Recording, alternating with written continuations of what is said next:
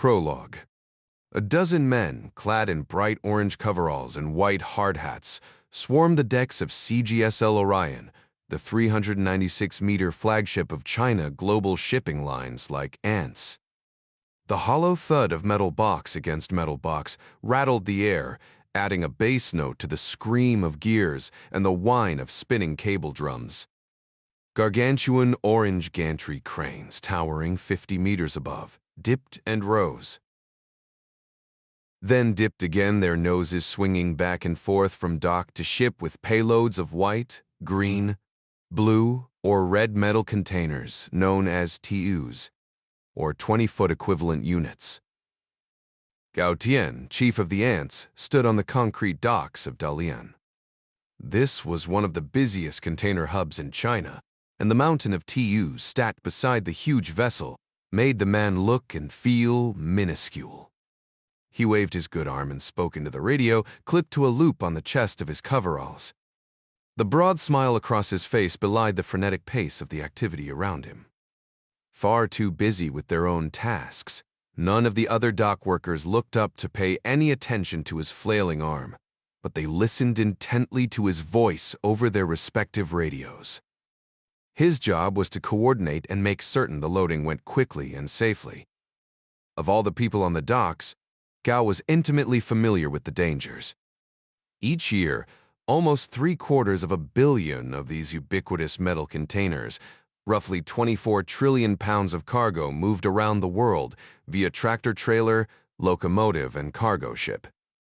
Roughly 180 million TUs came from China, and well over 10 million of those came through the port of Dalian on ships much like Orion. The job of a dock worker was stressful enough, but Gao Tian found it difficult to concentrate, considering his recent upturn of fortune. Gao was 41 years old, with thinning black hair and a round face that naturally relaxed into a smile. A coworker had remarked that he always looked as though he'd just relieved himself in the swimming pool. He was not a big man, nor was he particularly strong. In truth, Gao had many reasons to be unhappy. His right hand had been crushed in an accident 3 years earlier, when a turnbuckle on a piece of lashing gear had snapped. The sudden loss of tension allowed the tail to shift just a few inches, but those few inches were enough.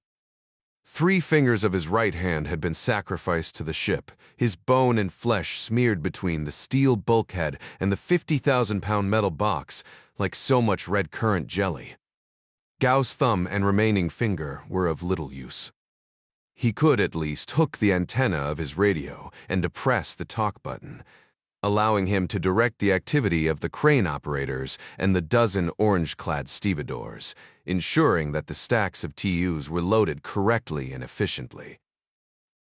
Gao earned no more pay as the chief coordinator, but, given his useless hand, he counted himself lucky that the dock manager gave him a job at all. And besides, it made sense that the men who did the hardest and most dangerous work received a few more U in a day than someone who merely stood on the dock and talked into his radio.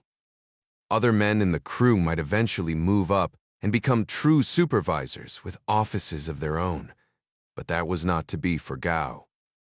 In all his years, he had never strayed farther than 100 kilometers from his birthplace of Dalian, and then only to visit his wife's mother, who lived on a small piece of cooperative land north of the city.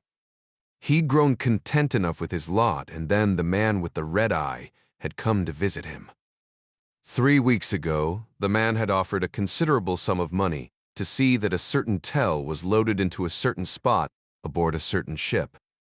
To Gao's astonishment, this arrangement happened twice more, and each time the man had given him an envelope of money along with verbal instructions. He made Gao repeat the number of the desired tel, and would not allow him to write it down. Today, the man with the red eye wanted 2 TUs PQ-1212012. CGSL Orion was classified as an ultra-large container vessel, or ULCV, almost 400 meters in length, and with a draft of 16 meters. The ship was deep enough to stack 18 TUs from the bottom of the hold to the topmost box above deck. 23 TUs could be arranged side by side across her 53-meter beam. One tail looked much like any other, so the chalky blue box with unobtrusive white X's, painted at each corner, would soon blend with the 16,000 other boxes aboard the ship, all similarly muted in color, that were stacked over, under, and around it. PBCU 112281 and PPC. After 21-21-282 were not particularly difficult to remember, which was a good thing because Gao was already thinking of how he was going to spend the extra money the man with the red eye had given him. 900 win, roughly equivalent to 150 dollars, each time he helped arrange a spot for a container that was going on the ship anyway. It was a tidy sum for someone making 7,000 yuan per month.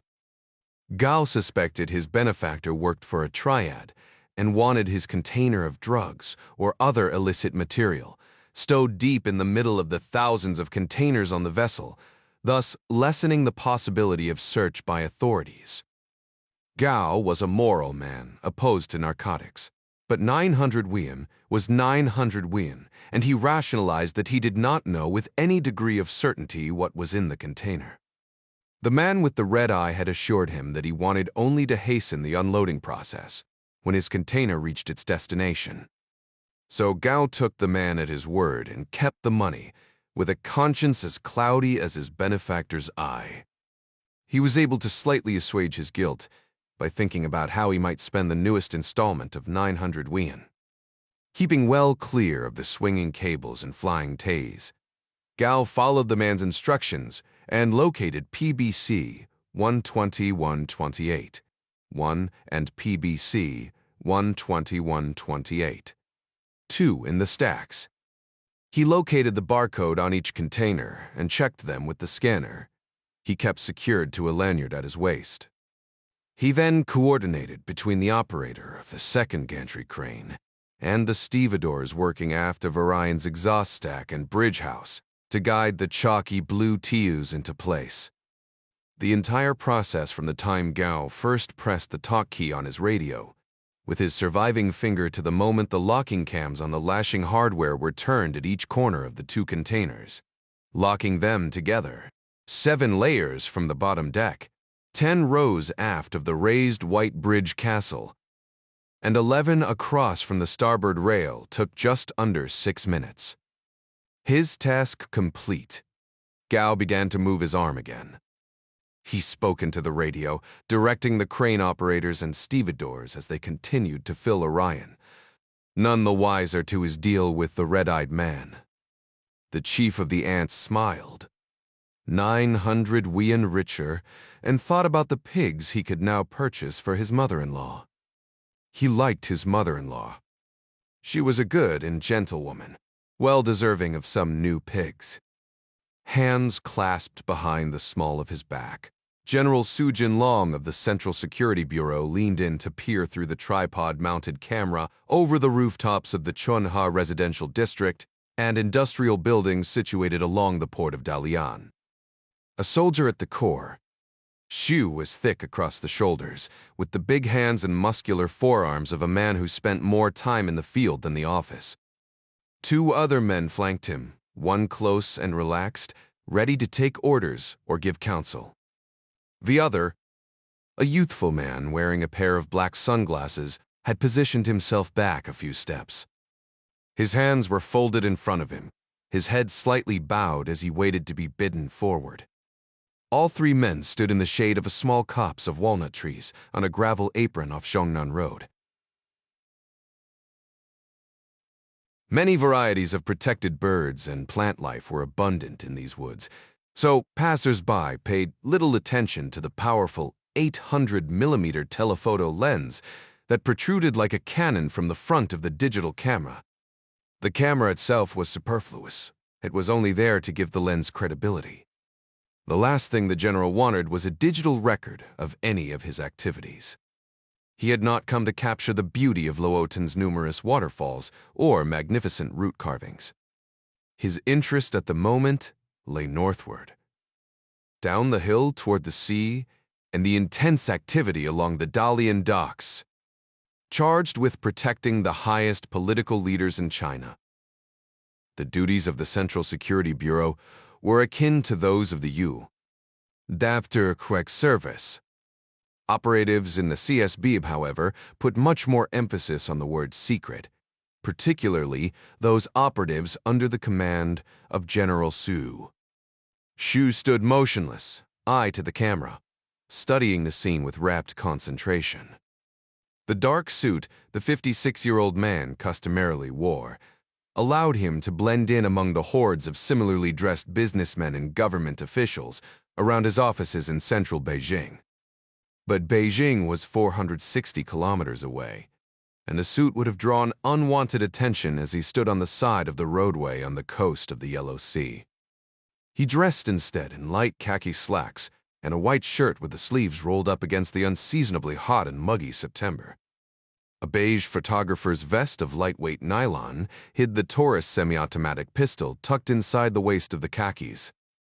The men with him were similarly dressed, but the young CSB operative named Tan wore dark glasses to cover a severely bloodshot eye.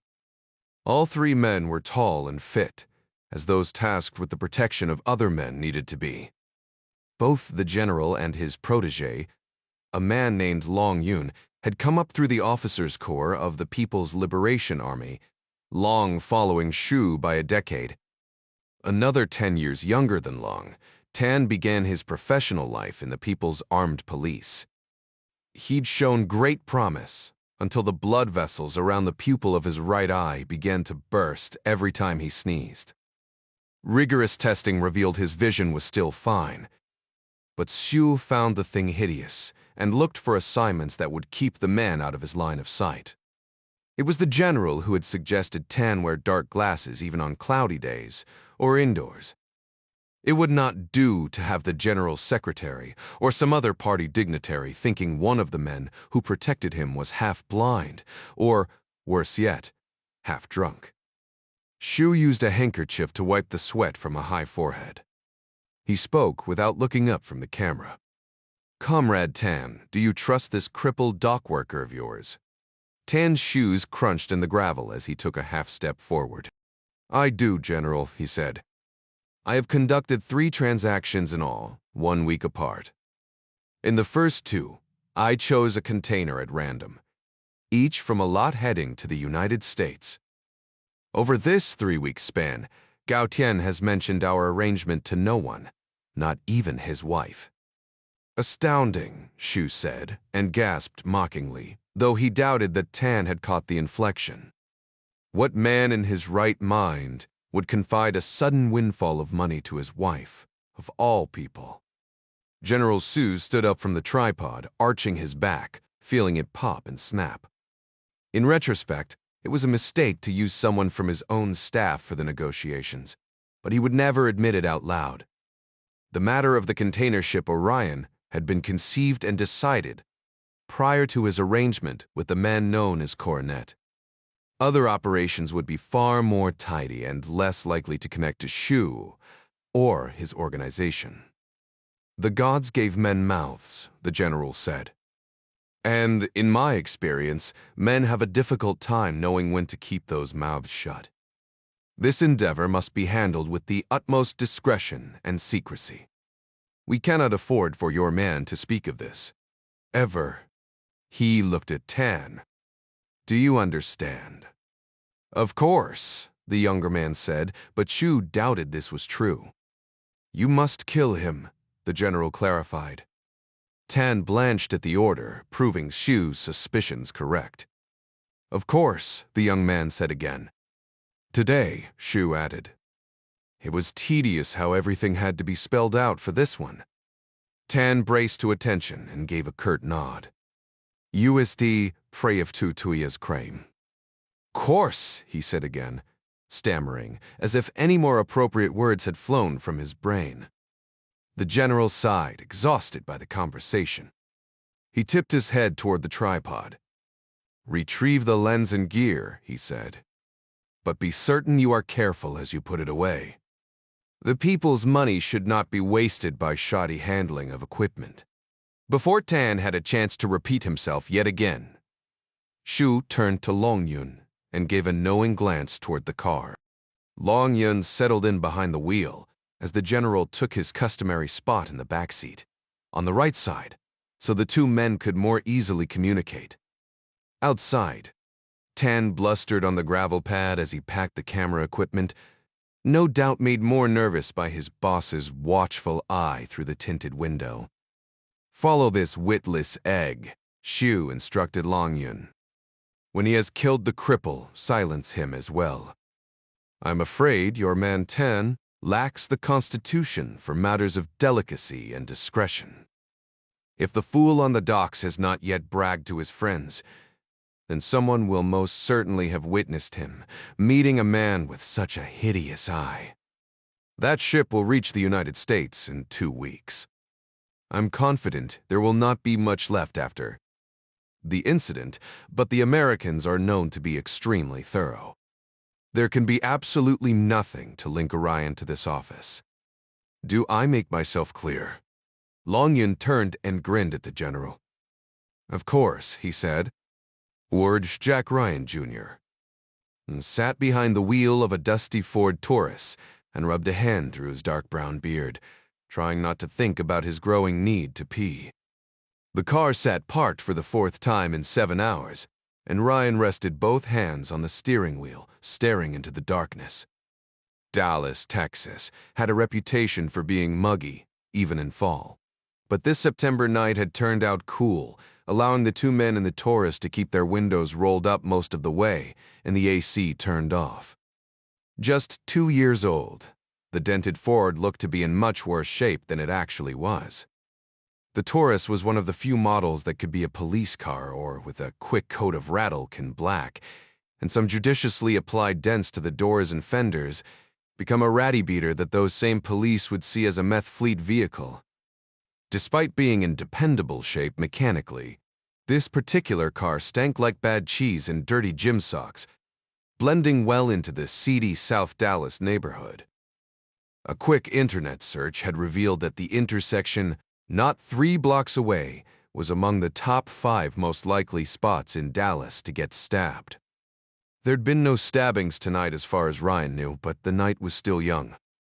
The sound of bottles breaking on pavement not too far down the street signaled that a cutting, at the very least, was a distinct possibility. Ryan tapped the steering wheel with his thumbs and looked at his watch. His need for relief was going to reach critical mass in the next few minutes. He had a Gatorade bottle in the back seat, stashed there for surveillance emergencies, but he really hoped to get out and stretch his legs for a minute, even if it was behind a stinking dumpster that overflowed with pizza boxes in an alley littered with broken syringes and used condoms. During the 42 minutes they'd been parked between the back door of a Mexican grocery and a store that sold sewing machines, of all things, Jack had seen a half-dozen guys, all Asian, go into the Casita Roja strip club across the street. Over the course of those same 42 minutes, he'd watched a homeless dude stagger by and vomit all over himself.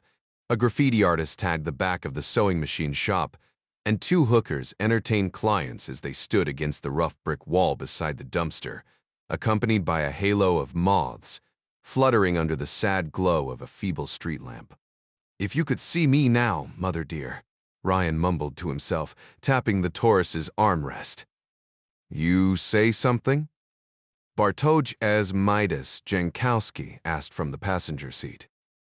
Like Jack, he was bearded and wore a loose button-down shirt with short sleeves to cover the Smith & Wesson M&P Shield pistol tucked inside his waistband, as well as the loop of copper wire he wore low around his neck. Hollywood would have everyone believe the entire communication package, including the mic and radio, could be wrapped up and fit into the tiny bit of plastic worn inside the ear. Ryan wished it were that simple. There were tiny mics, but they still required a radio and some kind of power source. Campus members used a Profilo wire near field neck loop mic and a small flesh-tone earpiece. A house-built voice-activated intercom system obviated the use of a plit switch. The whole shebang ran off a Motorola radio about the size of a fat deck of playing cards. Just thinking about this sexy life of a spy, Ryan said. I'm going to need to take a leak in a few. 4 other sets of ears listened to the conversation over the encrypted net. Ryan had hoped Midas might admit he needed a relief break as well, to make him feel a little more human in his time of need. No such luck. Jankowski was relatively new to the campus, but Jack had been on enough ops with the retired Delta Force commander to know he possessed a bladder the size of a watermelon. I went an hour ago. Domingo Ding Chavez's voice came over Jack's earpiece, gloating a little. When I slapped the microphone up. Chavez, a senior member of the campus and a former CIA officer, had made an educated guess about their target's next stop, and arrived in just enough time to stick a magnetic high-gain microphone to the light fixture outside the doors of the Casita Roja. About the size of a matchbox, the little mic broadcast on the scrambled radio frequency of the team's net. It was surprising what useful intelligence could be picked up from people just before they walked through the door of an unfamiliar location. Even when alone, they sometimes just blurted out things to themselves. Chavez continued to rub it in. I had me a few sips of a cold one while I was inside. Had to blend in, go with the flow. He made no comment about the nude girls gyrating on the stage.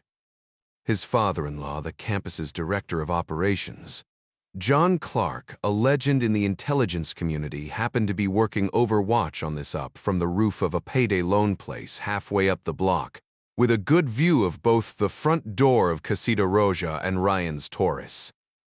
He was listening on the same net. Ryan sighed. Maybe I should go in and try to get a listen on what our guy's talking about. Negative, Clark said. We have the tracker on his car, and we're up on his phone. Right now, we're just building patterns. Chavez spoke through a barely concealed chuckle. Mano, a white guy like you would stand out in there.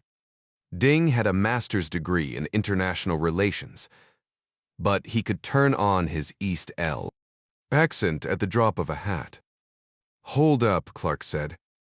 As the boss, his radio was primary and had the ability to override any chatter, which he frequently did. 2 Asian males coming out the main entrance now. Jack threw his own monocular scope to his eye and got a good look at the 2 men. In their early 20s, with short cropped hair, both wore faded jeans. Loose white wife-beater shirts displayed, arms and shoulders covered with tattoos. They loitered by the doors, each lighting up a cigarette. Ryan could make out the print of a pistol stuffed down the front of one guy's jeans, barely hidden under his shirt. The team had already identified several members of the Sun Yi on Triad. Casita Roja was a strip club run by Tres Equis, a small cell of the Sinaloa cartel, known for the 3 figurative X's, formed by a single bullet hole between the 2 dead eyes of their victims. Since the capture of Joaquin El Chapo Guzman, factions of the cartel were becoming even more bloody if more violence than that brought on by the Sinaloa was even possible. It made sense that everyone in the club would be packing. The men out front spoke in rapid Mandarin, which to Ryan made them sound highly pissed about something. Midas cocked his head to one side, listening. The Chinese men took a couple cursory looks up and down the street, saw nothing to alarm them, and settled in to smoke and joke. They finished their cigarettes, stood outside, and then talked for 2 more minutes before going back inside, as if on a time clock. I'm guessing those 2 are Triad, Ryan said. Midas gave a slow nod. Sounds like these Sun Yeon assholes are into some heavy shit with Tres Equis. Prostitution, drugs, you name it. According to these guys, they're supplying the Mexicans precursor chemicals to cook up some meth. My Mandarin's a little rusty, but I'm pretty sure I heard red phosphorus in there. Clark concurred. Thought I caught that. He wasn't fluent in Mandarin, but he'd been around long enough to pick up more than a few words and suss out the interspersed English. Any mention of Eddie Fung? Nope, Midas said. Their target, Eddie Feng, was a Taiwanese national. Apart from being addicted to strip clubs and lap dancers, he called himself a reporter for a rag called Zhenhua Ribao True Word Daily. This online journal specialized in juicy exposés about the secret lives of the political elite in the People's Republic of China. The zerb was, at best, sensationalized clickbait. At worst, it was just plain fake news.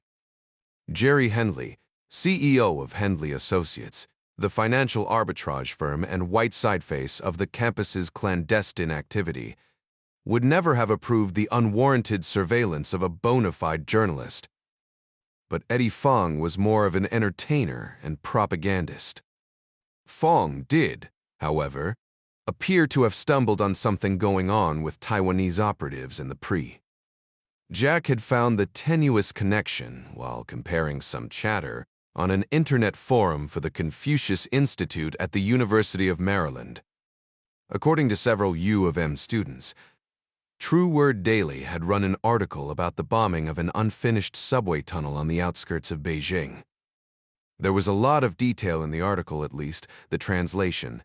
Jack read details only someone familiar with the investigation or the person or group who did the bombing would know. Ryan happened to be privy to the same information in the form of a People's Armed Police transmission grab by Fort Meade. This Feng guy was getting too much right about events that would be embarrassing to the Chi-Coms to be blowing smoke. The Pre hadn't released anything about the subway bombing to the media yet. There was no chatter of it anywhere but for the NSA Intercept and Eddie Feng's article. Jack had taken his analysis to John Clark, who'd done some research of his own before calling Ryan into a meeting with Jerry, who'd okayed a more intrusive operation. Gavin Beery, IT director for Hendley Associates, would pull up Eddie Feng's bank records, phone history, and anything else he could hack into, which was, according to Beery, every digital jot and tittle there was on the man. It turned out Eddie Feng had made a recent payment of $2,000 to a guy named Fernando Perez Gomez, a car dealer in South Dallas, who the Texas Department of Public Safety Gang Intelligence database said had ties to the Trazy Key offshoot of Sinaloa, and a second $2,000 to a Sun Yan Triad boss, a recent arrival to Plano, Texas from Taiwan. The information was thin, but considering the underworld players involved, and the fact that Eddie Feng had somehow gotten his hands on the information about the Beijing subway bombing, Clark and Hendley had agreed to spool up a short operation and use Eddie Feng as an unwitting agent. Feng would do the hard work, continuing to develop his sources and extracting information from them, while they watched from afar and took notes. The campus team would merely follow him during his investigation, see where he went and who he met, and learn if he came up with any more useful intel from behind the bamboo curtain. Beery had located Feng when his phone pinged a cell tower in Houston, but by the time the team had spun up and the Hendley Associates Gulfstream was in the air from Washington Reagan, Feng had already moved north. It didn't take him long, though, to get down to business in the Fort Worth, Dallas metroplex. In the past 7 hours, the team had followed him to 4 different strip clubs. None of them were particularly high-class joints, but Casita Roya was definitely the worst. What's more, the club was located in an area of town where a couple bearded white guys like Jack Jr. and Midas Jankowski stood out like bearded white guys in the barrio. Ryan looked at the front door of the club, then back to Midas. They say anything else useful? Not really, Midas said. Other than the meth ingredients, they mostly talked about girls and shit. Adara Sherman, another member of the campus's operational cadre, who was conversant in Mandarin, came over the net. Either of them has a girlfriend who dances in this hellhole, she said. John Clark spoke next. Did the skinny one mention something about a Camaro? He did, Adara said, obviously impressed.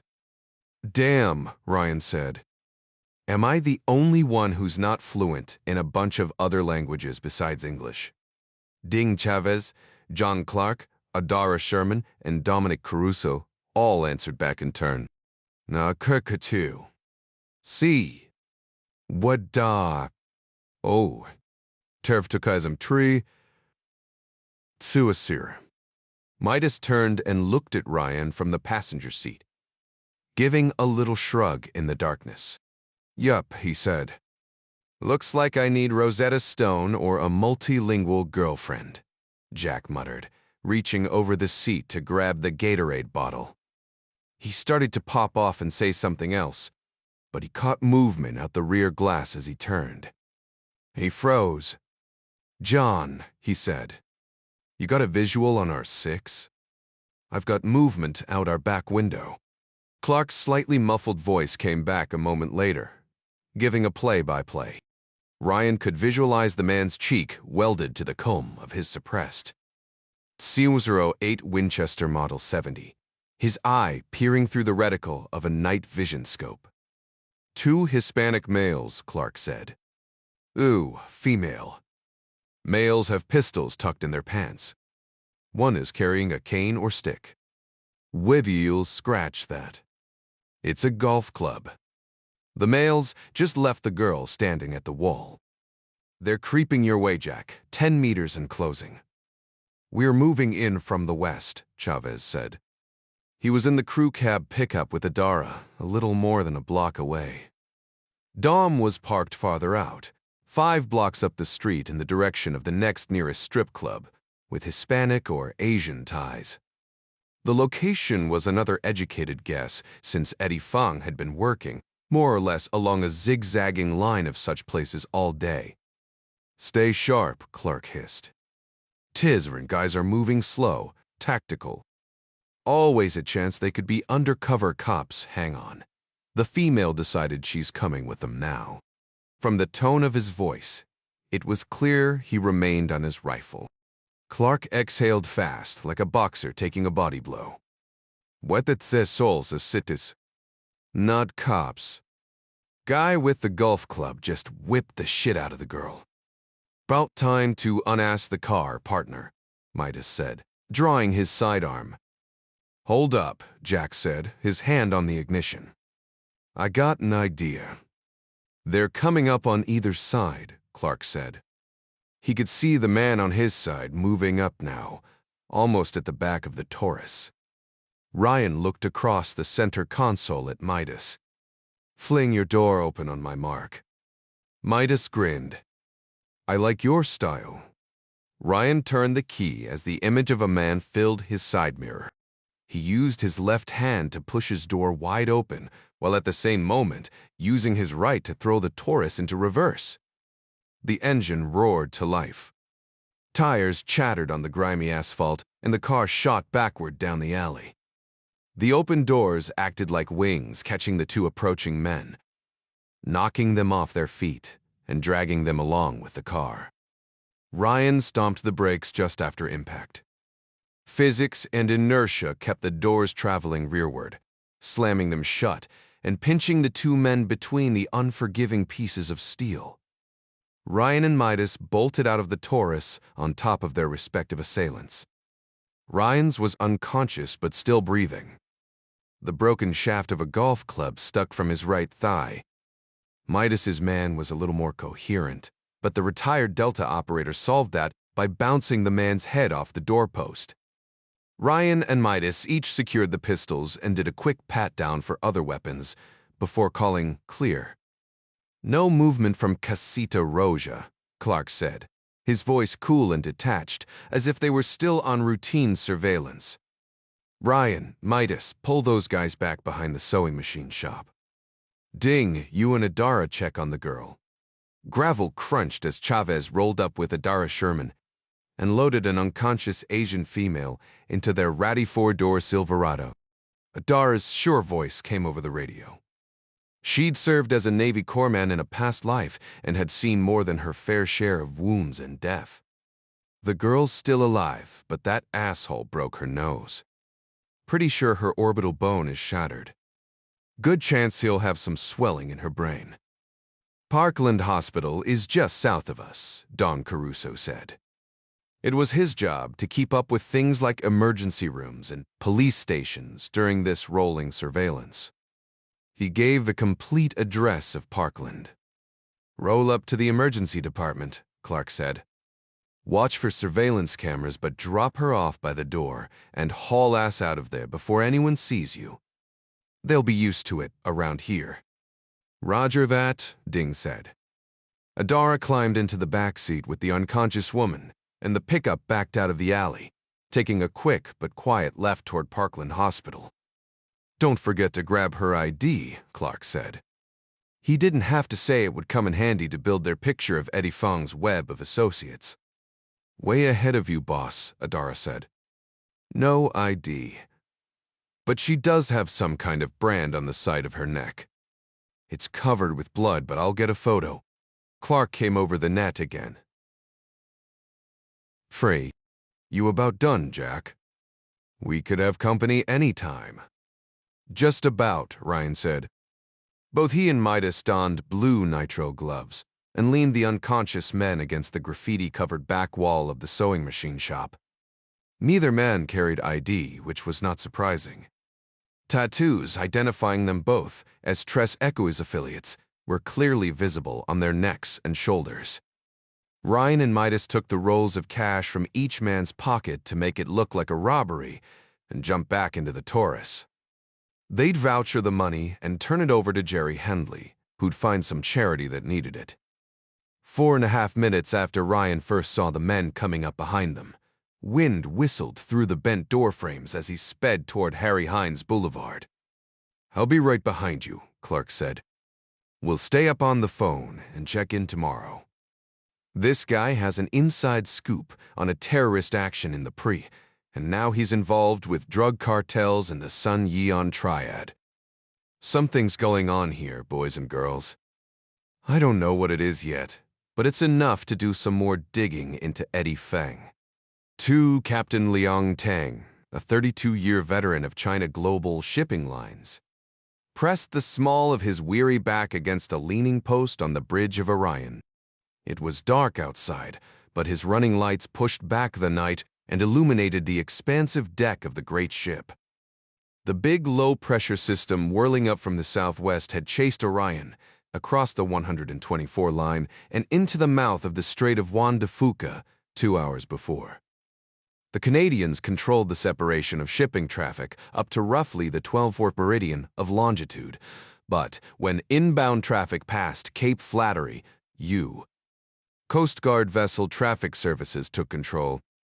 Seattle traffic already knew they were coming, even before they took over from the Canadians. Like every legal commercial ship on the seas, Orion's automated information system broadcast a unique identifier. Much like an air traffic controller, the vessel traffic coordinator called in periodically to make Orion aware of other commercial vessels, logging tugs, or some other such hazard. Shipping was an around-the-clock business, but Captain Liang could relax and sip his coffee here, even amid the blow outside. Compared to Shanghai, the strait was comparatively dead this time of night. The young woman working V's was all business but cordial enough. She understood Liang's English, which many other people didn't, no matter how much he studied. Liang consulted the electronic chart plotter above his console, leaned in to make out the numbers, then nodded to himself. They'd make Edi's Hook in just over an hour. There, they would pick up the pilot who'd drive the ship the rest of the way into the port of Seattle. He took a sip of Sumatran coffee from a ceramic mug that bore the image of a blue and silver Dallas Cowboys football helmet. He was not a fan of the team or the game. He only kept the mug because, though it signified something so uniquely American, it had "Made in China" etched on the underside. Culturally, Captain Liang should have been drinking tea, but the rigors and travels of a sea captain's life had simply taught him to know better. Chinese tea had a place among women and gentle souls, but sea captains needed coffee, and Captain Loon preferred beans from Sumatra, made even smoother when drunk from his "Made in China" Dallas Cowboys mug. He departed Dalian 15 days before, steaming his way down the eastern coast along the Yellow Sea to make stops in the ports of Tianjin and Qingdao. He topped off his ship at the frenetic port of Shanghai with 6,000 more TUs, filled with buttons, eyeglasses, smartphones, dinnerware, and countless other shiny trinkets bound for American consumers. There were, no doubt, a few drugs and an illicit weapon or two hidden in some of the containers. But the captain was a freight man, not a smuggler. Anything illegal on board was the fault of the shipper, not the ship. Captain Liang and his crew of 31 souls, 7 officers, and 24 freightons, or able-bodied seamen, had steamed Orion out of the busiest seaport in the world at precisely midnight. Navigating the heavily used sea lanes was made easier for the monstrous ship by a harbor pilot and 2 tugboats. They left under cover of darkness, not because they wanted to hide anything, but because that's when the last tell was secured to the deck and the final piece of paperwork was signed and stamped by port officials. Captain Liang wanted his ship loading, unloading, or sailing. Anything else was wasted time and money. At 5,000 tons and 50 meters longer than an American Nimitz-class aircraft carrier, Orion required a great deal of space for the basic maneuvers of simply stopping and turning. 2 tugboats worked in concert with the Shanghai pilot on board to assist her in negotiating the crowded waters of the harbor, one ready to bump the side, the other with a steering cable off the ship's stern. They cleared the entrance in less than an hour.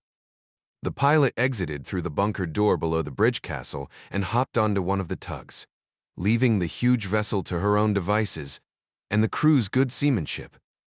Orion's powerful Wärtsilä diesel pushed her northeast on glassy seas at a steady 22 knots.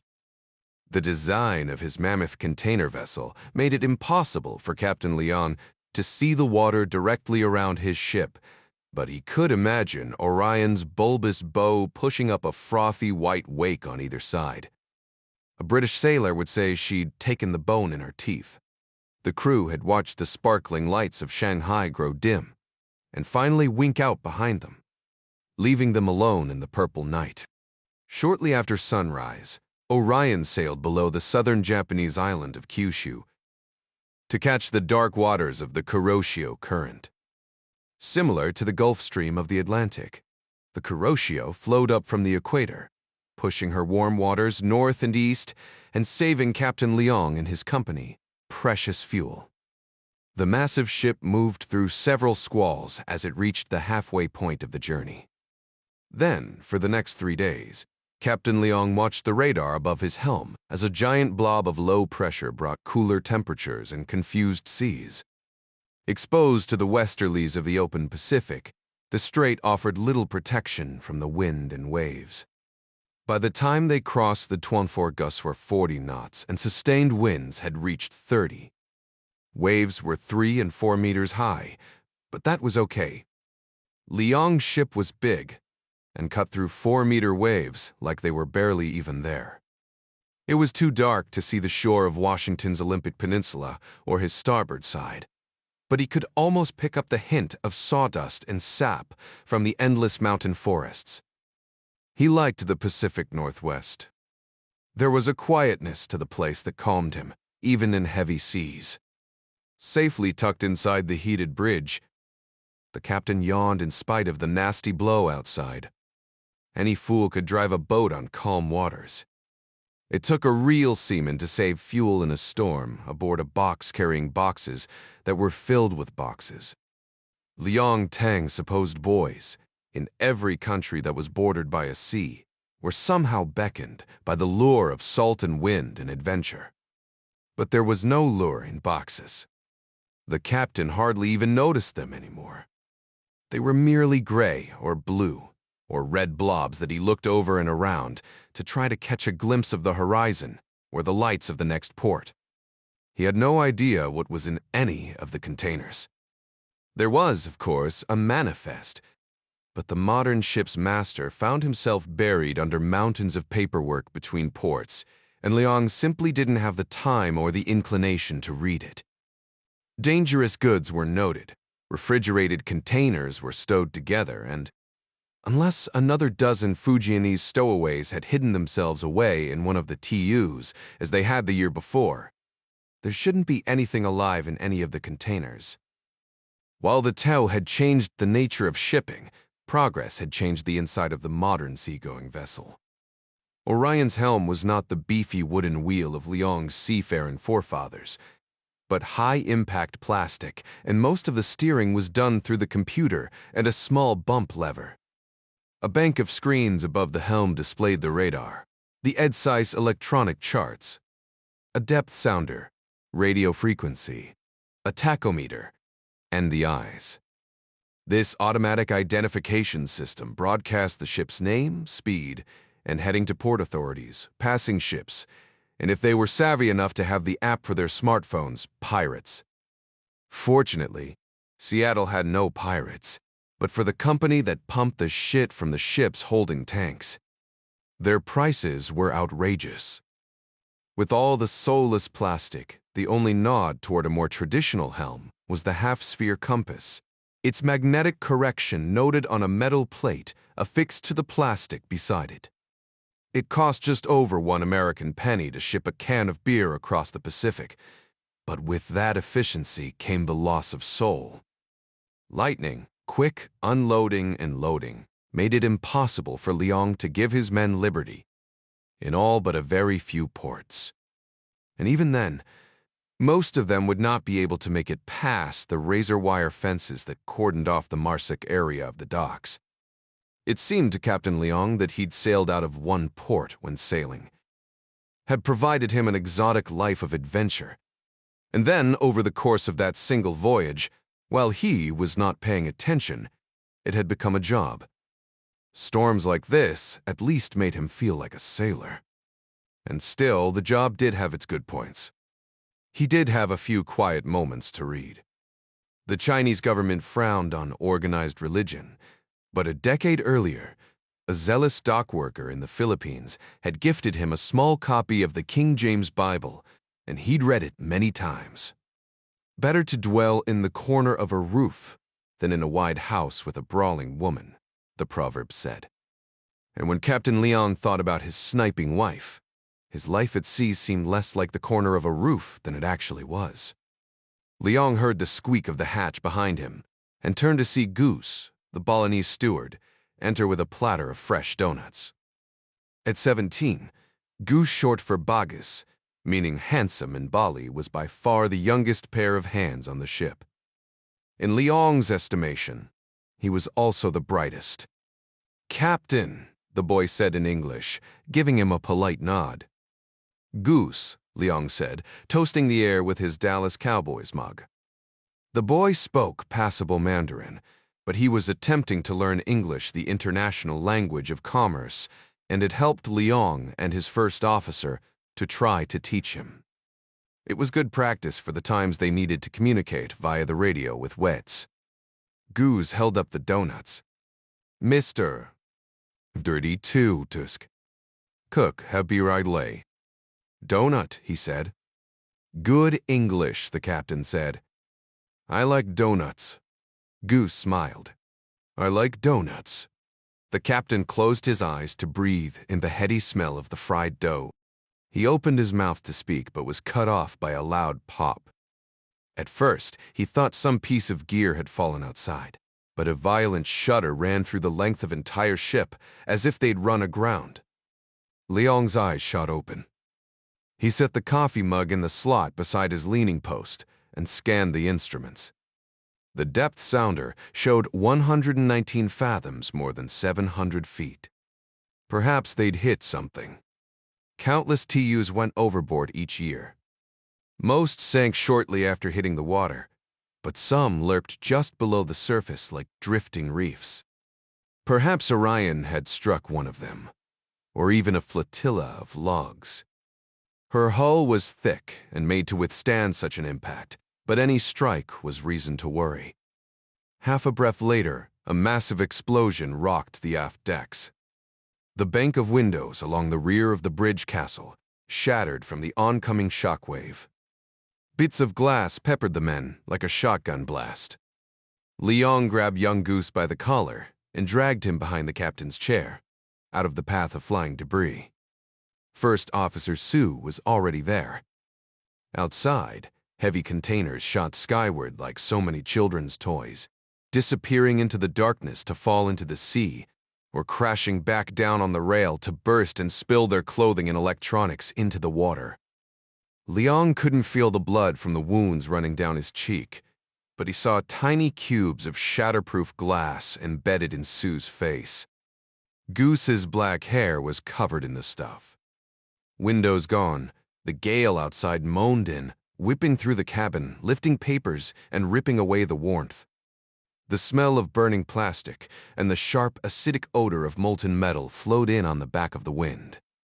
The aft deck lights had gone dark, but Liang watched in horror as a pillar of white fire 5 meters wide shot like a geyser from among what was left of the TU, illuminating the ship as if it were midday. The captain looked away from the stunning brightness and clapped his hands to clear First Officer Su from his stupor. "Call engineering and get a report," he said. "There will surely be injuries. Goose, get on the intercom and tell Mr. Huang to stand by in the galley." Huang had trained as a medic in the Plan Navy and was the closest thing to a doctor on board the ship. Alarms sounded amid the moaning gale and the shouts of terrified men. Stack after stack of shipping containers listed heavily to starboard. Lashing rods snapped, cracking like gunfire, and the boxes toppled one by one into the angry sea. Wind whipped the heavy black smoke, at once making it easier for Liang to see the carnage and fanning the flames. The white pillar continued to roar upward from the bowels of the ship.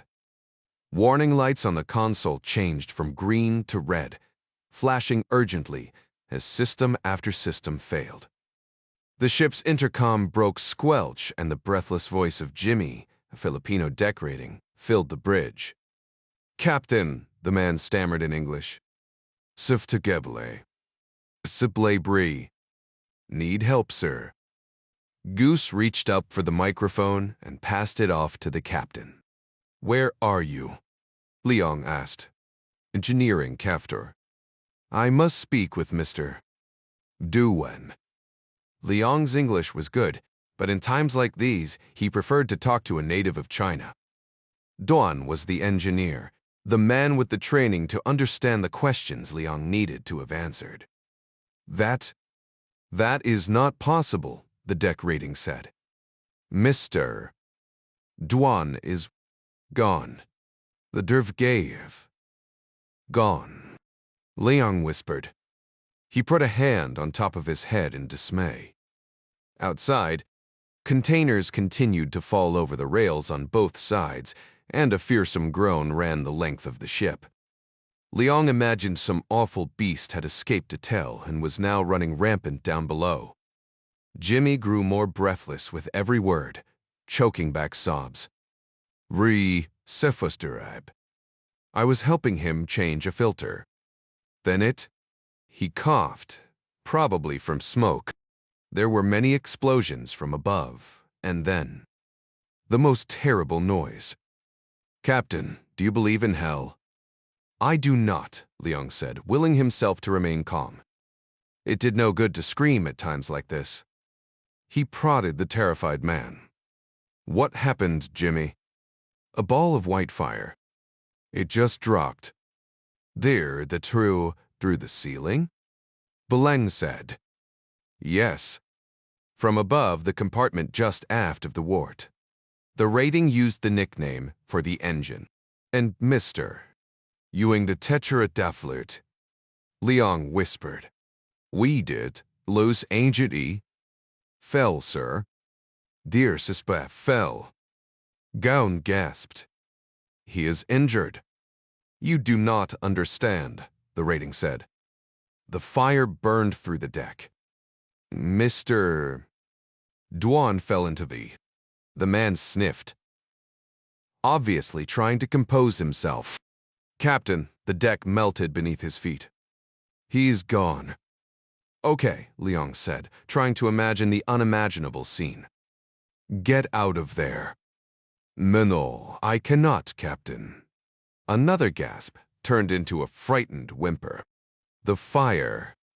It was very bright. "I saw, Mr. Dwanfall, but I cannot see anything. The flames are close. I feel the heat. I will fall if I try to move." "Stay where you are," the captain said. It was no wonder the man was terrified. "I will send someone to collect you."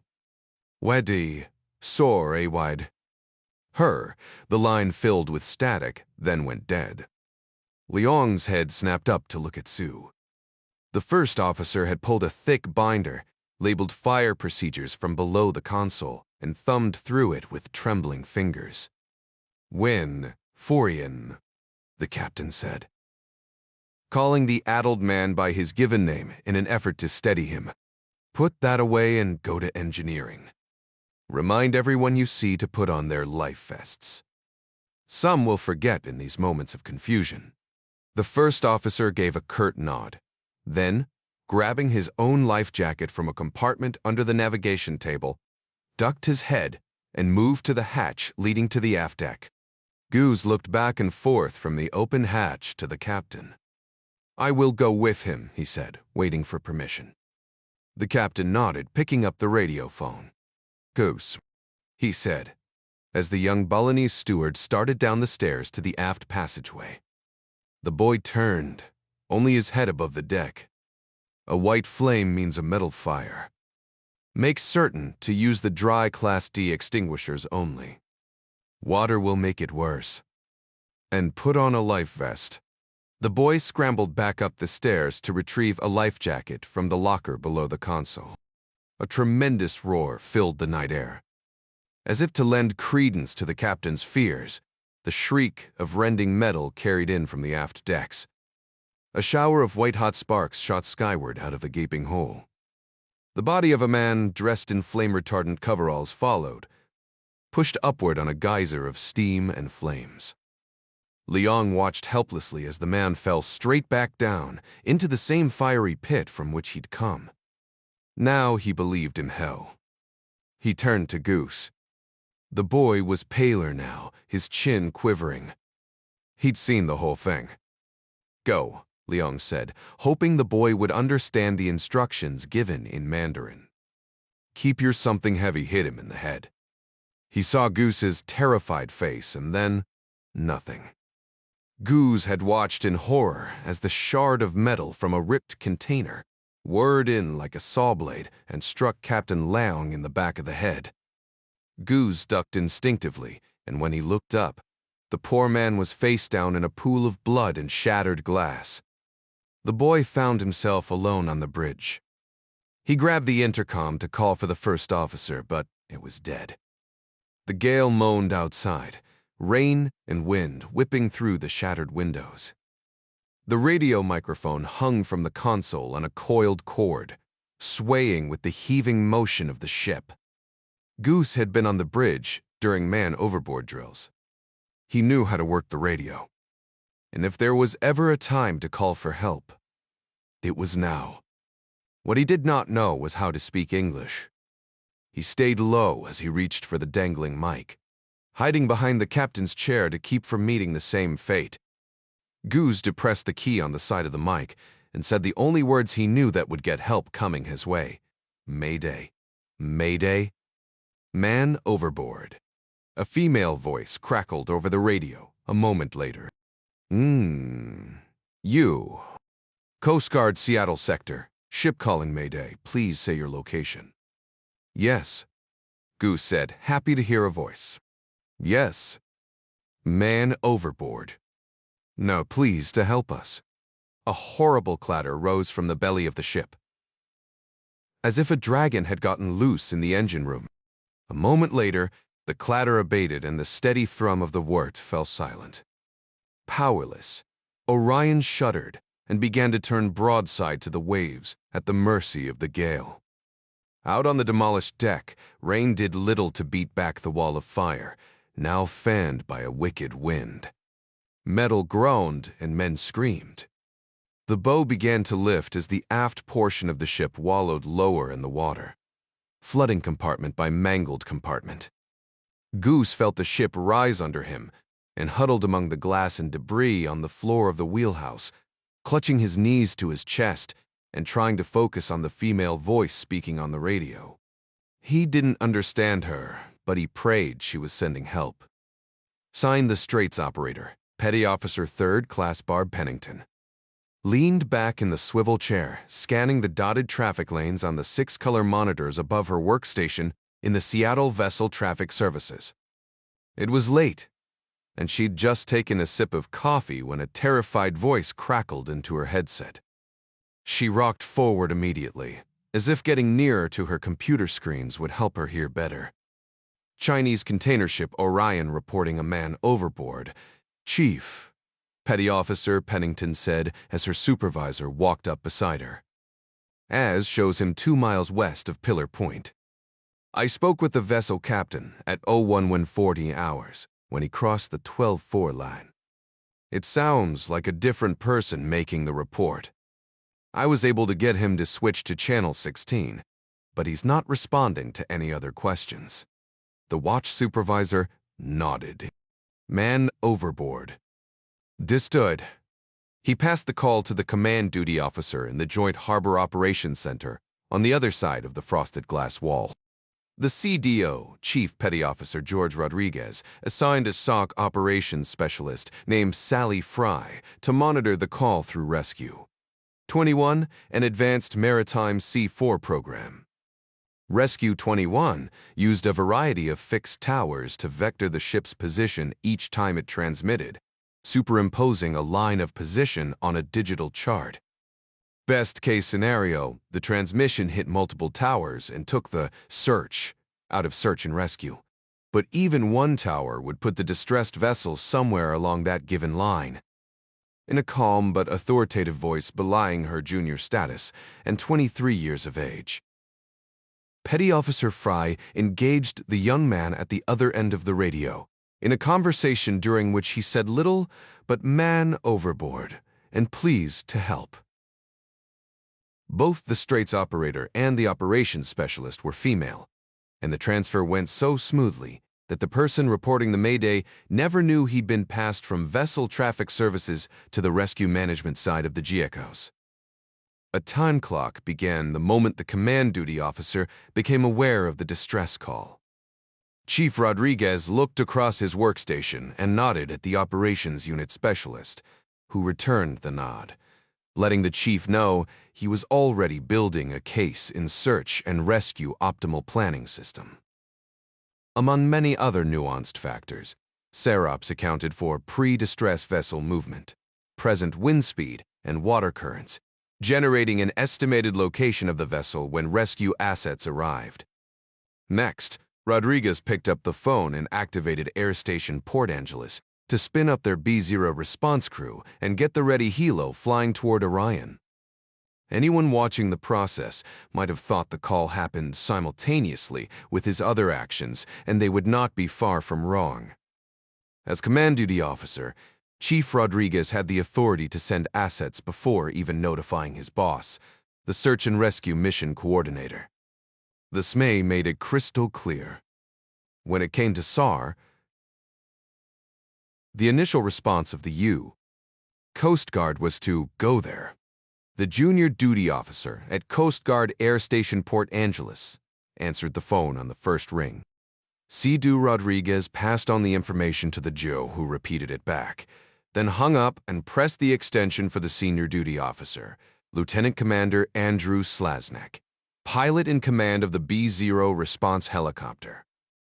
Each Coast Guard air station in the United States had at least one B-0 response crew on duty at any given time. They slept next to the hangar and were ready to deploy inside a 30-minute window. Each STO had his or her own way of doing things, and this one liked to be called prior to the SAR launch alarm being activated. The STU answered quickly for so early in the morning. "This is Mr. Slasnik," he said, his words thick with sleep. The pilots were accustomed to these middle-of-the-night calls. Lieutenant Commander Slasnik seemed to live for them. The doe relayed the scant information regarding Orion's man overboard report, and the stow repeated it back to assure the petty officer he was awake and moving. "Let's go ahead and wake up the crew," he added, before hanging up. The SAR alarm wailed a moment later, resting his co-pilot, Lieutenant Becky Crum, from a deep sleep in the adjacent room. Slasnik called her cell phone just to make sure she heard the siren and said in his best Arnold Schwarzenegger voice, "Get to the chopper!" The flight mechanic and rescue swimmer slept in a building closer to the hangar and nearer to the alarm. Slasnik splashed cold water on his face and smoothed the bedhead out of his dark hair. He sat on the edge of his rack while he pulled up local weather and any notices to airmen on the electronic flight bag program on his iPad. Winds gusting to 40 with heavy rain in the strait. He groaned. As a helicopter pilot, he didn't mind the wind. In fact, wind helped him with his hover when the bird was heavy, but it wreaked havoc on the hoist cable and made the rescue swimmer's job all the more difficult. And his swimmer on this crew was a newbie, fresh out of 13 weeks training. They'd gone out earlier that day on a jumper from the Tacoma Narrows Bridge, but locals had fished the body out before they got there, so it wasn't a real call-out. The kid had handled himself well, asked good questions during the cream open conversation Slasnik encouraged during any mission. This was going to be different. The kid was going to get wet. The weather was skosh, but it was a good thing he was going to cut his teeth on a simple man-in-the-water operation. First-hand experience in cold water cajoled the Staub along in his routine. People who fell off ships rarely wore any sort of protective suit, and without any protection, the window for survival began to close at an extremely rapid rate. Slasnik would check the weather again before he launched. Marginal weather at the station often sucked severely farther west in the strait. He pushed a speed dial number on his cell and made his first call the ops boss at home, holding the phone to his ear with a shoulder while he stepped into his Switlik dry suit. It was a goofy thing, and he didn't admit it to anyone other than his wife, but he loved that orange suit. Wearing it along with the black SAR warrior's survival vest made him feel like a superhero. He didn't mind getting up in the middle of the night. Like his 5-year-old son said, that's when superheroes were needed the most. Andy Slasnik had known he would someday become a pilot from the moment he saw his first crop duster growl overhead, to drop a marker at the end of a row on 400 acres of canola at his grandfather's farm. He was 9 years old, and his family had been visiting his mother's parents in southern Alberta. The Piper, Pawnee Brave, had seemed low enough to reach up and touch. Andy begged his granddad to make the hour drive to the Lethbridge City Library, where he checked out as many books on aviation as he could fit in his scrawny arms, and then devoured them all in 3 days. His room back in Boise became a gallery of plastic models, and he bored his friends to tears with an intricate and ever-growing knowledge of each and every aircraft that hung from the spackled ceiling on bits of sewing thread. An uncanny memory and a natural knack for math worked in concert to give Slasnik an SAT score of 1464. Midway through his junior year, he began the lengthy application process to both the United States Air Force Academy and the United States Military Academy at West Point. His GPA superior SAT score and a sub-2-minute 800-meter time on his high school track team got him accepted to week-long programs at each school during the summer break before he was a senior. The Air Force liaison from nearby Mountain Home AF took one look at the boy's stats and pushed him hard to keep his sights firmly fixed on the wild blue U. But a guidance counselor suggested he might consider the Coast Guard Academy. She told him that because of its smaller class size, the U.S. GAO was considered more selective. She then said maybe he should forget it. It might be a great deal of work with such a slim chance of being accepted. The challenge alone appealed to Andrew's competitive nature. He liked to prove he could excel at the hard stuff. He knew that the Navy and the Coast Guard both had aircraft and some hotshot pilots, but they also had boats, a lot of boats. Andrew didn't want to do boats. He wanted to fly. And besides, the Air Force liaison kept reminding him that if he ever wanted to be an astronaut, he needed to go with the Zoomies. In the end, it was the guidance counselor's thrown gauntlet that found Andrew Slasnik sitting with a class of 34 other AIM summer program cadet wannabes in New London, Connecticut, listening to various old-timers answer questions about their respective jobs. The discussion was informative enough, but there was far too much talk about boats. Andrew found his mind wandering, thinking about how cool it would be to tell his friends he was an astronaut. And then a tall, gangly, red-headed MH-65 Dolphin helicopter pilot took the microphone. He'd been last on the program, and, looking back, Andrew understood why. None of the other pros wanted to follow this guy. The pilot regaled the eager young students with stories of killer winds and night flights over mountainous seas. To hear this guy tell it, he got into hairy situations every other day. It was Andrew who asked the final question of the night, and even as he spoke, he felt his mind drift again, pondering what the guys at Colorado Springs had to offer him. Surely the Air Force had hundreds of pilots with swagger and stories like this guy. Andrew stood to ask the question. "Sir," he said, "how many people would you say you've saved over the course of your career?" The red-headed chopper pilot was a lieutenant commander. Probably in his early 30s, still a few years away from making 05, where he'd be forced into grad school and flying a desk more than his bird. He listened to the question, then leaned back in his chair and stared at the ceiling for a few seconds, moving his fingers over his thumb, as if counting. After a moment, he looked up at Andrew and clarified. "Do you mean pulled some retired granddad with a bad case of food poisoning off a cruise ship, or literally plucked somebody from the jaws of a watery death?" The cadet wannabes all chuckled. "Let's go with plucked from the jaws of death," Andrew said, thinking maybe he'd hit a nerve. The pilot gave a humble shrug. 37, he said. The room grew quiet as a church. Andrew Slasnik returned to Boise, where, later that year, he received congressional nominations for both USAFA and West Point. He was formally accepted to each school. The Air Force Academy sent an early admission letter in an effort to preempt him from accepting another offer. But 5 weeks after he graduated high school, and to the chagrin of the Air Force liaison from Mountain Home, his parents dropped him in New London, Connecticut, for reporting day colloquially called R Day at the United States Coast Guard Academy. Cadet Slasnik memorized every word of Reef Point's the pocket-sized cadet Bible of Coast Guard. General knowledge gritted his teeth through the 7-week horror show of Swab Summer and plowed through the rest of his freshman year.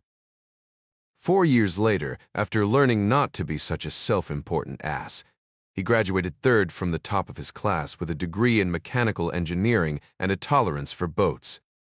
With a fresh set of ensign boards on his shoulders, Slasnik's academic standing opened the door to flight school. And after a battery of rigorous physical tests and an in-depth background, where OPU investigators asked with complete sincerity if his mother's family had ever urged him to spy for the Canadians, he was admitted to rotary wing training at Naval Air Station Pensacola. He finished up training in his Coast Guard airframe in Mobile, Alabama. And even now, Lieutenant Commander Andrew Slasnik got chills every time he walked with a swagger out to the flight line and his own MH-65 Dolphin, because few weeks went by that he didn't have an opportunity to pluck someone from the jaws of death. Sir, dressed in his orange dry suit, Lieutenant Commander Slasnik logged in to the Aviation Logistics Management Information System across from the watch captain's desk to check maintenance records. The air station had 3 MH-65s, but it was a rare moment when at least one wasn't undergoing some kind of maintenance. The Coast Guard seemed to operate under the have 3 to make 1 rule when it came to helicopters. In this case, 2 birds were operational, so Slasnik flipped a coin and signed out 650-21. He made a second call to the ops boss, who'd already touched bases with Fichuk and been informed there was also a 47-foot response boat out of Nia Bay near the mouth of the strait responding to the mayday. Co-pilot Lieutenant Becky Crum was already outside doing the pre-flight and starting the helo. She was quick and efficient, which was good, because now that he knew surface assets were on the way, Slaznik's competitive nature kicked into high gear. He knew the boat crews in Nia Bay, and they were every bit as competitive. Not a bad thing, really. The guy in the water didn't much care who got there first. 18 minutes from the Joe's call, the two pilots walked through a steady rain and climbed into their orange bird, sometimes called Tupperwolf or Plastic Fantastic, by other, less discerning pilots, and began their instrument checks. Slaznik preferred to sit in the left seat and run the radios while he flew, but Crum was new and not yet hoist qualified, so Slaznik took the right side. The flight mech and rescue swimmer got themselves situated in the back. 8 minutes after that, Slaznik flipped down his Amvis 9 night vision goggles and called Whidbey Island Approach to request clearance to take off to the west, advising them he had information Bravo. With flight clearance given, he added throttle and pulled up the collective to bring the Dolphin into a hover. The 70-mile-per-hour rotor wash drove the rain into the ever-present goose crap on the runway, throwing it into the upwash and spattering green slime across the windscreen. "That is so nasty," Lieutenant Crum muttered, before depressing the microphone and transmitting to the soak. Rescue 6521, departing Air Station Port Angeles with 4 souls on board. Eta Pillar Point, 14 minutes. Lieutenant Commander Slaznik checked with the rest of his crew, who each gave him a thumbs up. Nuxi 55T1's tail came up slightly, and she shuddered, like a racehorse in the gates. "Gorge is in the green," Slaznik said, performing one final scan of his instruments an instant before he eased the cyclic forward to scoot down the runway. "This looks, smells, and feels like a helicopter. We are on the go." In the rearmost seat of Rescue 6521, mounted almost flush to the deck, rescue swimmer Lance Kitchen checked his gear for the second time since boarding the aircraft. He was 5 feet 10, 17 pounds. At 24, and a recent graduate of the monumentally strenuous 13-week Coast Guard Rescue Swimmer School in Elizabeth City, North Carolina, he was in the best shape of his life. The darkness was nothing to him now. Dangling on a spinning cable above an angry sea was second nature. Black water and big waves called his name. What he feared was failure, more specifically, any failure brought about because of something he missed. Unlike the other members of the SAR crew, Petty Officer Second Class Kitchen's gear reflected the fact that he planned to get in the water. A scuba mask and snorkel were affixed to the top of his windsurfing helmet, along with a strobe that would allow the pilots to keep him in sight in heavy seas. His black Triton swimmer vest harness contained, among other things, a regulator and small pony bottle of air, a Benchmade automatic knife, a 405 personal locator beacon, and a waterproof ICOM radio with an earpiece. And in paramedic, he'd leave the bulk of his trauma gear on the chopper to utilize, once he got the guy in the basket and hoisted him up.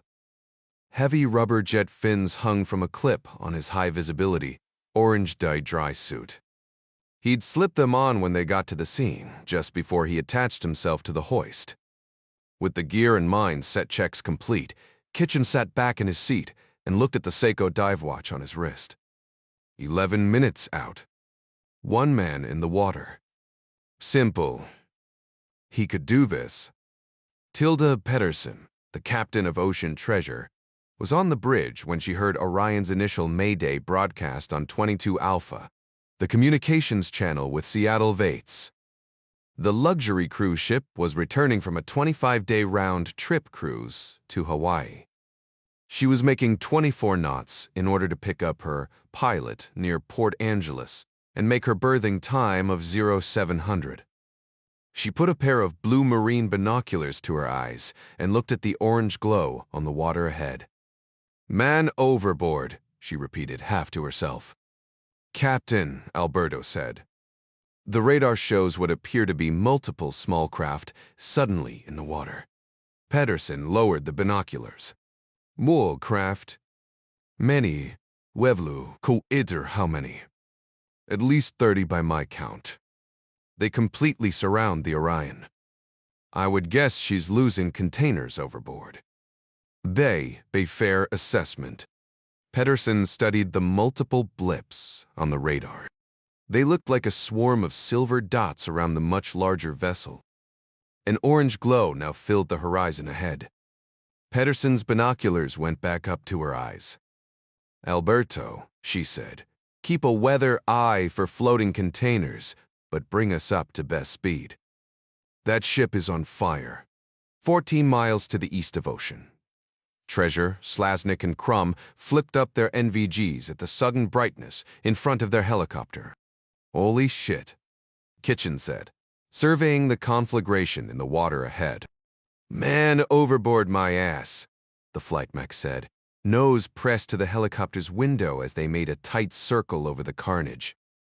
The bulbous bow of the container ship pointed upward while the stern was completely submerged, like an enormous whale slipping backward into the water. The ship itself was on fire, but if that weren't bad enough, floating oil and diesel surrounded the rear portion in a wall of flames. Jaka Com's center squawked over the radio. "Rescue 6521, we're getting reports of a vessel fire off Pillar Point." Slasnik swung wide, flying slowly around the burning ship, assessing the situation. Crumb craned her neck as they went around. "I count 11 souls up on the forepeak," she said. "At least 3 in the water," the flight mech said. 30 yards off the bow. "I don't think they're in Gumby suits." Slasnik brought the Dolphin around for another pass, burning a few more pounds of fuel to give him more hover time, while he briefed Joko and requested more assets. Slasnik keyed the intercom. "The 47 is still 22 minutes out. Lots of fire down there, Kitchen. How do you feel about going down in flames?" The swimmer strained at his harness, wanting to get out of the helicopter. "Looks good around the bow, boss," he said. "I say, we kick out our crew raft to give the survivors something to hang on to while I get started." Lieutenant Crumb's voice came over the intercom. "That ship's going down fast." 2 more just did a Peter Pan off the bow.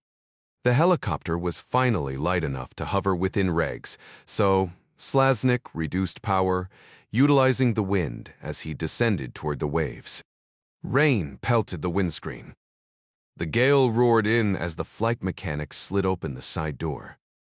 The rat-out radar altimeter alarm sounded at 40 feet above the water. 12 to 16-foot waves and unpredictable winds kept him hovering there.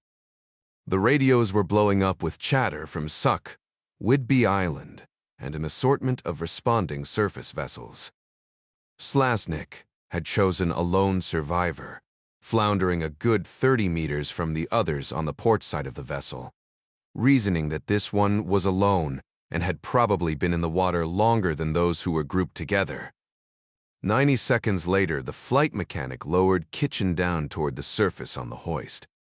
The basket went down next and came up with a survivor, dazed and shaking, but very much alive. Kitchen sent up 5 more, one after the other. The 47 arrived, but was soon busy at the wallowing stern, picking its way through floating containers and pools of fire.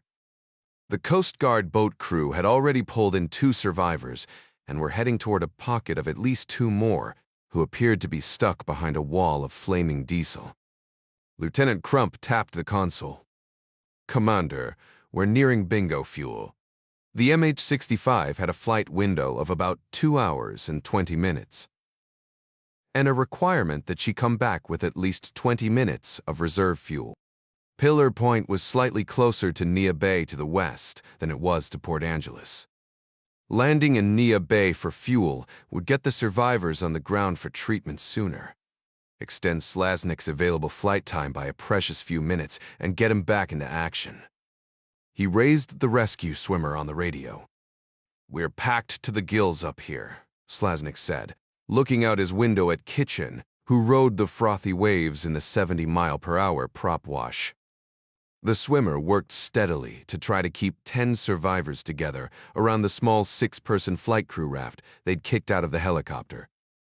None of the survivors spoke English, and Slasnik was sure it was a lot like herding cats down there. "You good to hold down the fort? We have to go and offload these survivors." Kitchen didn't hesitate. "Roger that. We'll be here when you get back." Slasnik spoke into the radio as he added power. "Gaining altitude.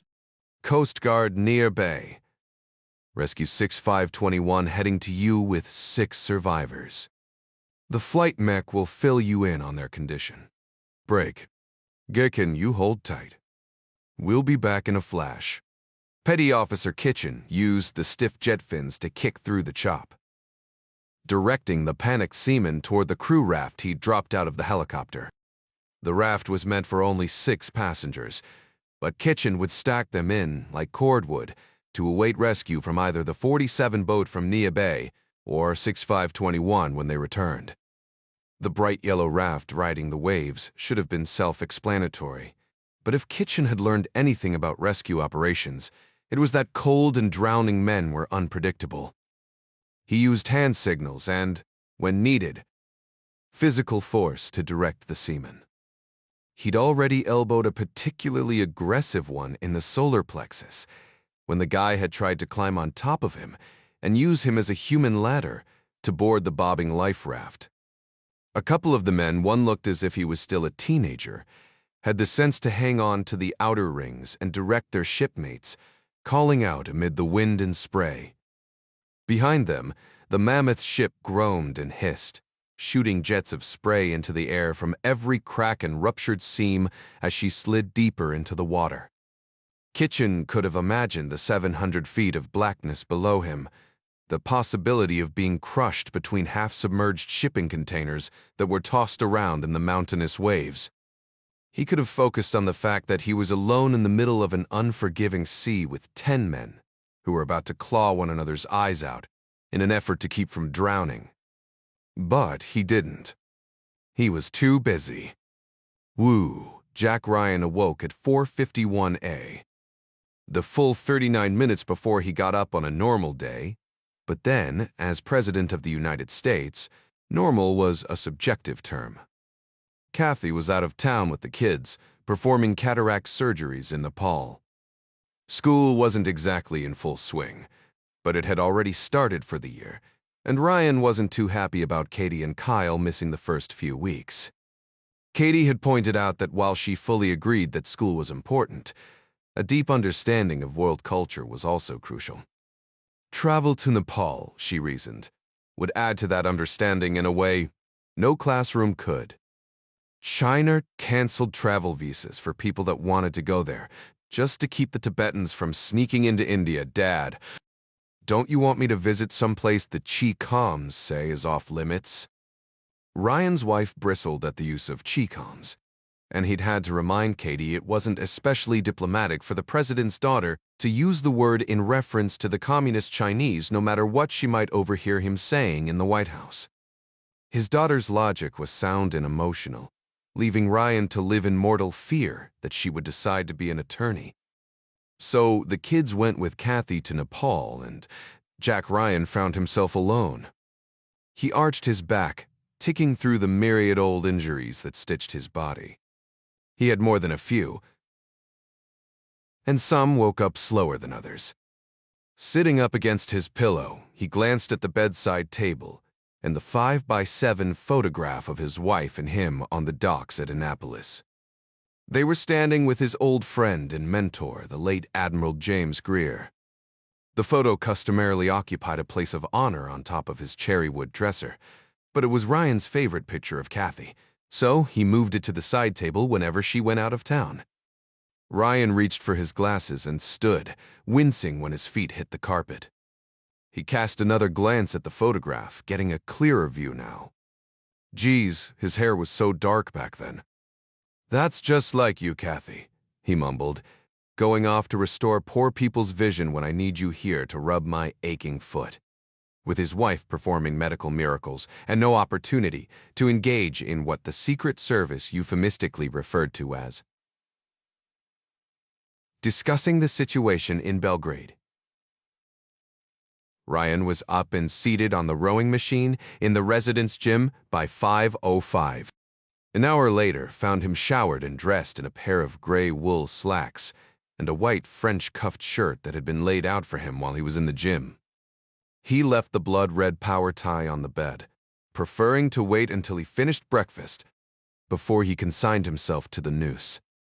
The Navy steward, a young petty officer named Martinez, followed Ryan's location in the residence by watching a lighted panel that indicated POTUS's whereabouts as he moved across the pressure-sensitive pads under the carpet of the bedroom, gym, shower, and back to the bedroom. Accustomed to the president's schedule, the steward had breakfast ready on a side table in his study by the time he was dressed. The First Lady had given strict instructions to the White House chef that her husband's breakfasts should consist of oatmeal, skim milk, and raisins during her absence. Ryan quickly countermanded that order, offering a presidential pardon to whatever punishments his wife might dole out if she ever discovered he was eating a buttered croissant and 2 poached eggs. Ryan spread the front page of the Wall Street Journal beside his plate on the white linen tablecloth. He'd heard it said that when it came to food, the eye ate first, but he'd always preferred to let his eyes work independently of his plate. He read, and hardly looked at his food but to plot the correct aim with his fork. 20 minutes later, he carried the unfinished pages of the journal, along with the Post and the New York Times, to a more comfortable chair. He could have gone into the office, but when he went in, others thought they had to come in, and he saw no reason to get everyone else spun up just because his wife was in Nepal. Ahead of schedule, he allowed himself to linger a little over the papers and sip his coffee, while he enjoyed some thinking time in the quiet of morning. In no time, things would speed up to their usual breakneck pace, and he would have to start making decisions, wielding his cosmic power for good, his chief of staff would say. Ryan laughed at the thought. As a boy, growing up in the house with his policeman father, power had smelled like Hoppy's Nopal, dew-gun oil, and strong coffee. Here in the White House, it smelled like freshly pressed linen. And strong coffee.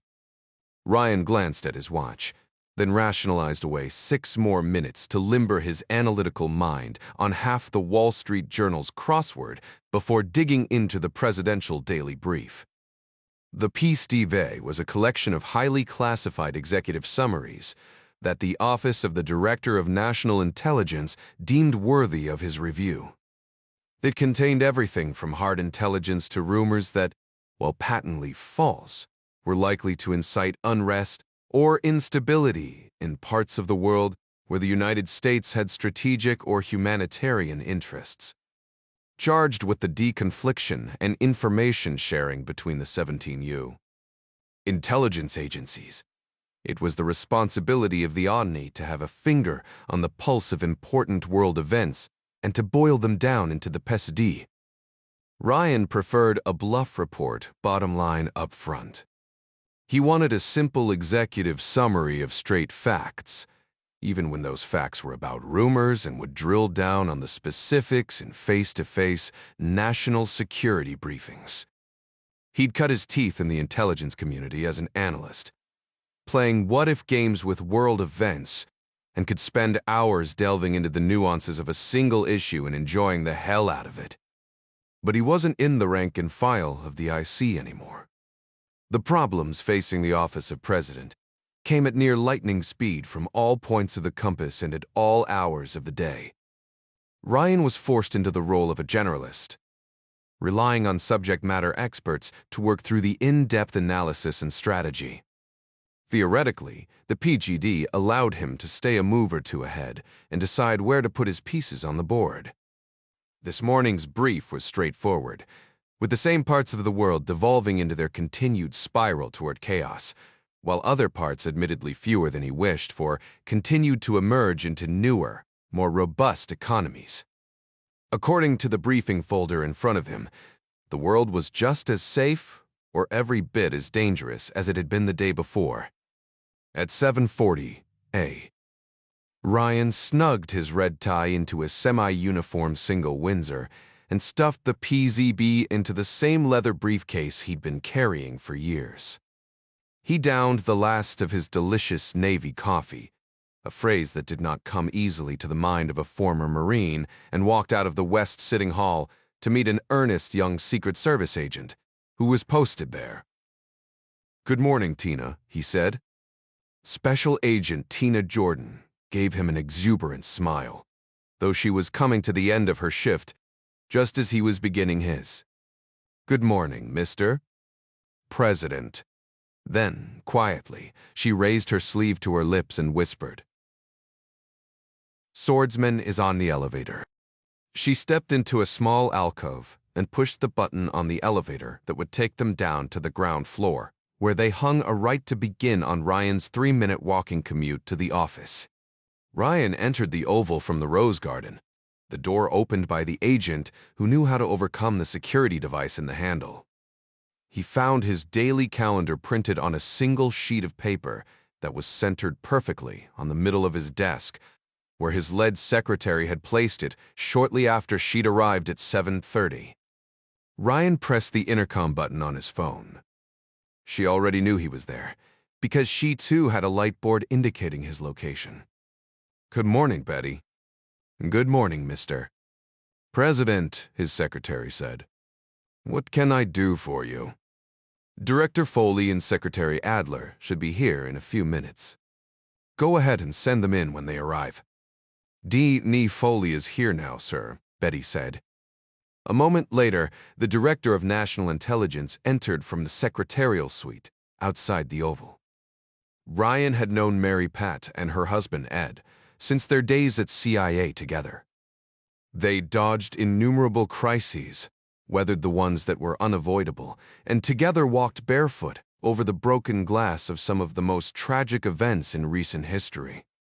She was more than a member of his inner circle. She was a friend, and, in Washington, friends were as rare as genuine statesmen. They saw each other at least 4 times a week, but Ryan still stood when she entered. He winced when he put weight on his foot, tried to hide it, and failed. Mary Pat gave him a narrow look. She opened her mouth to say something, but Scott Adler, the Secretary of State, came in, followed by Jay Canfield, the Director of the Central Intelligence Agency.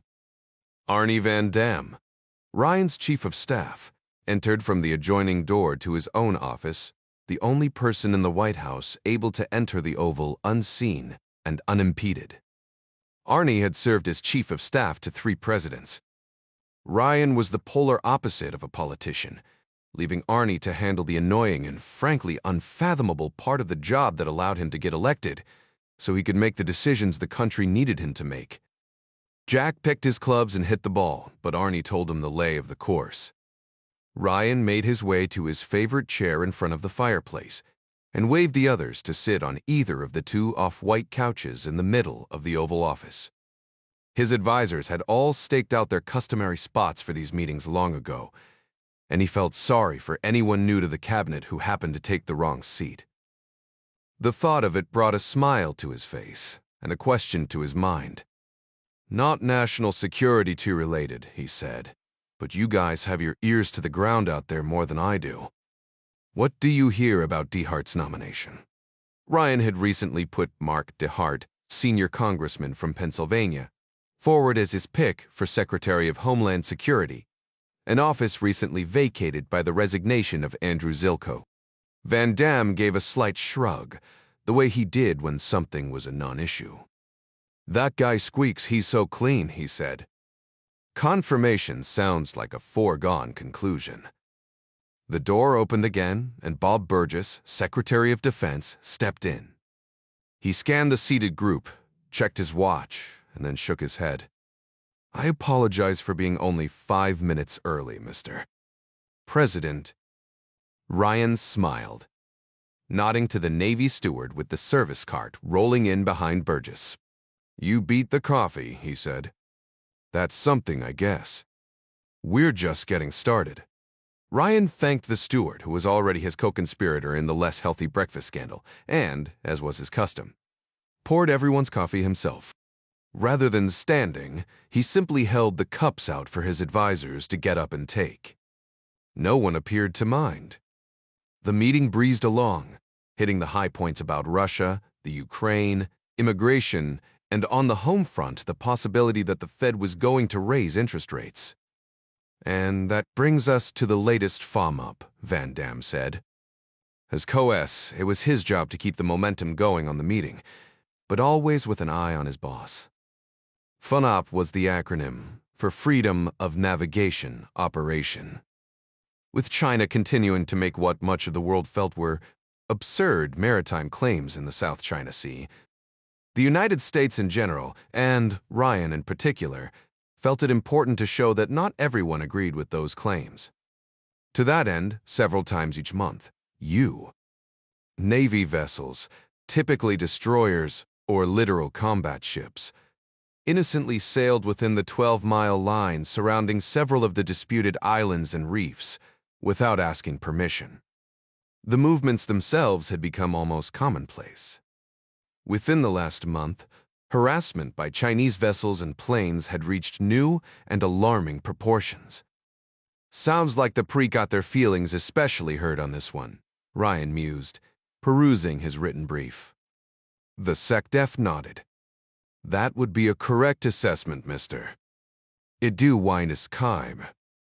LCS San Antonio sailed 11 miles off Woody Island in the Paracels on her way to Phuket, Thailand. As you know, the Chi-Coms have surface-to-air missiles on Woody, so the island is of particular interest to us. 2 J-10 fighters off the Woody airstrip buzzed the LCs a half a dozen times. Commander Roger Reese, skipper of the San Antonio, reported encounters with multiple Chinese vessels, including a Plan Navy guided missile frigate that stayed on their tail all the way to the mouth of Patong Bay. Reese followed international protocols, utilizing the code for unplanned encounters at sea, and hailed the ships to declare intentions and avoid miscommunications. 3 large fish processors attempted a blockade without a doubt at the behest of the Plaquemine Navy. Commander Reese apparently plays a better game of chicken, and they eventually got out of the way. Ryan nodded. Good for Commander Reese. Burgess said. Chi-Coms accused him of illegal and dangerously provocative actions, as usual. I'm a little concerned about the optics on these FONUPs, Sikh State Adler said. Burgess suppressed a scoff, but just barely. The optics here are perfect, Scott. These patrols make it absolutely clear to the new Chinese president what the administration thinks of the Great Wall of Sand. He's continuing to dredge up. Ryan looked at the Secretary of State and shrugged. Bob's got a point, he said. Adler took a sip of his coffee and shook his head. Don't misunderstand me, sir. I'm referring to the optics presented to the Chinese public, not President Zhao and the party mandarins. Pun intended, Ryan said, arms crossed, chin on his fist. Absolutely, mister. The president, Adler grinned. He too had been with Ryan since the beginning, and his opinion was invaluable, even when Ryan didn't agree with it, often for that very reason. But, in all seriousness, Adler said, it's a brave new world out there. Everyone with a smartphone is an on-the-scene reporter. The Communist Party of China has worked very hard to gain back the hearts of the population. After President Wei lost control and killed himself before he could be arrested. They're doing that by whipping up a nationalist fervor. Xinhua is running multiple stories this morning about the illegal encroachment of American warships into their waters over which China has indisputable sovereignty, complete with photographs of the San Antonio that were presumably taken from the Chinese guided missile frigate. Mary Pat raised her pen and conceded the Secretary of State's point. Weibo is abuzz with nationalist fervor. Ryan mulled that over but said nothing. State-controlled, Xinhua News ran nothing that was not filtered and approved by the Communist Party. Weibo was the microblogging site that was the Chinese answer to Twitter. Dacia J. Canfield added, "There are more than a few folks in the microblogosphere calling our actions nothing less than an act of war." "That's not unusual," Burgess said. 99.99% of those buzzing voices are, no doubt, spewing forth from columns of terabyte warriors, marching in lockstep, in some information warfare battalion or 50-cent army in a Beijing warehouse, or working directly for the Ministry of State Security. In any case, this nationalism is likely voiced by the same government propaganda machine that submits stories to Xinhua. As you just pointed out, it wasn't too long ago that a large part of the Preep's population was so fed up with the Communist Party that they threatened to storm the Zhongnanhai and drag their bastard leaders to the guillotine. Mary Pat raised an eyebrow. "The guillotine." Burgess shrugged but held his ground. "The sword, the firing squad. You know what I mean." Virian sighed. "President Zhao's relatively new, but my read is that he's made of much tougher stuff than Wei ever was. He's a princeling, and with that comes a certain amount of old guard support among the Central Committee. He appears to be using that support to gobble up power like Pac-Man, all while he sees to the rebuilding of national pride along with the thousands of acres of new islands in the Saz. People can be fed up with the party and still have a hell of a lot of contempt for us." "True enough," the Secretary of State said. "I'm just saying that it's one thing for the party to know you mean business, but the broad media coverage of our warships sailing through what the average Chinese citizen views as their waters could force President Zhao to respond. He can't afford to appear to be letting his power slip. As Bob says, Zhongnanhai leadership knows all too well what happens if the masses smell blood in the water. I'm in no way suggesting that freedom of navigation exercises are a bad thing. But the optics are something to be aware of." "Interesting stuff," Ryan said. "But nothing here is surprising. Maybe this foam-up will be nothing more than a little bump under the tires of our week." Mary Pat scoffed. "I'm sorry, sir," she said, "but did I ever tell you about the tiny little tick bite that put me in the hospital for a week when I was 10 years old?" She pulled back the collar of her silk blouse to reveal a dime-sized scar on her neck. "Sometimes it's the little things that scare me the most." "There's that old Chinese curse," Burgess said. "May you live in interesting times." Ryan sat back in his chair. "I think Bobby Kennedy just made that one up." Burgess started to add something, but Ryan said, "Optics noted." He was ready to move on. Scott put together the usual statement reiterating our position that the Navy and merchant ships have been operating freely in the South China Sea for many decades, and we don't intend to leave anytime soon. Note that El San Antonio was on an innocent and routine mission to visit our friends in Thailand. And have someone leak informally to the Chinese ambassador that I'm pretty pissed about the way they hid behind a bunch of innocent fishermen and put them in danger. Adler made a note in his folio. "Yes, Mr. President." Ryan looked at the tinner. Her lips were pursed in thought, eyes twinkling and narrow. They'd worked together long enough that he knew when she was chewing on something that might interest him. He prodded. "What is it, Mary Pat?" She gave an almost imperceptible nod, as if still working through a thought. "A game of chicken only works if neither party knows when the other will flinch," she said. "It wasn't too many months ago that you demonstrated to China that you are willing to excuse me, but there's no other way to say it, bomb the shit out of them. It was only a building that time, but you've made your resolve crystal clear. An increase in hostilities, even to bolster nationalism, is incredibly dangerous. All due respect, Mr. President, but playing chicken with you is akin to driving into a brick wall. Stupid men do not become the paramount leader of the People's Republic of China. President Zhao has to know that you will not get out of the way, Adler looked up from his notes. Notes. Are you saying Zhao is knowingly trying to foment an actual shooting war? The TNI shook her head. I'm saying there's something strange going on in the pre. I can't put my finger on it. But it is strange. Ryan paused for a moment. Eyes fixed on the Remington bronze beyond his desk. The others in the room knew when he was thinking, and they gave him the space to do so by looking down at the folios in their laps and keeping quiet. Mary Pat was right. He'd never been much of a yielder when it came to games of chicken. Now, though, he played the game with other people's kids. It didn't necessarily mean he was more likely to flinch. It did, however, make him careful never to start such a game himself.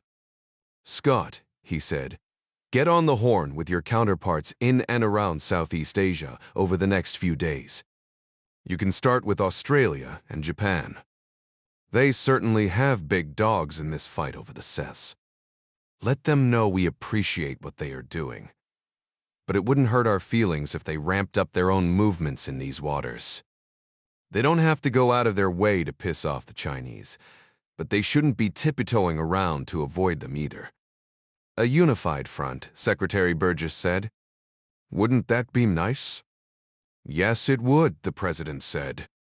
And I'll do my part by bringing up the issue during bilateral meetings while we're in Tokyo. He eyed Van Damme over his glasses. I do have meetings with both the Japanese and Australian PMs, right? You do, the co-S said. Ryan looked forward to the G20 summit. It was supposed to be about the economy. What wasn't, after all? But world leaders, being who they were, discussed whatever they damn well pleased when they got together. Ryan enjoyed the face-to-face meetings. Statesmanship between leaders with competing agendas was often sorely lacking, even in his own country hell. Especially in his own country. Van Damme flipped through several pages in his folder. The final advance team is in Tokyo now. Last-minute changes will be doable, of course, especially if you and State need any follow-on talks with Australia and Japan. But the Secret Service won't be too keen on it. I'm pretty sure they'd just as soon drive you around Tokyo in an Abrams tank. The White House advance office went out at least 3 times before any presidential travel, such as to the G20. The first trip, 5 months prior to the event, was called the survey.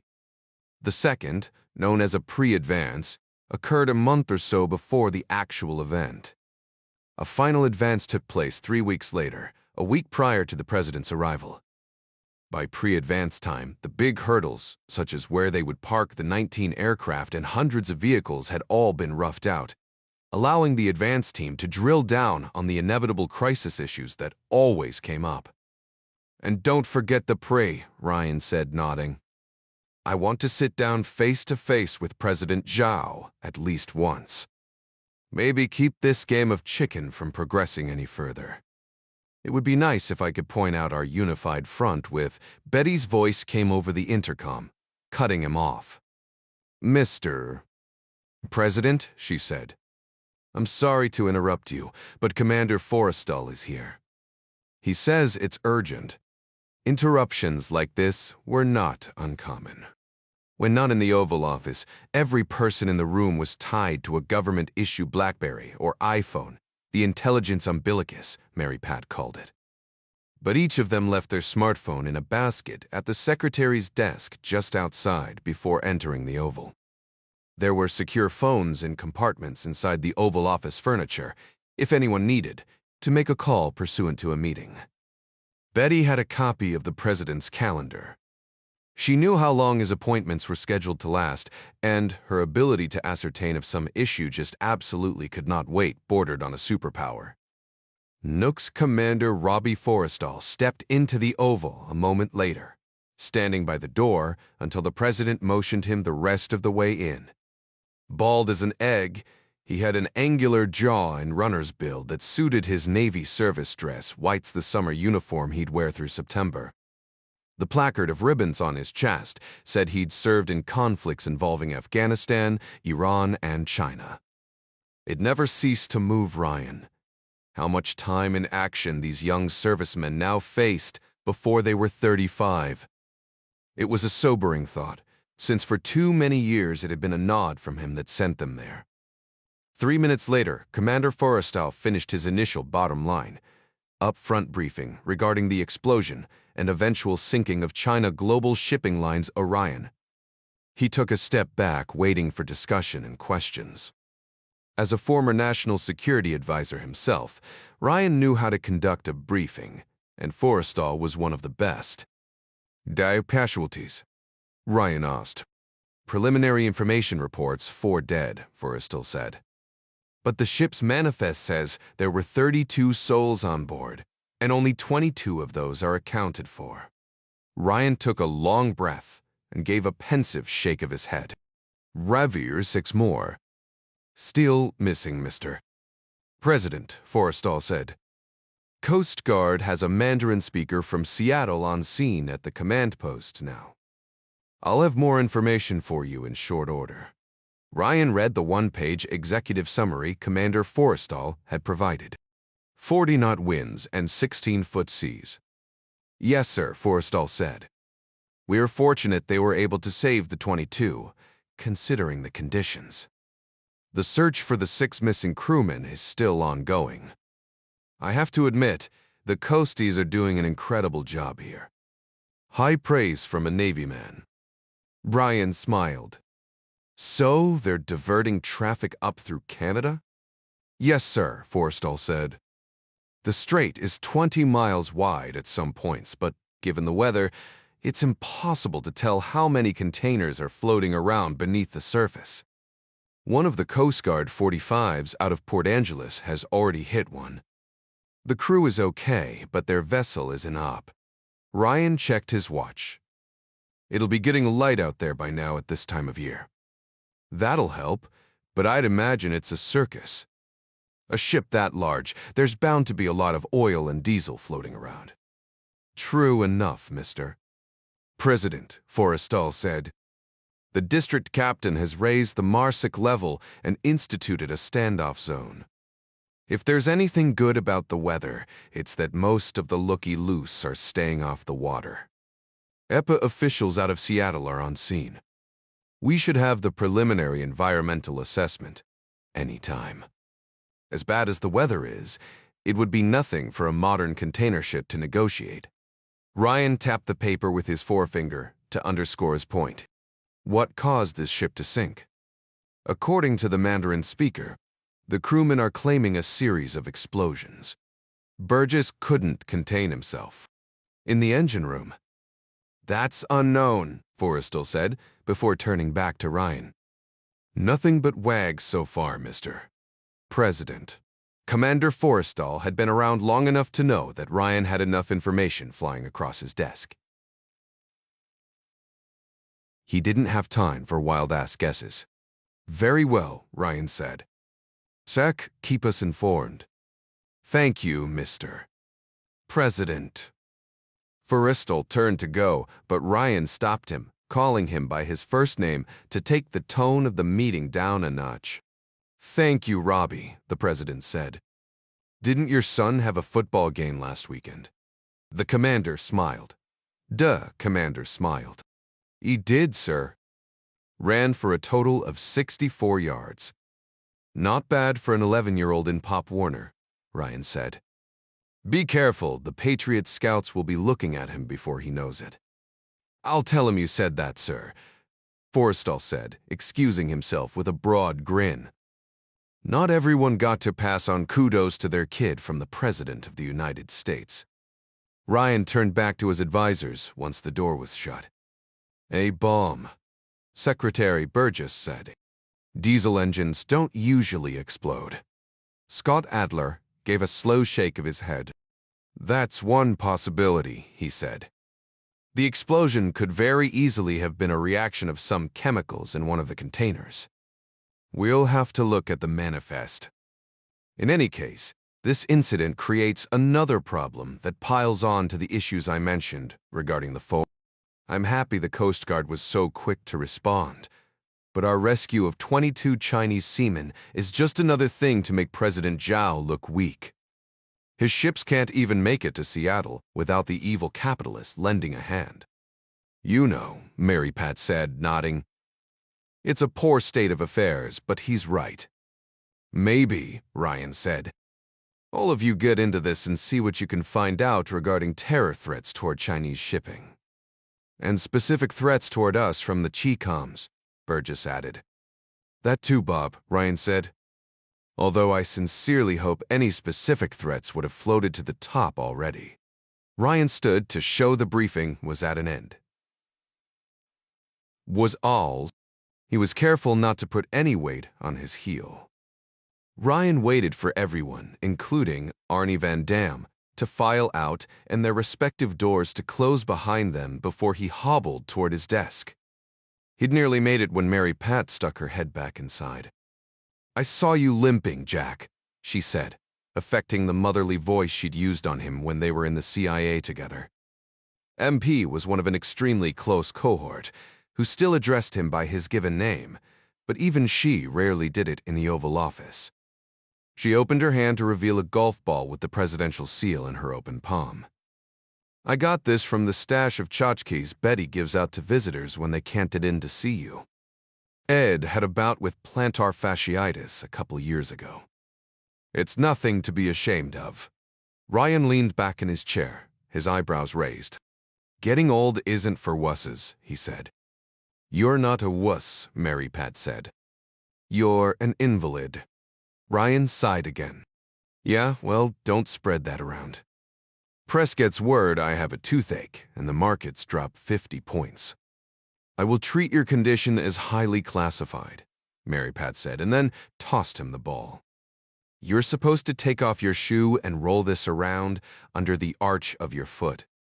It works wonders. Ryan looked back and forth from the golf ball to his aching foot. Well, Mary Pat said, glancing at her watch, my boss expects me to get some work done today. I'll leave you to your rehab. Alone again, Ryan glanced at the paper copy of his schedule on the center of his desk. It was not uncommon for the document to be vague, as the president's daily schedule was posted on the White House website. Betty or Arnie usually added a little handwritten commentary for him in the margins of his copy. This morning, his 9 o'clock simply said, meeting. He just pressed his intercom when the door opened and his secretary stuck her head in. The woman's prescience really did border on a superpower. What's next, Betty? Special Agent Montgomery, Mr.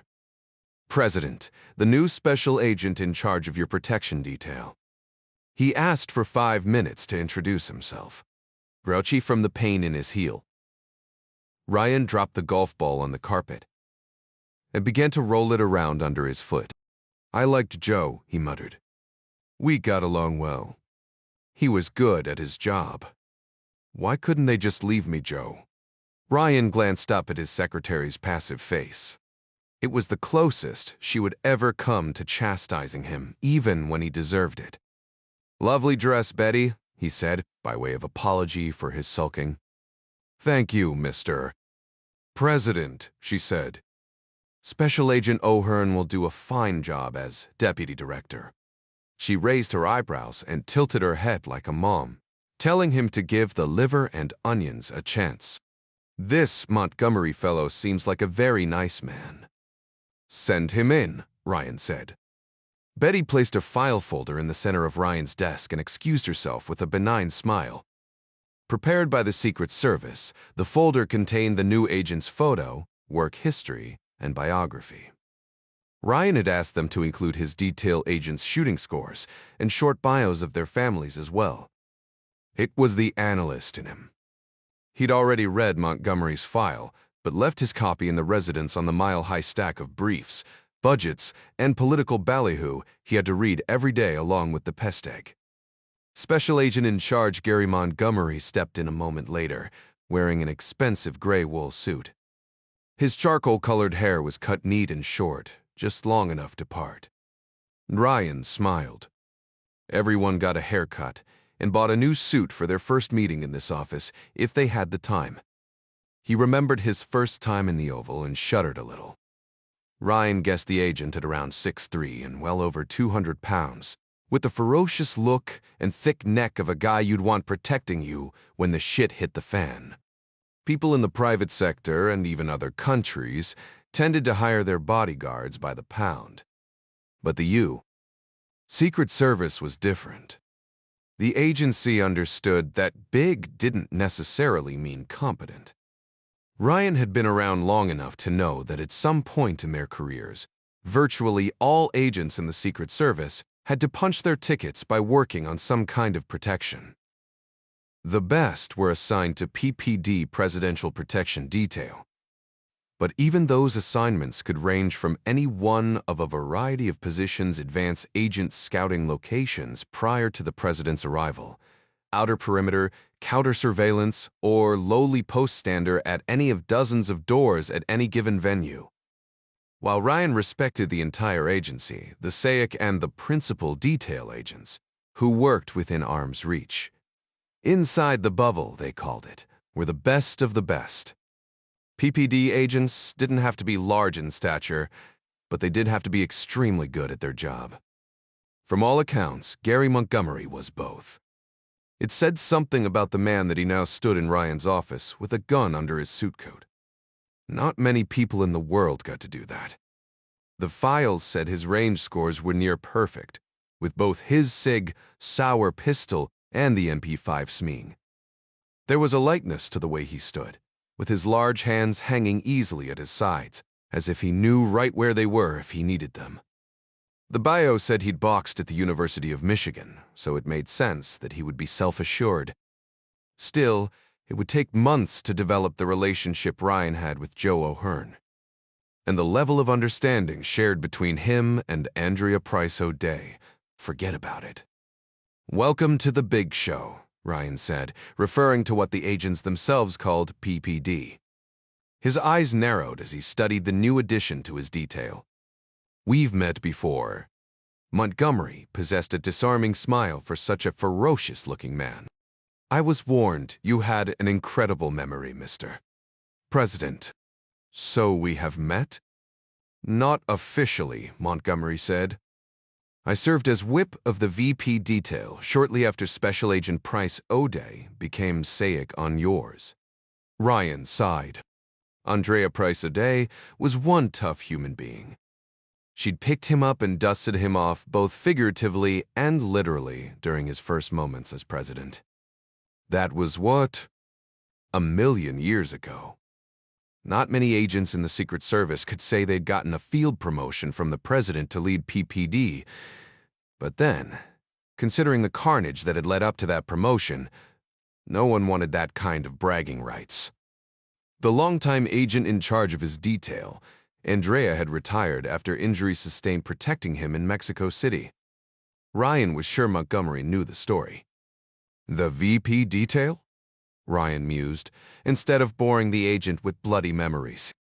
"The little show with free parking." The Naval Observatory, home to the Vapotis, offered agents a place to park something not available to them at the White House. "You know your Secret Service culture, sir," Montgomery said. "Just enough to get me in trouble." Ryan closed the file folder. "Welcome aboard, Gary." Thank you, Mr. President," Montgomery said. "I thought I should stop by and introduce myself before I get started in case you had any questions." "You're not handling the Tokyo advance for the G20?" Ryan asked. "No, sir," Montgomery said. "I've assigned Assistant Special Agent in charge Flynn. I thought it more important I stay here and get my feet planted firmly in the detail. It allows me to get to know you and your idiosyncrasies so that I can better Ryan's head snapped up. "I have idiosyncrasies." "You do, sir," Montgomery said. "Vacoste, Maim 1. Montgomery's hands hung still and relaxed. He cocked his head to one side. If he was nervous, he didn't show it. "For starters," he said, "you test your agents." "This isn't a test." Of course not, mister. Oh, President. Ryan smiled in spite of the pain in his foot. This guy was direct. Direct was good. Well, maybe it is a test, but it's a good-natured test. I'm sure we'll get to know one another well enough. Very well, Montgomery said, taking that as a dismissal. He paused at the door to the secretary's office, then shook his head as if thinking better of something. At least he'd picked the right door. Agents had been known to walk into the personal study. I beg your pardon, Mr. President, but I happen to overhear Foley mention that you might have a bout of plantar fasciitis going on. I don't know if you are aware of this, sir, but that particular malady is also known as policeman's foot. Protective agents are on our feet for long hours, standing post and whatnot. I feel your pain, Mr. President, and I have some tried and true remedies if you're interested. Ryan thought for a moment, then motioned to the leather chairs in front of the resolute desk and leaned forward. All ears. This Montgomery guy might work out after all. 3 hours earlier, Magdalena Rojas leaned her head against the window in the back seat of her pimp's Chrysler 300 sedan and wondered if tonight might possibly be the beginning of a different chapter in her life. She was a small thing, bony at the knees and elbows, and not quite 5 feet tall. Parrott wanted his girls to look nice, so he gave her plenty of makeup and a brush when she needed to tame her wayward black hair. Even that was thinner than it had been. Others might not be able to tell, but she could. She'd been beautiful once. Her father had told her so when she was little. Other men in her home country used to say it all the time and mean it. But the men she went with now hardly even took the time to speak. Some of them were scared of her. Those were the worst. They had to hurt her to be real men. Magdalena could not understand how a grown man could be so frightened of a 13-year-old girl. She touched the outline of the item in the pocket of her nylon gym shorts and felt a flicker of hope. It had been so long since she'd possessed any hope at all that even a hint of the emotion caused a deep and abiding pain in her chest. Parrott wasn't driving. He'd gone ahead in a different vehicle. That was something. His long dreads made him look like the Predator from the movies, and he had to be one of the meanest pimps in the known universe, at least. That's what Blanca said. And she was his favorite. Then because she was his favorite, he'd chop the shit out of her when she pissed him off. That's what he called a whipping, getting chopped. Didn't nobody want to get chopped by Parrott. Magdalena had nearly fainted when she saw how bad he'd hurt his favorite, especially considering what she now carried hidden in her pocket. But Parrott had decided to let Reggie drive the girls home because he looked more like a college kid than a pimp, and the cops wouldn't hassle him so much. Reggie might have looked like a college kid, but he was almost as mean as Parrott. He was just sneakier about it. The Chrysler's leather seats were freezing, and Magdalena wanted to ask Reggie to turn up the heat. It was cold outside, and Parrott hadn't told them they'd be going all the way south of Dallas, so she'd worn only her usual gym shorts and tank top. Reggie kept looking at her in the rearview mirror and licking his lips, so she decided to put up with the cold. She'd hoped to see some stars on the drive back home, but Parrott told Reggie to stay in the city where the lights were bright and there was more traffic so the car would blend in. It was better for all of them, the pimp told Magdalena, because if he or Reggie got arrested, then they'd all get arrested. That's the way cops did things in the United States. They arrested you and put you in with other whores who might have a sharpened toothbrush with them. He said those whores would stab you in the eye because they thought you looked more beautiful than they did. Parrott was mean, but Magdalena believed him because she'd seen girls who'd been stabbed in jail. They weren't beautiful anymore, but she thought they probably had been once. She gave up on seeing any stars and let her head loll to the side so she could check on Blanca. Her friend lay in the seat next to her, asleep now but breathing fitfully. She wasn't much bigger than Magdalena, and one of her Johns had gotten rough tonight and dislocated her shoulder. She'd bitten the man, and Parrot had chopped her with the buckle end of his belt, probably broken some ribs to go along with her shoulder. That was how he taught them. Sleep in too long, feel the belt. Catch the clap from some guy for doing your job, get a couple shots of antibiotics, then get chopped because Parrot was pissed you let yourself get sick. Magdalena had gotten used to the sound of the last few inches of leather slithering out of the loops on the bastard's jeans. Sure, the beatdowns left marks, but some men even got turned on by a few bruises. The doctor who gave them their shots sure as shit didn't care. And anyway, the doc was in on it, just like Reggie, the guy who looked like a college kid. Reggie had offered to let Magdalena sit up front with him tonight and even choose the radio station. She declined, saying she wanted to rest, but no amount of rest was enough for the work she had to do at the bar tomorrow and the next day, and the day after that. She looked at the sleeping girl beside her and shook her head. Pobrecita, poor little thing. Blanca had fallen into this life accidentally. She deserved pity. Magdalena was different. She had chosen this life, or at least that's what her mother told her. Jaco, Costa Rica, sprawled across the lap of the jungle-covered Talamanca Mountains, at the mouth of the Gulf of Nicoya, faces the open waters of the Pacific. The picturesque village is famous for three things: incredible surfing, expatriate Norte-Americanos, and legal prostitution.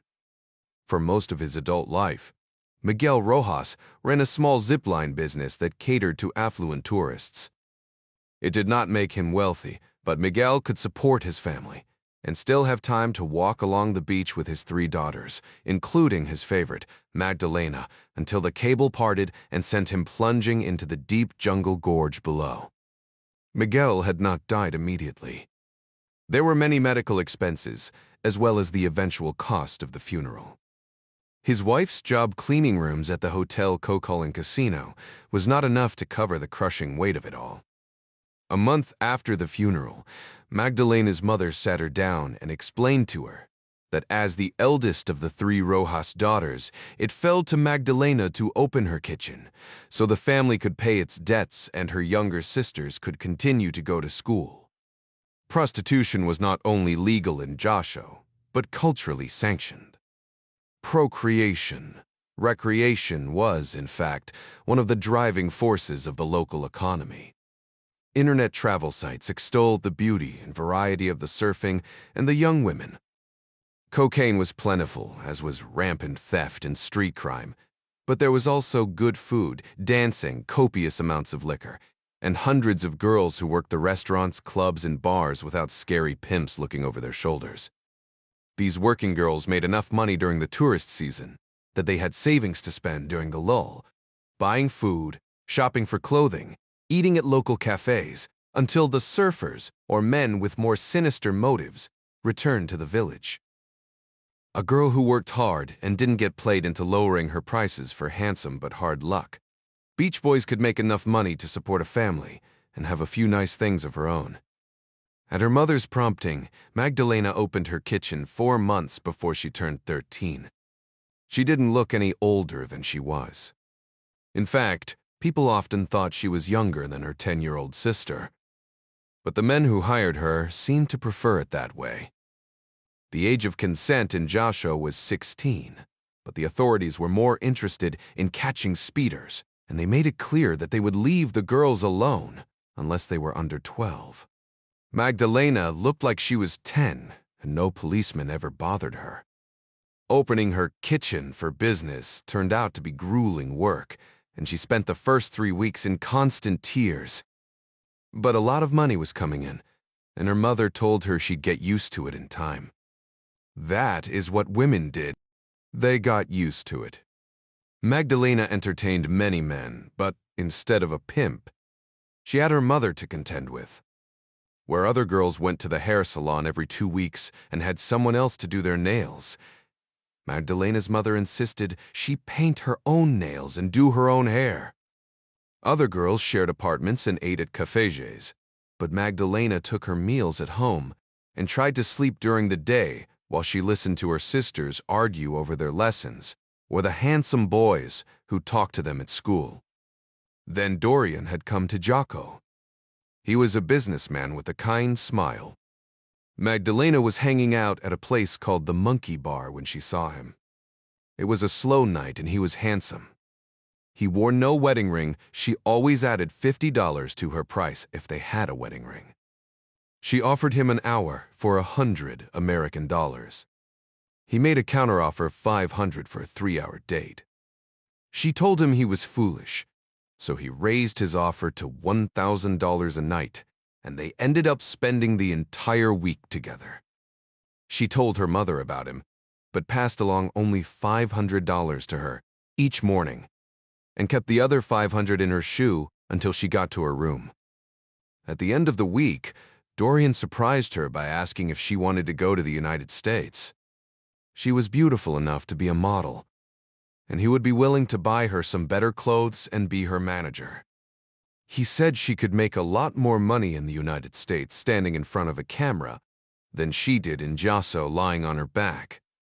Her mother smelled a fortune in the deal and signed a letter to the American immigration authorities allowing Magdalena to accompany their family friend Dorian to the United States on a short vacation. She made Magdalena promise to write every week and, of course, send a remittance home to help take care of her little sisters. All had seemed fine on the airplane. People were still watching. But Dorian put on his wedding ring as soon as they reached Dallas. He hardly spoke to Magdalena at all, instead keeping her prisoner in a hotel at the edge of the city, while he did lines of cocaine and oxy he bought from some guy in the next room. He took back the money he'd paid her in Jock Show and never bought her any nice clothes.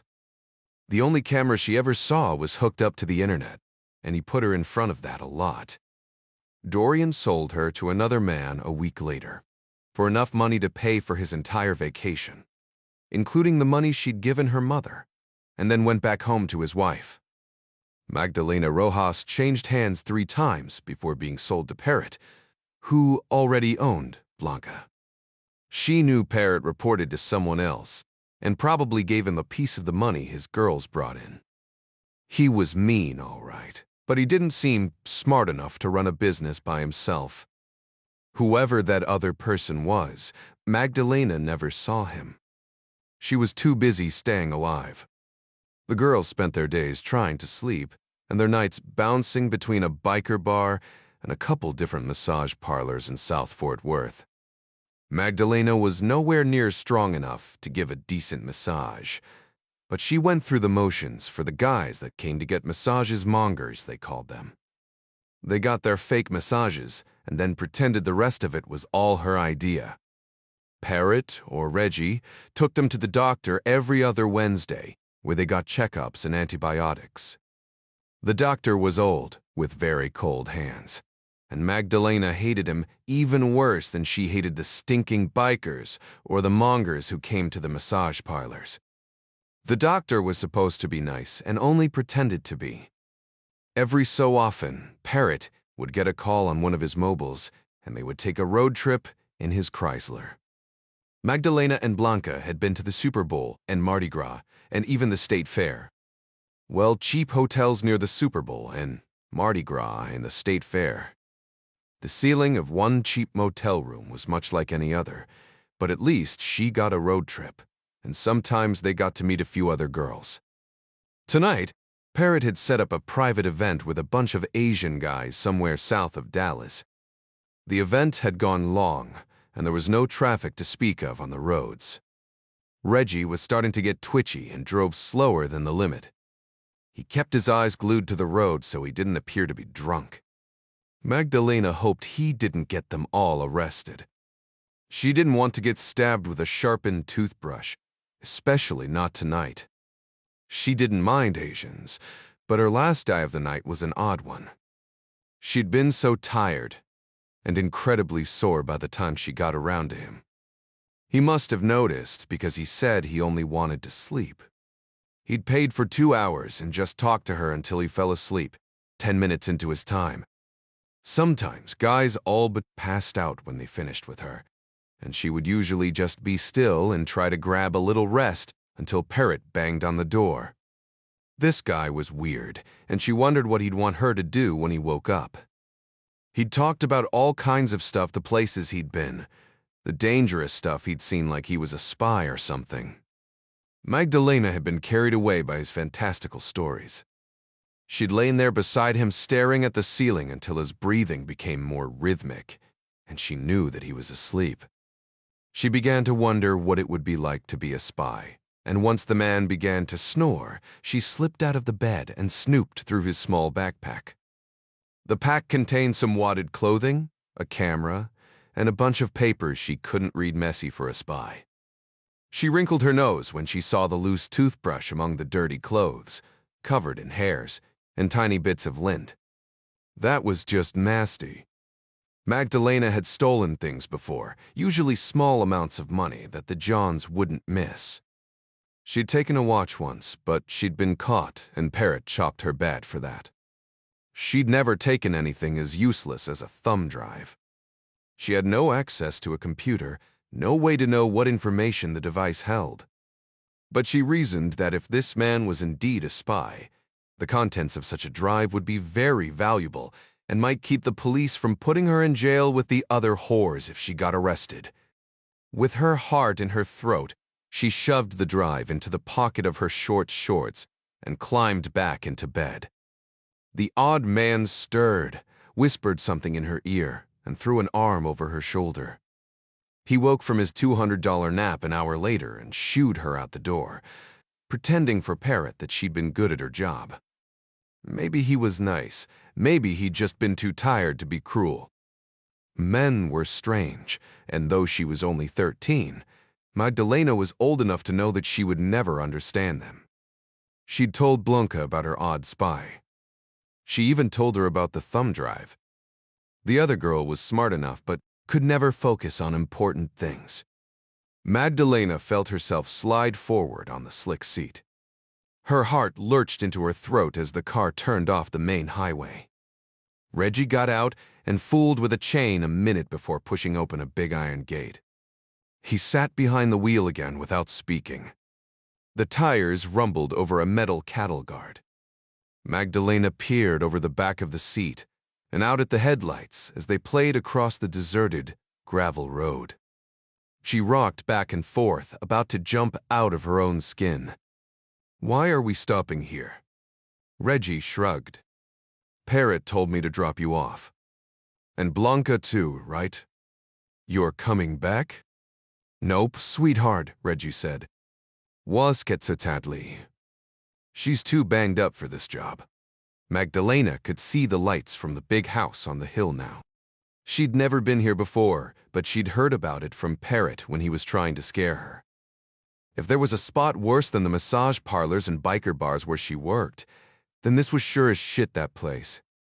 She began to sob. But for how long? Reggie looked in the rearview mirror like he expected the tears. Every girl cried when they brought her here. "I don't know, sweetheart," he said. "I'm just doing what Parrot tells me." Blanca was awake now. She too began to sob when she realized where they were. "These Orseffer." Magdalena shook her head. "Not you," she said. "Just me." She took the thumb drive from her pocket and pressed it into her friend's hand, careful not to let Reggie see what she was doing. She whispered directly into Blanca's ear. "Take this." "I can't," Blanca said. "What if they find it on me? I'm hurt bad. I can't get chopped no more. It would kill me." "Just take it," Magdalena pleaded. "Stash it under my cot. You keep it." Magdalena gave her friend's hand a squeeze and nodded at the red brick house. A dozen black lampposts fringed the circular driveway. The glow of pool lights illuminated the trees on the far side of the big garage. It was fancy, but that didn't make what happened inside any less horrible. "They'll take away all my clothes," she said. Her throat was so tight she could hardly speak. "You have to help me." She curled Blanca's fingers around the thumb drive and patted the girl's fist. This is important. I'm sure of it. Maybe it will even save us. Blanca's mouth hung open as she stared at the huge house. Nace. The front door opened, and a Hispanic woman in her early 30s walked out to stand under a brick archway in the porch light. A white tank top barely concealed sagging breasts, and a muffin top overflowed the waist of her skinny jeans. She held a twisted leather quirt made from a dried bull penis. The cruel thing even had a name, raton, or mouse. It was as long as her leg, and it had the power to flay skin. The woman's name was Lupe, and she was the bottom bitch. Here, what Parrot called the senior girl of any operation. The one who'd been around the longest, survived all the chopping, and somehow kept enough of her teeth to hold on to the boss's affections. Some men wanted innocence, but those girls never got to be in charge. They were just kids, used until they broke and then thrown away. There were always more kids. It was the girls like Lupe who became the bosses, girls who exuded equal parts danger and sex, just enough to be interesting. Though she was small, Magdalena was constantly on guard against giving off too much danger. Not physically, but because she was smart, and that scared men more than anything. Lupe of the car as they pulled up. She'd been through it all herself. She had to know how hard it was. But instead of understanding, she was vindictive and deceitful, enforcing the boss's orders and using her position to keep the other girls in line. Fiercely jealous, she was known to apply her rawhide mouse with great effect to the back and legs of girls who didn't obey her quickly enough or simply for fun. Chest heaving, choking on her sobs, Magdalena cringed as Lupe tapped the cruel whip against her leg. The terrible woman would go hard on her, since the boss had apparently asked for her specifically. Bottom bitches were always the cruelest to girls they thought might pose a threat to their status. Magdalena had often thought that if her mother had joined the life, she would have been the bottom bitch. Blanca finally relented and took the thumb drive, stuffing it into her own pocket before Lupe could see. Sobbing in earnest now, she wrapped her arms around her friend, speaking without caring if Reggie heard her or not. "What if you do not come back?" Reggie flung open the door, ready to drag her out if she didn't leave on her own. Magdalena closed her eyes and whispered, "Then save yourself." 8 Texas Department of Public Safety Trooper Roy Calderon had already ended his shift and made it home once today. He'd just snuggled down against his wife's pregnant belly at their small 3-bedroom house in Mansfield when dispatch called his cell about an overturned cattle trailer at the 2087-67 junction. The accident investigation and subsequent report had taken the better part of 3 hours. Now, on the way home a second time, Calderon thought about calling his wife to tell her he was 50 minutes out. The baby was probably keeping her up anyway, but decided he'd better not, just in case she'd been able to drift off. Thinking about her made him smile. He hoped the kid was a redhead like her. The trooper rarely had time to listen to the good time radio during a normal shift. He preferred to keep his mind on the job between traffic stops. But there were no cars on the road this late or this early, considering the fact that the sun would be up in a couple hours. The night was wonderfully cool, so he rolled down the windows on his Ford Mustang Interceptor and turned up the volume on the AM to let coast-to-coast blast conspiracy theories into the darkness. He caught the glimpse of taillights 15 miles south of the Mansfield city limits. Trained to be inquisitive when it came to vehicles on his highway, Calderon stomped on the gas. The Mustang's V8 roared to life, throwing him back into his seat like a good interceptor should. The other car was going slow, too slow, really, and the Mustang closed the distance in a matter of seconds. The troopers silenced the good time radio out of habit and fell in behind the vehicle. The car, a maroon Chrysler 300, kept a constant speed of 63 miles an hour, 2 miles an hour less than the posted limit. It bumped the center line a couple times but didn't cross it, and that could have been a function of trooperitis. Nobody could drive a quarter-mile without committing some kind of violation, least of all someone with a black and white staring at them in the rear-view mirror. Still, there was a gnawing in Trooper Calderon's gut that came from one part experience and 2 parts instinct, something about this particular vehicle that made him want to do a little more investigation. He asked Ellis County to run the license plate, gave the dispatcher his location, then decided to follow it for another minute or so. This guy hadn't really done anything wrong.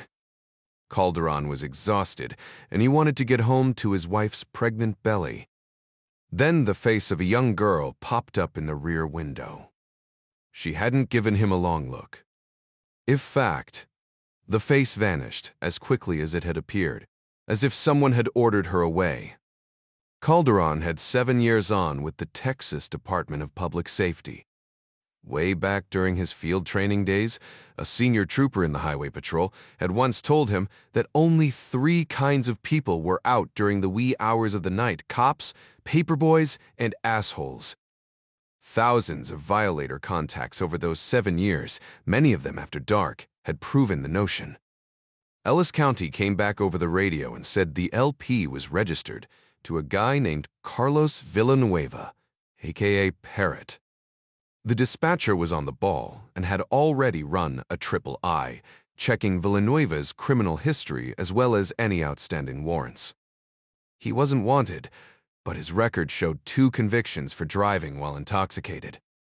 Calderon followed the car for another mile, thinking about the girl and whoever it was that ordered her out of the window. "That's too nice a car for a paperboy, asshole," he muttered, and flipped on his red and blues. Troopers in the Texas Highway Patrol are endowed with buckets of swagger by the time they graduate the DP's Academy in Austin. But swagger could get you killed if it wasn't backed up with good procedure. As tired as he was, Calderon was careful and precise as he prepared to make the stop. He gave Ellis County his new location and followed the Chrysler over to the right shoulder, stopping far enough back that the other car's rear license plate was just visible over the front of the Mustang's hood. He cheated the cruiser over a few feet to offer a little cover from traffic coming up behind him. Instead of walking up immediately, he flipped on the white, forward-facing halogens on the Interceptor's light bar. These takedowns flooded the back of the vehicle with bright light. Never one to engage in a fair fight when it came to his own safety. Calderon did one better and turned the dash-mounted spotlight so it hit the rearview mirror, effectively blinding the driver to his approach. Then, instead of going up on the driver's side, the trooper skirted around behind the Mustang so as not to cross in front of his own headlights and made his approach on the right shoulder. He thought the guy with the peach-colored polo shirt was going to crap himself. He jumped so bad when Calderon tapped on the window with the butt of his flashlight. Once the driver got over his initial shock, he blinked up at the trooper but kept both hands on the wheel. A lone girl was seated directly behind the driver. She was tiny, just a child, really, with long hair hanging down and obscuring her face. This was surely the girl he'd seen in the rear window. She pretended to be asleep, but her breath was uneven. One hand on the butt of his Sig Sauer pistol, the trooper motioned with his flashlight for the driver to roll down the window. It came down with a motorized whine. "Good evening, trooper," the guy at the wheel said. He didn't look like a parrot. "Morning," the trooper said, getting a better view of the Chrysler's interior with the periphery of his flashlight's beam now that the window was down. He didn't say anything else for a long moment. "Is everything okay?" The driver said, right on cue. Nature wasn't the only thing to abhor a vacuum. People, especially guilty people, hated silence. "You tell me," Calderon said. "I'm fine," the driver said. "Are you Parrot?" "It's grade common, Bittukarai." "Where did you hear that name?" His hands began to slide down the sides of the steering wheel. Calderon wagged his flashlight at the guy's lap. "Scares me when you do that," he said, grinning. The beam of his light illuminated an empty condom wrapper at the driver's feet. Calderon shot a quick glance at the girl in the back seat. The grin bled from his face. "Wanze scares you," the driver said. "Do me a favor and keep your hands on the wheel until I tell you." The driver nodded but didn't say anything. "Show," Calderon asked again, "are you Parrot?" "Parrot loaned me his car," the driver said. "My name's Reggie Tipton." "Is this your daughter, mister?" Tipton. Reggie gave a forced smile. "No." "Mather, who is she?" "Foot of my paws." "She's Parrot's niece," Reggie said. "I'm taking her to visit her aunt." His hands started to slide down the wheel until Calderon wagged his light again. "Parrot's sister." "No," Reggie said. "The girl's aunt." "Parrot's sister-in-law?" Reggie shook his head. The trooper raised an eyebrow. "Parrot's wife." "No, her aunt," Reggie said, looking up toward the ceiling, exasperated. "She's not related to Parrot." Calderon nodded. "I get it," he said. Reggie finally caught on to his mistake. "Ray, even Ivan Twofordy Prane. Parrot just calls her his niece." "Okay," the trooper said. "That makes sense." The hairs on the back of his neck were already on end. "Have anything to drink tonight?" Reggie's shoulders slumped, visibly relaxing at the new line of questioning. He shook his head. "Not a drop, trooper." "This is just a routine stop," Calderon said. "You crossed the center line a couple times back there, so if you haven't been drinking, I'll just write you a warning." "Thank you," Reggie said, relaxing even more. "I just need to see your license and insurance, and I'll get you on your way. Can I move my hands to get my wallet? Anything down there I should be worried about?" The girl in the back seat glanced up and shook her head, then pretended to be asleep again. "No." Reggie gave a nervous chuckle. "Nothing that I know of." He moved slowly, pulling his driver's license out of his wallet with trembling fingers, and then leaning across the passenger seat to pass it through the open window. The girl behind him looked up again. Her hair fell away, and Calderon was horrified to see the thick layers of makeup around her eyes and cheeks. It was smudged and streaked as if she'd been crying. She was hardly old enough for a bra, but the lace straps of a lacy black one peeked from under her pink tank top. It was cold enough to hang meat inside the car, but the poor kid had on nothing but skimpy gym shorts and the thin shirt. The trooper hoped he managed to hide his surprise. "What's your name, On?" Tipton jumped at the question.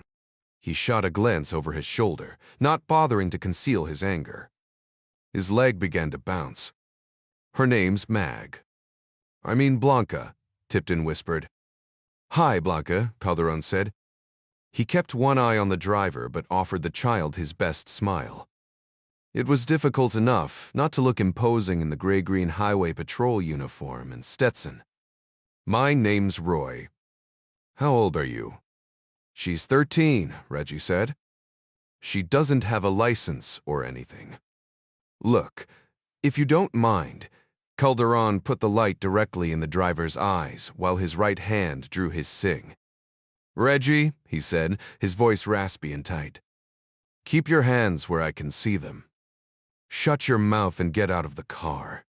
Tipton's hands dropped as if to open the door, but went to his lap instead. Calderon saw the black metal of the pistol glint in the beam of his flashlight, and fired 2 quick shots from his cig.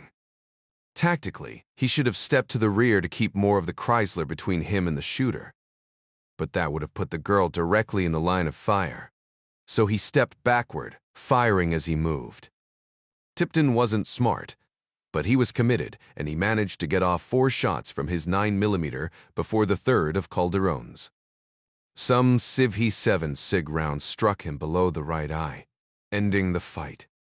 Calderon kept his Sig Sauer still trained on the dead man while he reached for his radio with his left hand. "Shots fired, dispatch," he said into the mic, sounding more excited than he wanted to. He yanked open the passenger door and pulled the gun out of Tipton's hand. Suddenly woozy, Calderon grabbed the doorpost to steady himself. He looked at Blanca. "Su okay? "Yes," she said, pointing at him. "But you are bleeding." The Ellis County Sheriff's Office dispatch came back over the radio. "3 SU units rolling your direction," the dispatcher said. "Paramedics also en route." 10-4, Calderon said. He slid to the ground, leaning against the door. "Tell them to hurry. Suspects down. And I'm losing a lot of blood." 3 minutes later found Roy Calderon lying in the dark on the gravel shoulder of the road. The young girl cradled his head in her lap. The odor of road tar and the sweet smell of newly cut hay from the field on the other side of the fence reminded him he was still alive for the moment. Blanca Lemon pressed her hand against the wound in his neck, slowing the flow of blood. "Are you going to arrest me?" the girl asked. Trooper Calderon gave a tired sigh. He was incredibly thirsty, and he knew that wasn't a good sign. "You're just a kid," he said.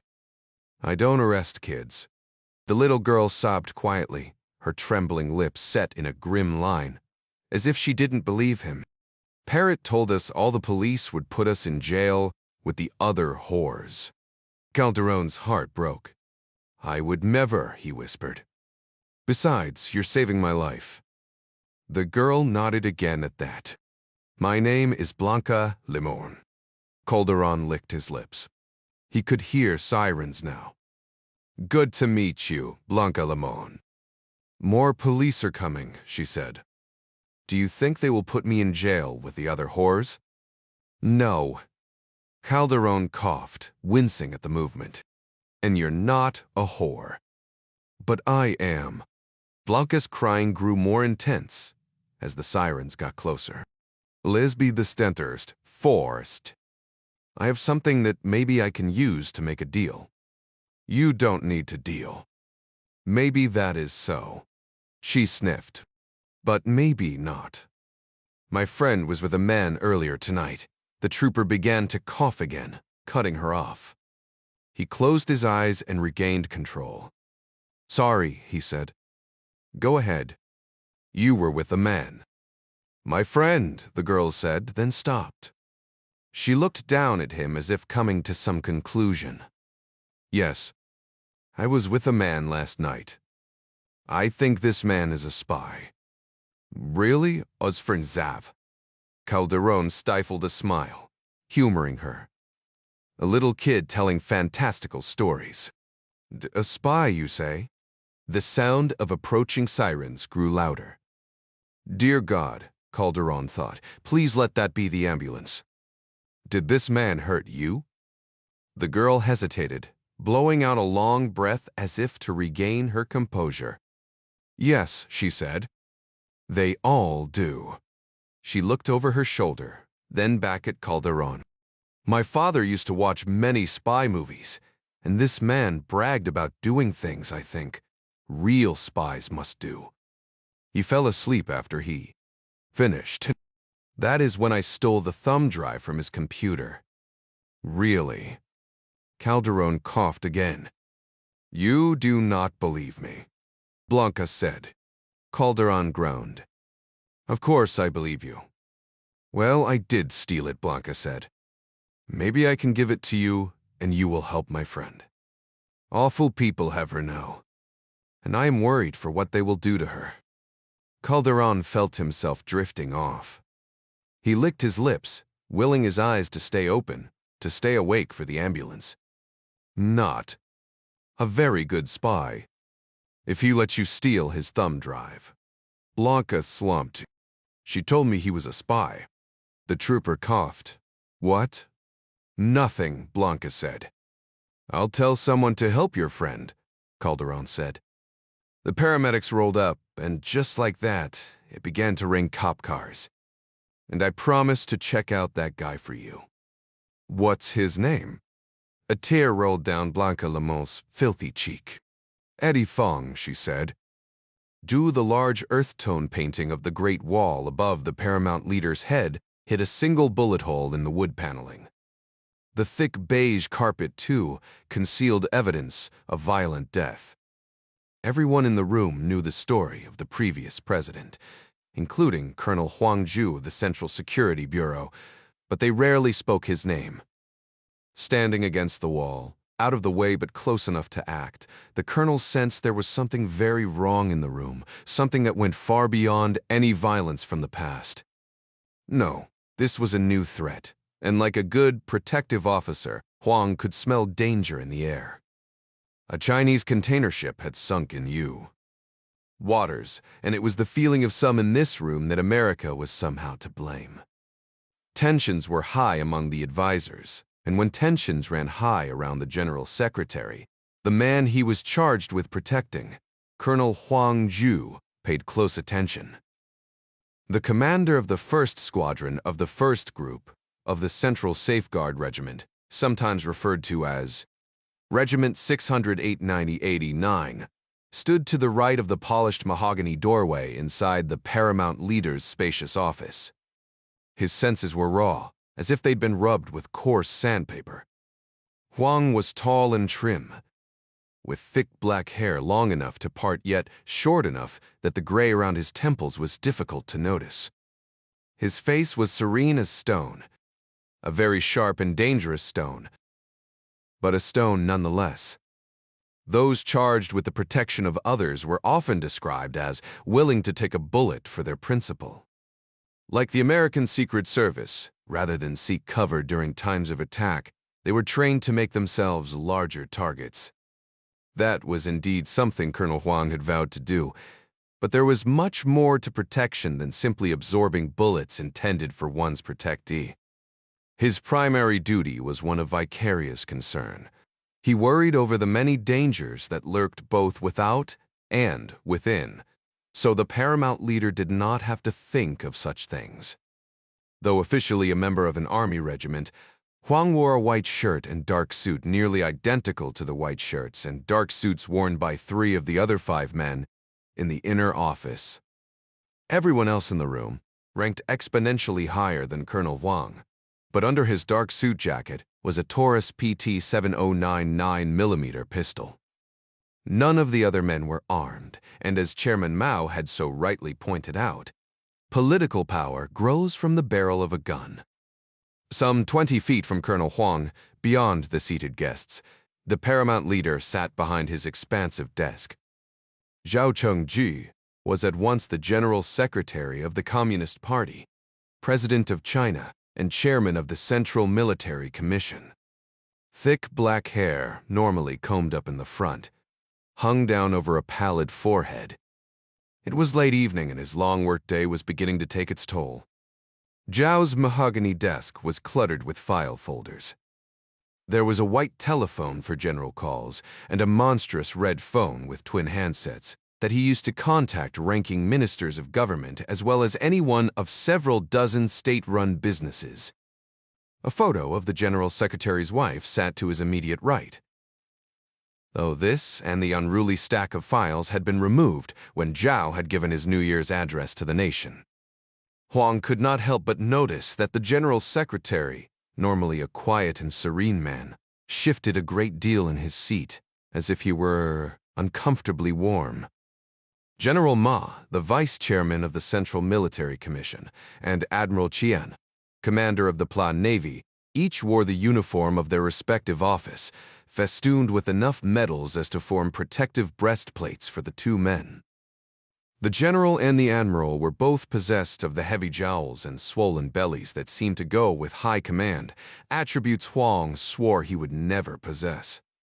At 42, Huang Zhu was a working colonel, still striving to be out in front of his team instead of slumped behind a desk preparing schedules and checking paybooks. It was his responsibility to guard the life of the most powerful man in China. That meant he could not afford the frequent banquets and trappings of office life that other men of his station might enjoy. The General Secretary kept long hours, and so did those who protected him. Huang led by example, and he made certain every close protection officer under his command was given the opportunity to exercise and practice weekly to stay proficient in both firearms and defensive tactics. This meeting had been going on for an hour. President Zhao shifted often in his seat, but listened intently while his advisors offered up their counsel. In addition to the two military men, State Premier Cao and Foreign Minister Li were also present.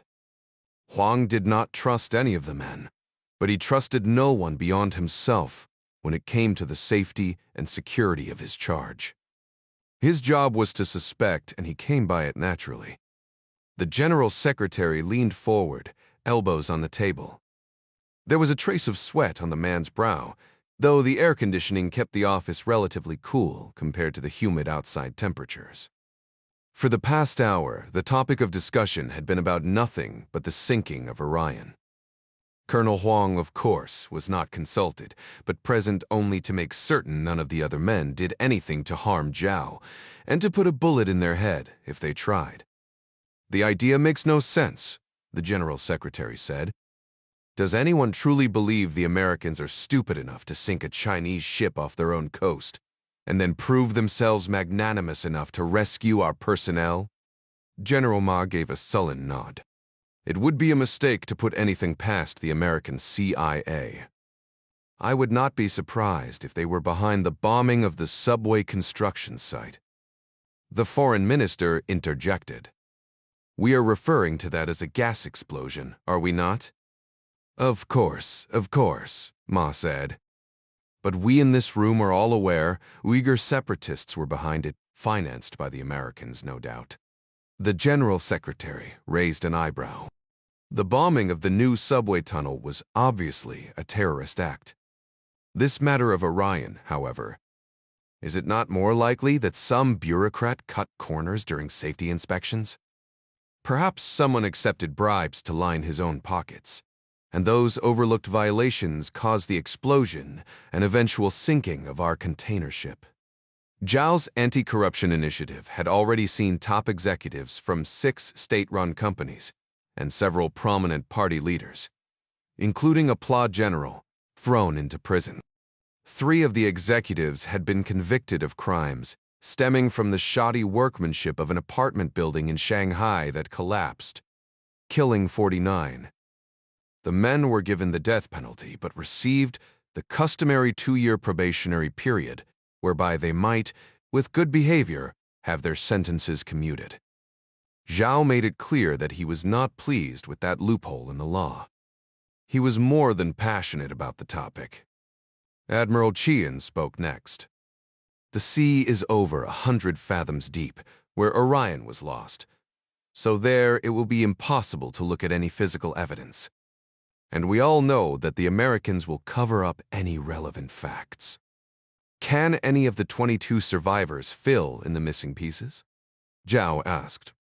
"Perhaps," General Ma said. "But that leads to a question. What if the United States is behind this?" "We will cross that river if we come to it," the General Secretary said. Premier Cao spoke next. "That the American trespass into our territorial waters is bad enough. Now we must kowtow to the Rhine regime and thank him for rescuing men on a ship they likely sank." Zhao scoffed at that. "Do you imply that allowing our seamen to be saved will be seen as a weakness?" The Admiral, General, and Premier nodded in unison. Foreign Minister Li sat and smiled, taking no position, which was, Colonel Huang thought, in and of itself a position. "More than a few have taken to Weibo to show their displeasure at American meddling," Premier Cao said. "2 at Tavli more than a few." "Thousands," Cao said. "A dog barks at something," Zhao said, quoting a proverb, "and the other dogs bark at him." "But they all bark," General Ma said. "There is danger enough in that." "This is true," Zhao said, "but I tend to give the people of China more credit. In any case, what would you have had me do? Call the President of the United States and tell him to let our sailors drown. That is flawed thinking, gentlemen. I have no love lost for the Americans or Jack Ryan, But I will not presume to give the man so much power over our country as to dictate who we will and will not allow to be rescued." The premier gave a solemn tip of his head. He was, after all, appointed by Zhao. "And what of the USS San Antonio?" the admiral asked. "I urge you to allow an increase in opposition to these criminal acts of incursion." The general secretary took a deep breath through his nose but said nothing. "Zhao Zhu Shi," Admiral Qian said, using the title that had meant chairman in Mao's day, but was now usually translated as president by the media. It was a matter of semantics that amounted to little consequence. The sentiment in the Chinese mind had changed little. "I know you have kept a hands-off policy, but I do not see how we can help but concern ourselves with this escalation. Jack Ryan is exactly what he accuses us to be, a hegemon. He presumes to dictate Chinese national policy from halfway around the globe." General Ma gave a somber nod, as did Premier Cao. Again, Foreign Minister Li did not outwardly agree with the admiral. It was not lost on Colonel Huang, however, that neither did he offer support to President Zhao. He merely sat in his padded chair and smiled, a benign smile that Huang suspected was as cancerous as any politician's in all of China. But Zhao considered Minister Li a friend, so the colonel simply watched and said nothing. Politicians of any stripe made him feel as though he'd downed a mouthful of spoiled milk. He preferred black and white realities to the intrigue of party politics, though the duties of protecting the paramount leader put the colonel and his men afoul of politicians on a daily, if not an hourly, basis. General Secretary Zhao, on the other hand, thrived on the brinksmanship. He was obviously skilled at it, having gained the attention of Deng Xiaoping and his faction of princelings within the Standing Committee of the Politburo. He'd followed in Deng's footsteps as mayor of Chongqing in the early 90s, and like his predecessor, Zhao was an economic reformer. He was not, however, so quick to order crackdowns like Tiananmen, a propensity that some feared made him appear weak to the Western world. Zhao leaned forward in his chair, eyes narrowing.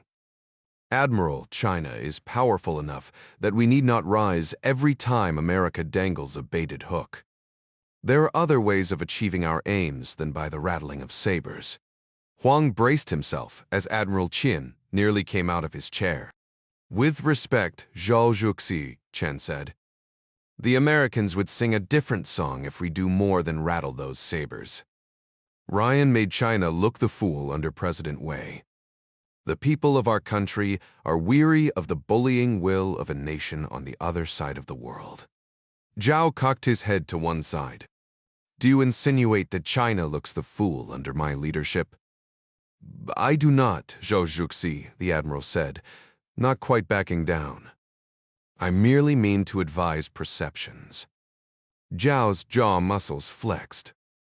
"The Americans can send their warships to our waters as much as they wish, but we have a major advantage over them." Zhao nodded for effect. "We are already here. Even a man as bellicose as President Ryan will not provoke anything more than a war of words, unless we ourselves raise the stakes." Admiral Qian continued to bluster. "As you say, Zhao Zhuxi, our ships are already here and could easily demonstrate our true strength to the Americans and the people of China." "Oh," Zhao said, "China is far from weak, gentlemen. We do, however, have a severe problem with greed and corruption. I prefer we focus on getting our own house in order for the time being, and I expect each of you to do just that." "Even so," Admiral Qian said. "The container ship." The paramount leader raised his hand once more, this time signaling it was time to move on. The admiral, unaccustomed to taking such orders, seemed to swell even more than usual with unspoken words. Had Huang been less of a professional, he would have laughed out loud. "I assure you," Zhao said, "if the Americans had anything to do with sinking the Orion, I will take decisive action." The white phone on Zhao's desk buzzed, but he did not answer it, apparently expecting the signal. He stood grimacing a little at the effort. The others in the room rose with him, which is what one did for the most powerful men in China, even if they did not agree with him. "Gentlemen," Zhao said, "you must excuse me." The men began to file out the door next to Huang, but the chairman spoke again. "Foreign Minister Li," he said. Li paused at the threshold, close enough that Huang got a noseful of his strong cologne. "Would you be so kind as to remain a moment?" Li Zhongsheng turned and gave a slight bow toward the man who had appointed him. "Of course, General Secretary." Zhao motioned to a chair and then turned toward a door that led to his private restroom, to the right of his desk. "Please excuse me for a moment," he said. This meeting was agonizingly long. Huang took a step away from the wall, but Zhao waved him off. "You may go now, Colonel," Zhao said. Huang paused, waiting, as if hoping Zhao might change his mind. The paramount leader gave a forced smile, obviously in severe discomfort. "I will be fine, Huang," he said. "Minister Li is like a brother to me." "Very well, sir," Colonel Huang said. "I will remain outside the door. Please call if you need me." Colonel Huang closed the office door behind him, certain that he just left the man whom he was charged with protecting in the room with an extremely deadly snake. The General Secretary finished in his private restroom 2 agonizing minutes later. When he returned to his office, he found a small, skeletal man seated beside the foreign minister in front of his desk. The new arrival's thinning gray hair revealed a strong crop of liver spots on a high forehead. He wore a white lab coat and black tie. His shirt pocket was stuffed with an array of expensive fountain pens, the way a military man might wear his medals. "Dr. Pao." Zhao regarded the man with a curt nod. Both Hu and Foreign Minister Li stood and remained standing until Zhao was seated. "Zhao Jusi," the doctor said in a voice much too deep for his small stature. "Your secretary showed me in. I hope you do not mind." "Not at all," Zhao said. "I trust that you read my notes, and now you have some good news for me." Dr. Hao was one of 3 staff doctors serving within the walls of the Zhongnanhai. He was old enough to be Zhao's father, possibly even his grandfather, and dispensed advice with great pomposity, as if he were Confucius himself. The other 2 doctors were attending some medical training in Nanjing until the following day. Zhao found himself in dire straits, or he never would have summoned this man. The doctor lifted his nose toward the ceiling and fluttered his eyelashes, as if he were explaining something very simple to a small child. "I read your description of the ailment. General fatigue, pain, and difficulty in passing water, slight fever. Tell me, does it feel as if you are sitting on a stone?" Zhao nodded. "You might say that," he said. The doctor took a bottle of pills from the pocket of his lab coat and pushed them across the desk. "No doubt the General Secretary is suffering from an acutely aggravated prostate. I would prescribe 2 of these capsules 3 times a day. The pills are quite large, so be certain to take them with plenty of fluids. I also suggest a marked increase in the frequency of physical congress between the General Secretary and Madame Zhao." Zhao took the pill bottle and rolled it around in his palm. "Swallowing a large pill will be an easy task when compared to the remainder of your prescription." The notion of explaining to his wife that the doctor ordered them to have more sex would have been comical had he not been in so much pain. "What is in the capsules?" "Antibiotics?" The doctor shook his head. "Yin Yang Hua," he said. "Horny goat weed," the foreign minister repeated. "And saw palmetto," the doctor added. "A very effective remedy when combined with the increased—" "Thank you, doctor," Zhao said. Foreign Minister Li looked away, as if biting his tongue. All 3 men were silent for a long moment, and then the doctor said, "Was there anything else, General Secretary?" Zhao shook his head. "No," he said.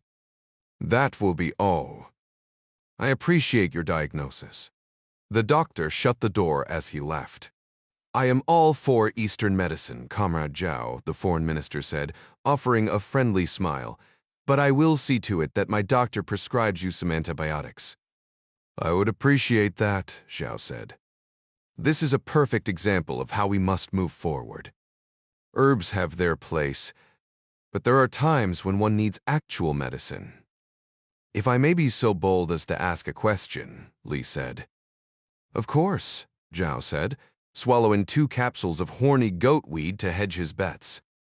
Do you think there is any chance the Americans are behind the sinking of the Orion? Zhao sighed. It is possible. But to what end? True, Li said. Truthfully, though, I would not put anything past Jack Ryan. He is, I believe, a man with much guile. I do not think it is guile, Zhao said. It is determination. And that is sometimes more dangerous. You're right, Li said. There is something else on your mind, my friend. You are an astute observer, Zhao Juxi, Li said. Now tell me, I hesitate to bring it up, but I am concerned about your push against the wealthy of the party. Zhao waved that off. I am not interested in wealth. You yourself are one of the wealthiest men I know. I am prosecuting corruption. You know best, of course. I will see to your antibiotics. I hope your health improves quickly. He gave a sly wink. In the meantime, I must remind my wife of her conjugal responsibility to my health. Zhao gave a polite chuckle, letting the bawdy comment slide. He preferred to keep things on a loftier level when dealing with members of his cabinet. I understand you are hosting a dinner party tomorrow. Li shook his head and shrugged. Nothing special. General Ma will attend, as well as General Xu and a few other minor guests. Such periodic functions allow me to keep a finger on the pulse of Beijing. General Xu of the Central Security Bureau. The foreign minister nodded. Yes. Be wary of that one, Zhao said. He gives me cause for concern. Is Grace Blake Trafso? Zhao narrowed his eyes, studying the man across his desk. Wirtz has break as, how shall I put this? Might smell. I intend to make changes in that organization in the near future. The Central Security Bureau is, after all, tasked with your protection. I don't want to see it turned into a personality cult. You should be watchful. I appreciate your concern, Zhao Shux, and I will be careful. See that you do, my friend, Zhao said. I am very rarely wrong about my sense for a person's character. The foreign minister gave him a passive smile. That is interesting to note, Mr. Chairman. General Ma Xianian exited the great hall that housed the General Secretary's office and turned left to make his way along one of the many wide pathways inside the high walls of the Zhongnanhai. His office was on the far side of the lake known as the Middle Sea, and he had to walk across a bridge to reach it. His status was such that he could have taken a cart, but the weather was dry and warm, and in any case, the walk allowed him to burn off some of his contempt for the young upstart who was now in charge of the party. Dong Wenyuan, secretary of the Central Committee for Discipline Inspection, met the general before he reached the bridge. It was a well-known fact in the intelligence world that people stopped to chat on bridges, making them perfect spots in which to hide listening devices. People who wanted to speak openly avoided them, as well as any of the many benches that graced the park-like setting. Secretary Deng was impeccably dressed in a dark business suit tailored especially for him in London on a recent junket. The CD oversaw the propaganda and organization department, and as such had the power to sway and even direct public opinion. The two men exchanged greetings, bowing slightly to each other. They kept their tones civil and their faces passive. Because they were senior members of the party, there was no doubt that passers-by would pay them close attention, even while pretending not to do so. And that, Secretary Deng asked, It went as you might expect, Ma said, keeping his words vague. He was thinking pitiful, disastrous, unconscionable, but he said, disappointing. Something must be done, Deng said. And it is, Ma said. Even as we speak. Something drastic. General Ma smiled. Something final. 1:10 Jack Ryan Jr. parked the maroon Dodge Avenger across a side street from a weathered brick building in a sad parking lot tucked in off Harry Hines Boulevard. He and Chavez had purchased the car with cash from a dealership in East Dallas on the off chance that someone had seen the Rattle-Kin Taurus. Ryan now wore a shaggy wig with bleached blonde surfer tips pulled snugly over his dark hair, just covering his ears. It was an expensive piece of equipment that looked ridiculously real, and, he hoped, made him look a little less like the son of the President of the United States. A large sign above the windowless building bore the red neon outline of a busty woman, bending over and peeking around her own thigh. Ryan nodded toward the sign and mused. Chicas Peligrosas, he read. Ding Chavez translated from the passenger seat of the Dodge. Dangerous girls. Ryan rolled his eyes. Even I could figure that one out. Chavez held a 2-foot Yagi directional Wi-Fi antenna out his open window, toward the front door of the Dangerous Girls Strip Club. The simple device resembled a miniature ladder made of a single aluminum bar with short aluminum cross-sections running along its length. Chavez fiddled for a few moments with the connected laptop, scrolling through a string of 12-digit Bluetooth addresses, searching for Eddie Fung's phone.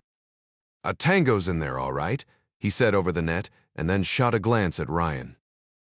Don't beat yourself up because you're not multilingual, Mano. You're a damned savant when it comes to analysis. Thanks for that, Ryan said. But I've decided I'm going to start working on my Russian. Chavez shut his computer and set it and the Yagi antenna on the floorboard at his feet. He opened the door and grinned. We all got our individual strengths. You can't help it if yours is staring at spreadsheets. Ryan laughed as he followed Chavez toward the double front doors of Chicas Peligrosas. You know I'm joking, right? Chavez said. Ryan patted Chavez on the back. I learned a long time ago, if you're not giving me shit, and something is terribly wrong. Jack knows you love him, Clark said over the net. How about you guys go get us some intel on Eddie Fung? Copy that, Chavez said. Gavin Beery had a GPS proximity notification on Eddie Feng's phone, allowing the team to grab a few hours of much-needed sleep after he stopped moving for the night. But Fung was apparently a man on a mission. He was up and at him again just after noon. Mal Midas Jankowski and Dom Caruso were in the truck a half a block away. Adara Sherman was going it alone today, another block down Harry Hines Boulevard to the south.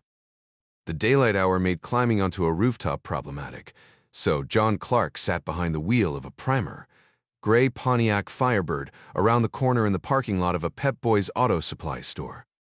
He did not have physical eyes on like he'd had the night before, but each team member's location was transmitted via a small GPS tracker to his iPad, giving him a common operating picture of everyone involved, as a color-coded icon representing each one moved around a digital map of the vicinity.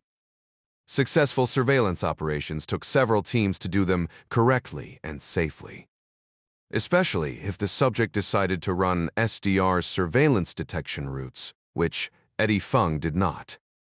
In fact, he'd committed the OPSEC fail from hell by never looking behind him, and seemed completely blind to the possibility that someone might want to follow him.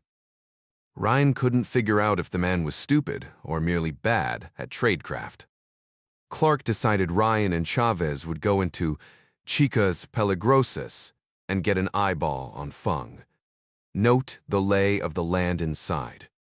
They would rotate out with Midas and Dom if Fung stayed too long. Midas's years working with the unit in Central and South America had made him conversant in Spanish. Dom spoke Italian, which allowed him to grab the gist of Spanish conversations going on around him. Adara spoke passable Spanish as well, but while females were not unheard of as patrons of strip clubs, her blonde hair and athletic build were sure to draw unwanted attention from the very people they were there to watch. As team leader, Clark took his job of oversight seriously, even with a goofball like Eddie Fung. "Everyone stay alert," he said. "Don't let the daylight lull you." "Roger that, mister." "See," Ding said to his father-in-law. "Here we go," Ryan mumbled as they approached the door. "You're too young to be tired of looking at naked girls," Chavez said. "Not naked girls per se," Ryan said. "Just the kind that hang out in places like this." "I hear you there, Mano," Chavez said. The odor of an old carpet stewed in cheap booze and stale cigarettes hit Ryan in the face as soon as he opened the door.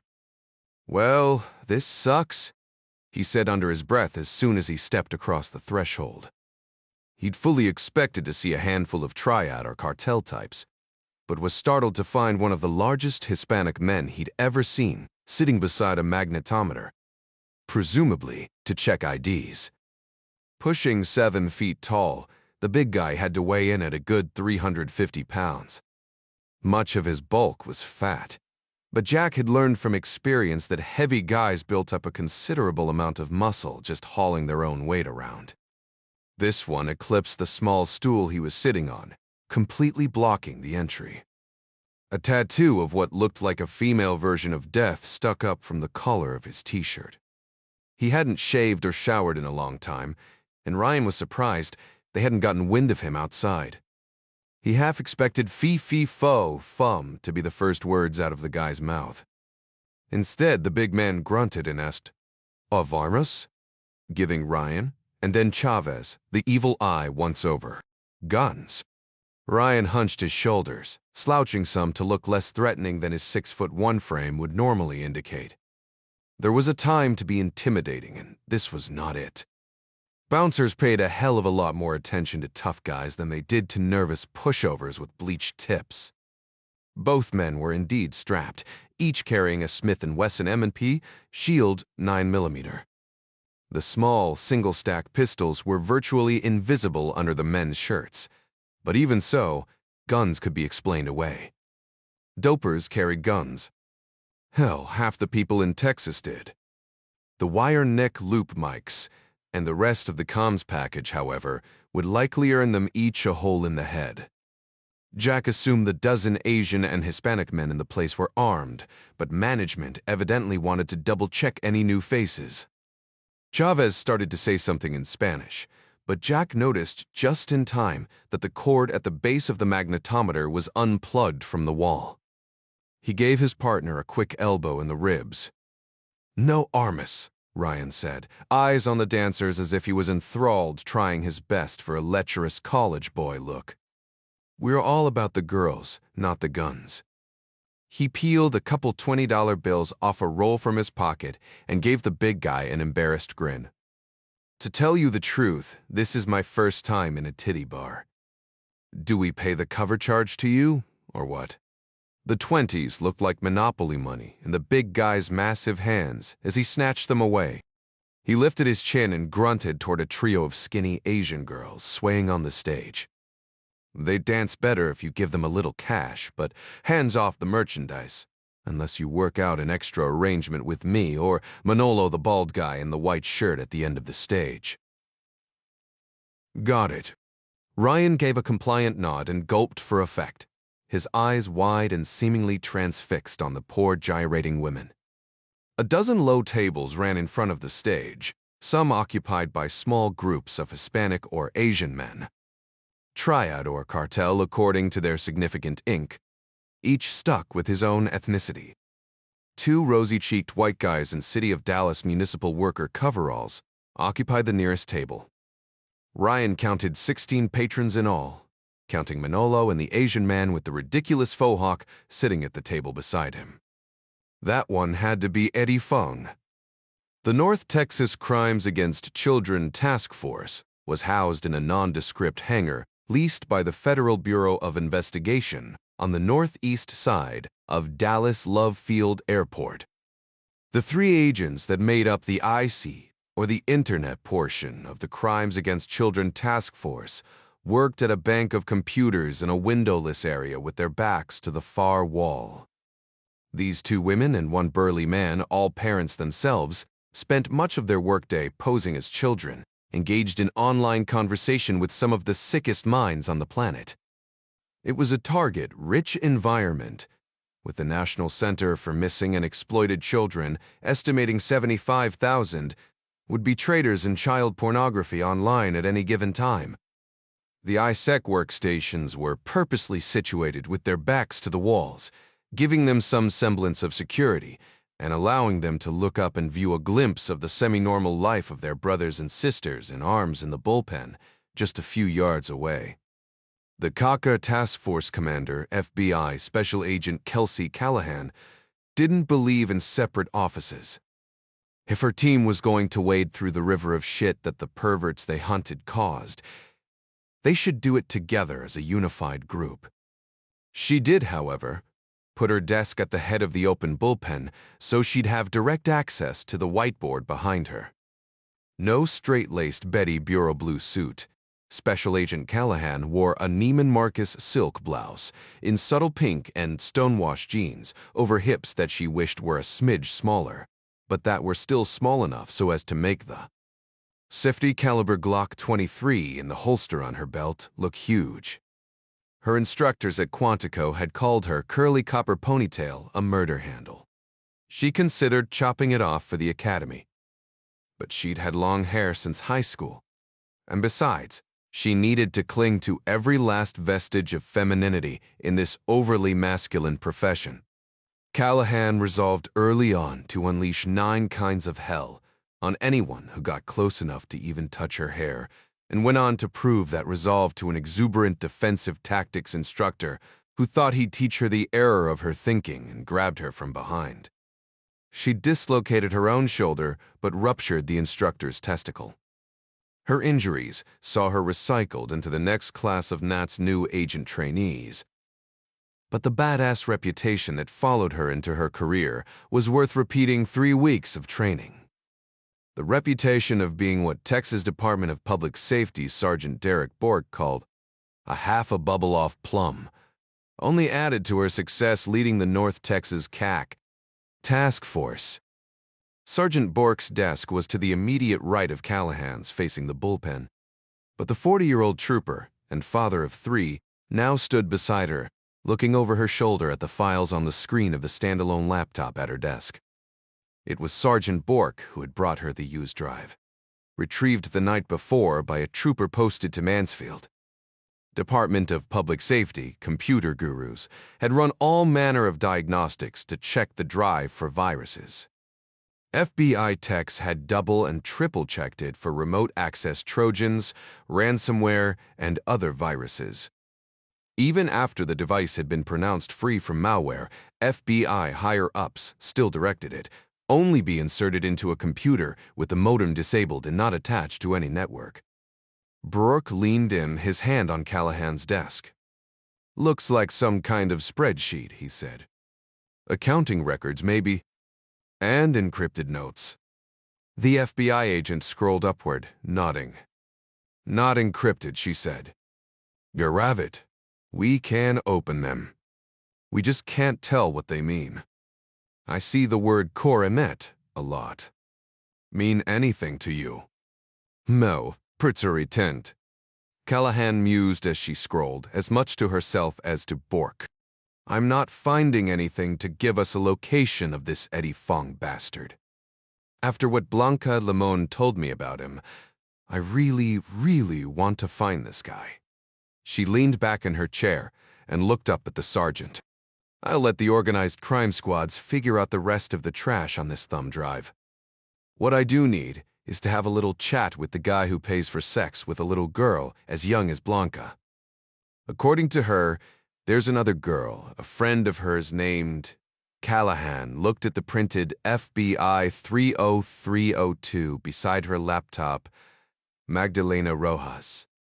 The guy your trooper killed dropped Magdalena at some creepy mansion in the country. She is at this very moment being made to do God knows what.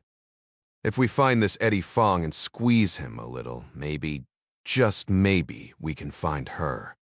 Callahan took a breath, as if she was coming up for air. Brork, who was used to her passion, stood by and listened. Callahan glanced back down at the 302. "Your trooper made the traffic stop south of Mansfield. Blanca says a pimp named Parrot took her and Magdalena to work a party with a bunch of other girls south of Dallas last night. Eddie Fong was there. He gives us the address of that party, and we'll have a search line between there and the Mansfield traffic stop." "That's still a lot of open ground," Bork said. Callahan scrolled through the columns of numbers, looking for anything that might give her an address. "It's all we've got right now. Maybe we'll get lucky, and Fong will know where the mansion is, the sick bastard." 2 desks away, FBI Special Agent John Olson pitched his cell phone onto a stack of paperwork and slumped in his chair. Rubbing his eyes, Callahan looked up at him. "I sincerely hope you're about to tell me Fort Worth PD has Parrot Villanueva in custody." Olson shook his head. "I wish. His apartment's empty, and he's in the wind. We have an APA out for him, but unless he gets jammed up over a broken taillight or something." Callahan stood and used the flat of her hand to pound on her Vietnam War-era metal desk. The noise echoed off the high ceiling of the spacious hangar. She did this at least twice a week, and everyone on her team knew what it meant. A new turd had floated to the surface of their little world, and he was now their priority. 6 police officers from 4 different municipalities and 2 sheriff's departments. 3 Texas Department of Public Safety investigators, 3 special agents from Immigration and Customs Enforcement, and 3 from the FBI Dallas field office, all peered around their computers, ready to receive marching orders. Some were relatively new. Others had been on the task force for a couple years. But all the CAC task force members had so much experience rescuing kids that they'd accumulated a deep and abiding hatred for the men and women they hunted. It was controlled hatred. Hatred that Callahan made sure they kept within the bounds of the law, but it was hatred nonetheless. Callahan banging on her desk was like the horn to a foxhound. Every member of the team sat poised, twitching to channel their hatred into the hunt. "Okay, listen up. There's a 13-year-old girl out there named Magdalena Rojas who needs our help. Right now, our best chance at finding her is a worthless little creeper named Eddie Fong.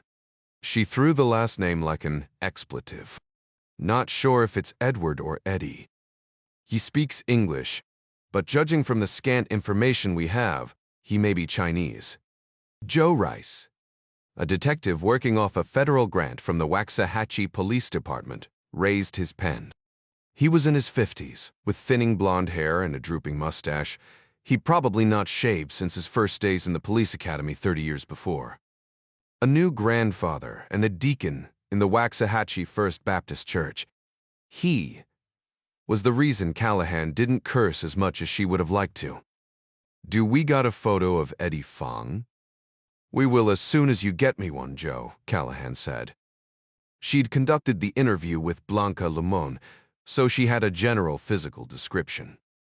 Our only witness is another 13-year-old girl named Blanca, who was being forced to turn tricks with Magdalena.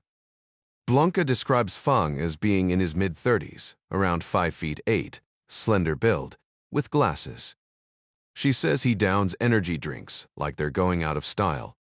And he's sporting a faux hawk. "Of course he is," Olson said, still rubbing his eyes. "I've got him on Facebook," an African-American detective named Jermaine Armstrong said. The Dallas PD detective was a dedicated gym rat and wore the sleeves of his gunmetal t-shirt rolled up over biceps the size of cantaloupes. He also possessed the uncanny ability to sell anything to anyone, especially online. He turned his laptop around to show Eddie Fang's profile pic, complete with a can of Red Bull and the faux hawk. Once Callahan had seen it, Armstrong turned the computer back and began to peck at the keys again. Callahan hit an icon on her desktop and pulled up an image of the detective's screen on the whiteboard behind her. Armstrong peered over the top of his computer. A little friend Sugar just sent him a friend request. According to Messenger, he's online right now. He should be getting back to her shortly if he likes what he sees. Sugar was the name of a computer-generated image of a 12-year-old girl who could have been a Hispanic or Filipina. The avatar allowed law enforcement to pose and talk to men under her identity without using the image of an actual human child. Sugar was dressed innocently enough in a pair of pink shorts and simple white t-shirt. Sadly, that innocence was the hook for a great many men. Eddie Fung accepted Sugar's friend request almost instantly, which was not surprising, since he'd chosen to pay for the services of little Blanca Limon. Detective Armstrong, burly man that he was a genius at writing under the guise of a preteen girl. Bored, he typed. What were you up to? Fung's words marched across the screen. Do I know you? Megan says you are cool. I guess Megan knows, Fung said. Where's she at now? Armstrong typed, Texas, stupid. He finished it with a squinty emoticon with its tongue sticking out. Fung came back almost instantly. Well, bez de faxim. Armstrong, Sugar sent a blue thumbs up. Cool, Fung said. Armstrong cast the net. Want to trade pics? See if you like what you see. I'm bored shitless. You shouldn't curse, Fung said. Sorry, Daddy, Detective Armstrong typed, setting the hook. Fung was silent for 2 solid minutes. No words, no flashing dots to show he was typing. Finally, I guess appeared in the dialogue box. I'll text them to you, Armstrong, Sugar said. Just attach pics to message. Nape, Armstrong replied, purposely misspelling a few words. FB already warned me about that. My mom could find out. That's okay, Fung typed. Callahan held her breath while the dots pulsed in the dialogue box. He was still making up his mind. Then his cell number appeared. Sitting at the desk beside Armstrong, Joe Rice entered the cellular number in his computer. He put an index finger to his head and pulled an imaginary trigger at Eddie Fang's stupidity. Fung's dialogue box pulsed again. Then, what's your contact info? Armstrong typed the number to one of the office burner smartphones, so-called, not because it was a prepaid, but because the disgusting photos that came across the devices rendered them unsuitable for anything but burning in a very hot fire once they'd been utilized as evidence for the prosecution. As soon as he entered the number, Armstrong typed "POS parent" over shoulder and logged out. Joe Rice looked up from his computer and raised both fists high in the air. He shoots, he scores, the crowd goes wild. Talk to me, Joe, Callahan said. Eddie Fung's phone is pinging a tower off Harry Hines Boulevard near the Pao J Expressway. Google Maps shows 2 strip clubs in that quadrant. One of them is closed until 6, but a place called Chicas Peligrosas opens at noon. It's not far from here. Callahan stood again and grabbed her jacket. Glaring across the squad room, why aren't Werund already in your cars? Less than 10 minutes after Special Agent Kelsey Callahan slapped the flat of her hand on the top of her desk, 14 members of the North Texas Crimes Against Children Task Force followed her out the hangar door en route to Chicas Peligrosas. Considering the story Blanca Limon told her about Eddie Fung and his friends, Callahan thought she might just arrest everyone in the place. Even if they weren't involved with Fung, odds are they'd be sitting around watching a bunch of kids take their clothes off. It would do them good to cool their heels in Dallas County lockup until a judge cut them loose. They might beat the rap, but they wouldn't be able to beat the ride. That's then 6 miles from the Dallas area CACA Task Force hangar, Jack Ryan Jr. slouched at his wobbly table, and tried to figure out how he could unsee the sad scene unfolding amid the pulsing lights and throbbing music on the raised stage less than 10 feet away. He ordered a second bottle of Corona from a sullen Hispanic waitress. Unlike the girls on the stage, who wore nothing but tiny G-strings and sweaty layers of body glitter, the waitress got to wear a tube top. Unfortunately, it was so small it wouldn't have covered a roll of breath mints, let alone her full figure. Not that any strip club was an upstanding establishment, but there were strip clubs, and there were strip clubs. These girls looked awfully young, and it made Jack feel dirty to be within 100 feet of them. He did his best impersonation of a happy-go-lucky frat boy, but a sticky film of unknown residue on the table's surface made him wish he'd worn long sleeves. The slightly sour smell of the place melded with the pulsing bass note from the speakers behind the stage like some kind of enhanced interrogation measure, making it difficult to think. Ryan faced the dancers but scanned the rest of the club with his peripheral vision, a respite from focusing on the poor girls on stage doing their level best to look sexy. He knew Chavez was doing the same, taking the left half of the club, including a couple tables of triad types and fee-fi-fo-fum, who remained by the front door. Jack looked predominantly at the area to his right.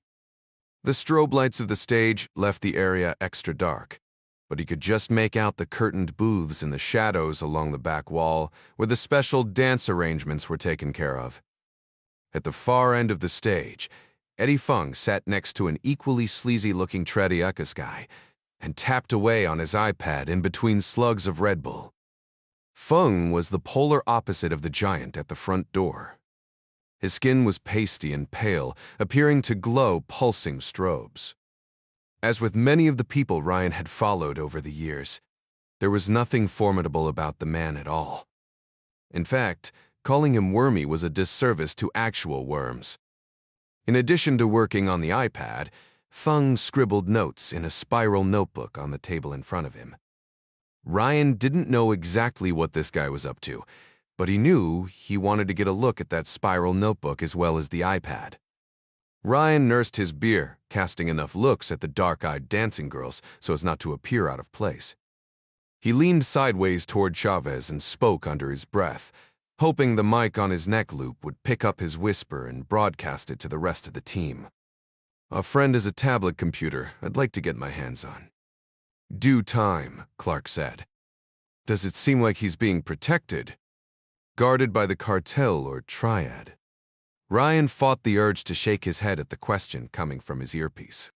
"No," he said, still gawking at the stage and tilting his head as if speaking to Chavez. "There's a Hispanic guy at his table chatting him up, but everyone appears to be guarding the girls." "He's right," Chavez mumbled. "I'd lay odds that there's enough firepower in here to hold off a small army." "Good enough," Clark said. "Keep eyes on for another half hour. Sing out if it looks like you're starting to get stale." Adara's voice came across the radio. Calm, but direct. "That small army you mentioned," she said. "I've got 8 plainclothes officers coming your way from a half a block south. I'm betting they're feds, and not trained counterintel types either. They're too overt covert." Jack nodded to himself, as if in time with the bass beat from the speakers. He knew exactly what Adara meant. Men and women who'd spent long careers carrying large and heavy firearms on their belts often tended to walk holding their arms slightly away from their bodies, even when they transitioned to a smaller, more concealable weapon for different duty. It took practice and concentration to overcome the effect of being a beat cop or even a suit-wearing detective. Simply wearing plain clothes did not make one covert. Dom broke squelch on the radio. 6 more of the same moving in from the north. There's a redhead leading the pack. She's Bureau, no doubt about it. I saw her belt badge when she got out of her car. I'm guessing this is some kind of task force." Clark's voice was tight, agitated. "Ding Ryan, haul ass out the back. I don't want you caught up in some whorehouse raid." "Copy that," Chavez said, nodding toward the dark hallway at the rear of the building. You lead the way, Minot, he said to Ryan. I'll be right behind you. Jack was already on his feet, slouching between the row of tables and the stage toward the back door, as if he was looking for the restroom. He wasn't the sort to run from a fight, but his getting caught in a place like this would cost his father a great deal of political capital. Not to mention the fact that the resulting media attention would severely damage Jack's ability to continue working in a covert capacity. Even so, he turned to Chavez as they reached the end of the stage, stopping in his tracks. What about fee, fi, fo, fum? Chavez groaned, having already reached the same conclusion. He's gonna hurt somebody. The two men had worked together long enough that they generally knew what the other was thinking. In any tactical situation, neither wanted to leave approaching law enforcement to stumble into the strip club blind and come face to face with the armed behemoth. The task force agents would eventually gain the upper hand, but one of them was bound to get injured and possibly even killed in the process. Ryan and Chavez each took a $20 bill from their pockets and stepped up to the stage. The two tired-looking girls turned, lowering their gyrating bodies to allow the men to stuff the money into their G-strings. The girl nearest Jack looked even younger up close. She had to be in her teens, probably the reason the cops were here. Throwing a quick look over his shoulder to make sure the giant by the door was watching, Jack gave an exuberant cat-calling whistle, then put both hands flat on the stage as if to climb up and dance with the girl. Though not unheard of behavior in a titty bar, it was exactly what fee, fi, fo, fum had warned them not to do. They had not paid for the privilege. The giant sprang from his stool by the door with surprising dexterity. Rasu pendeco. He roared above the throbbing music, lumbering toward Ryan. His bullish neck was arched and his head down, as if he intended to bowl Ryan over. Extremely big men may have doled out countless beatdowns, but they rarely had much real experience with anyone fighting back. Unfortunately for the bouncer, both Chavez and Ryan had plenty. Ryan yanked a wad of assorted bills from his pocket and pitched them onto the stage, hoping the investment would keep the girls busy doing something besides kicking him in the head. Chavez stepped deftly aside as the giant chugged by, giving him a stout two-handed shove from behind and causing him to go faster than his legs could carry him. Jack caught the man mid-stumble, grabbing him by the shaggy hair with both hands and directing his forehead toward the lip of the stage. Inertia and gravity did the rest. The resulting collision of bone against wood cracked like a rifle shot.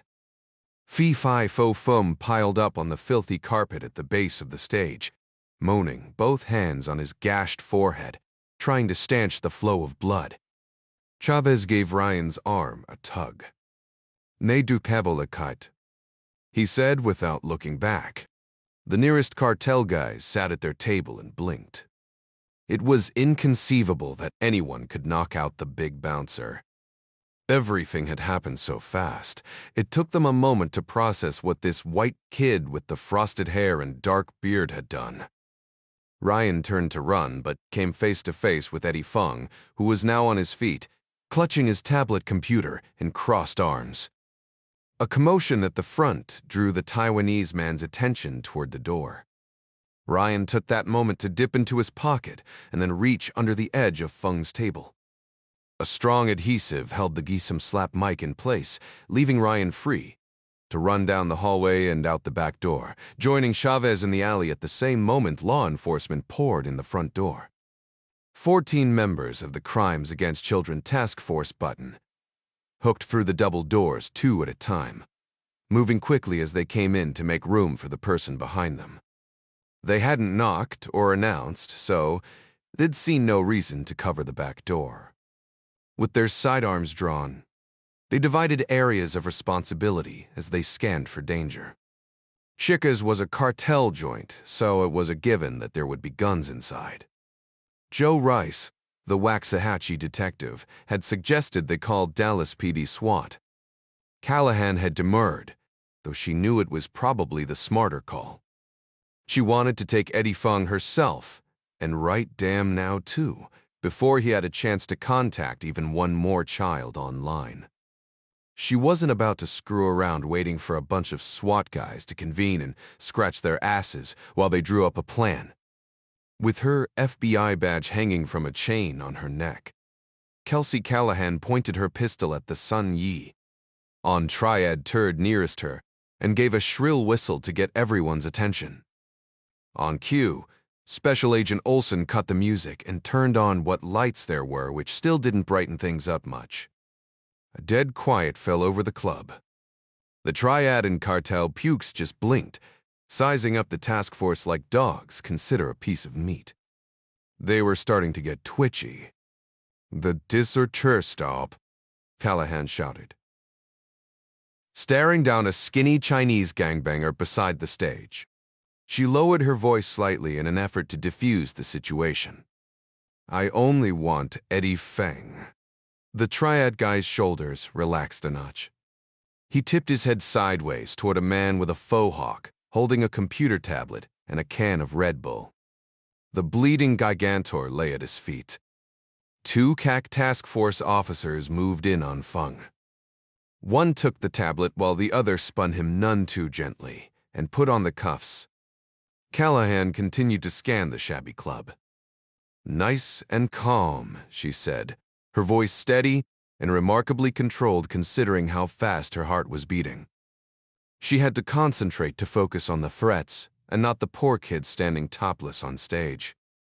"What tu heinst to? Wie it's giraffe. Manos. Let's see hands." 90 seconds later, 17 fuming members of Sun Yi On and Tres Equus sat on the floor in front of the stage, hands flexed cuffed behind their backs. The big guy slouched at the end of the line, blood still oozing from a nasty cut above his brow.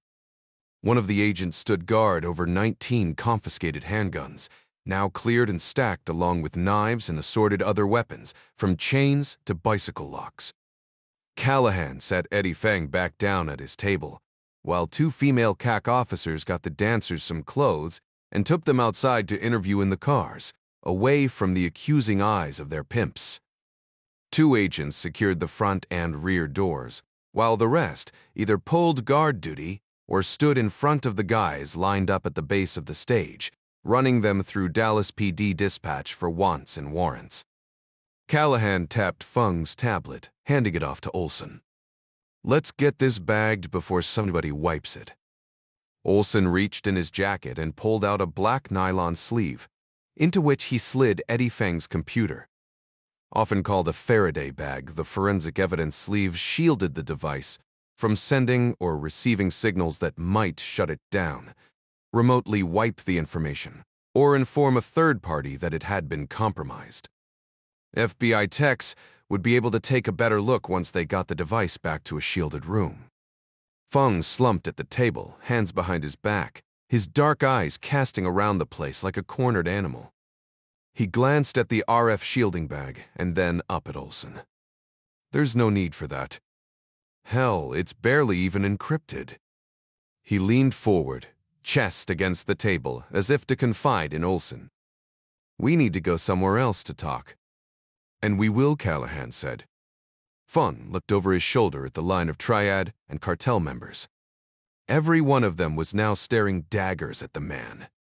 "Seriously," Feng said. "We should go." Ordinarily, Callahan would have agreed. But now, the bad blood that had suddenly sprung up between Feng and the rest of the men made her think a few more minutes might rattle the guy's cage in a productive way. Her team had the inside of the club secured, and marked D cruisers were already rolling up to the front and rear doors.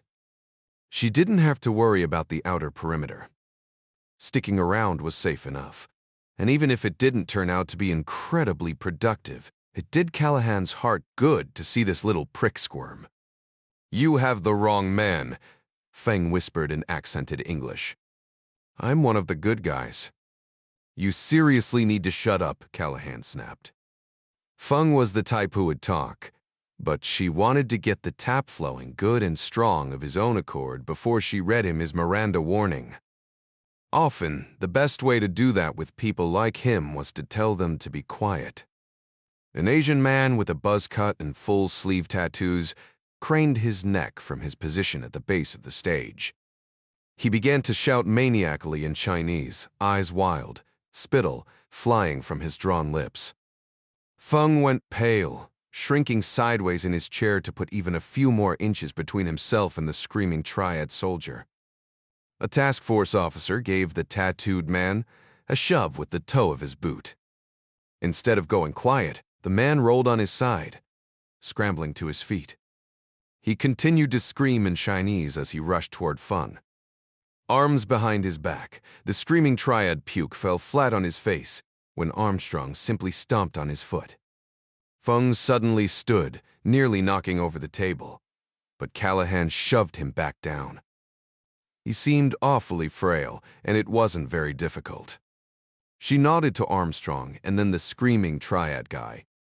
"Get him out of here, Jermaine." She looked at the rest of her team. "Tase the next shitbag that so much as twitches without my permission."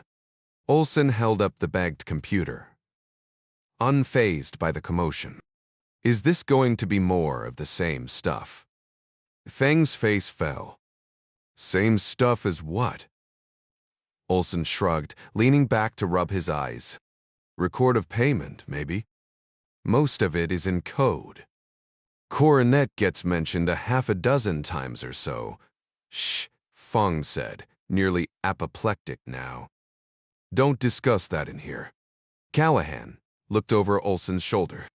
They would need to get back to the office to concentrate on the data, but this was big stuff. She already knew the triads were running underage girls, but if they'd linked up with an offshoot of the Sinaloa cartel, that took this ballgame into a whole new league. The information on this guy's iPad could nail down a major human trafficking ring. "I'm begging you," Feng whined. "Just get me out of here." "You're in an awfully big hurry to go to jail," Callahan said. "Having sex with a minor is a pretty big deal here in Texas, Ed. Even the guys on the inside don't take kindly to child rapists." "What are you talking about?" Callahan decided to play a portion of her hand. "We have a thumb drive that came from you." Feng's face went slack. "Me Z-Spispith 2 Prime." "We'll get to that," she said. "Can we get to it somewhere else, officer?" "Special agent," she corrected. "Callahan, FBI." "Okay, Special Agent Callahan," Feng said, chewing on his trembling bottom lip. He'd become wooden, his words barely audible. "There's more going on than you realize. Take me somewhere safe. I promise I'll tell you everything I know." Ryan and Chavez moved their rented Dodge to a cracked asphalt parking lot, behind an abandoned warehouse 3 blocks from Chicas Peligrosas. John Clark and the others had scattered to various locations in the area. The GL mic broadcast on a cell signal, so there was no need for them to congregate any closer and risk being caught by responding officers. Chavez gave Ryan a nod during a lull in the conversation. "I guess this Feng character is a big deal after all." "Sorry I doubted you, Jack." Ryan raised an eyebrow, grinning. "Wait," he said. "You doubted me." Feng started talking again. It sounded like he was about to break down in tears. "Seriously," he said. "You have to promise to keep me safe." "I can do that," Agent Callahan said. "But why should I?" Chavez grimaced and mouthed, "Heartless." "I like her." Feng insisted he be taken somewhere else before he would talk. Callahan continued to play hard-ass, reminding him of the trouble he was in for sanctioning child prostitution. Clark's voice came over the radio, sounding strained and fatigued. "Dom," he said, "I assume you have your FBI credentials." "I don't leave home without boss," Caruso said. Officially on special unspecified duty, away from his assigned field office, Dominic Caruso maintained his commission as a special agent with the Federal Bureau of Investigation.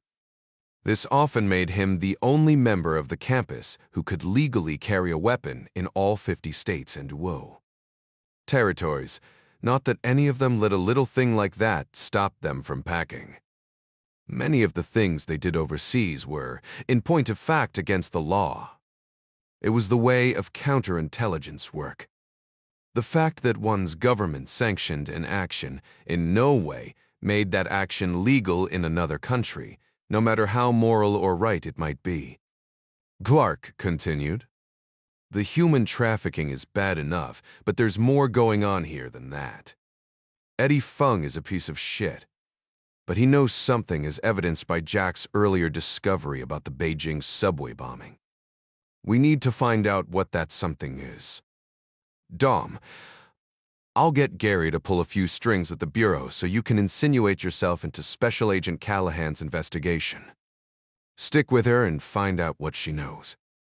The rest of us will back off a bit and do more research into the unholy union between the Sun Yi-On Triad and the Tres Equus men." "Copy that," Caruso said. "I'll follow at a discreet distance when they come out, and then introduce myself to Special Agent Callahan in an hour or so." "That should give me enough time," Clark said. "I'll let you know." Over the radio, Feng's voice changed from whining to demanding. "If you don't get me out of here, I'm going to have to ask for a lawyer." "You do that," Callahan said. "We'll see then what kind of protection you get." "Book." Fong was sobbing again. "I was bluffing about a lawyer. Just put me in solitary. These animals would kill me 5 minutes after I go into general population. I swear, I'll give you everything I've got." The voice of a male agent came across now, including whatever code you're using. "Yes. Sniff, sniff. And what all the numbers mean in your data."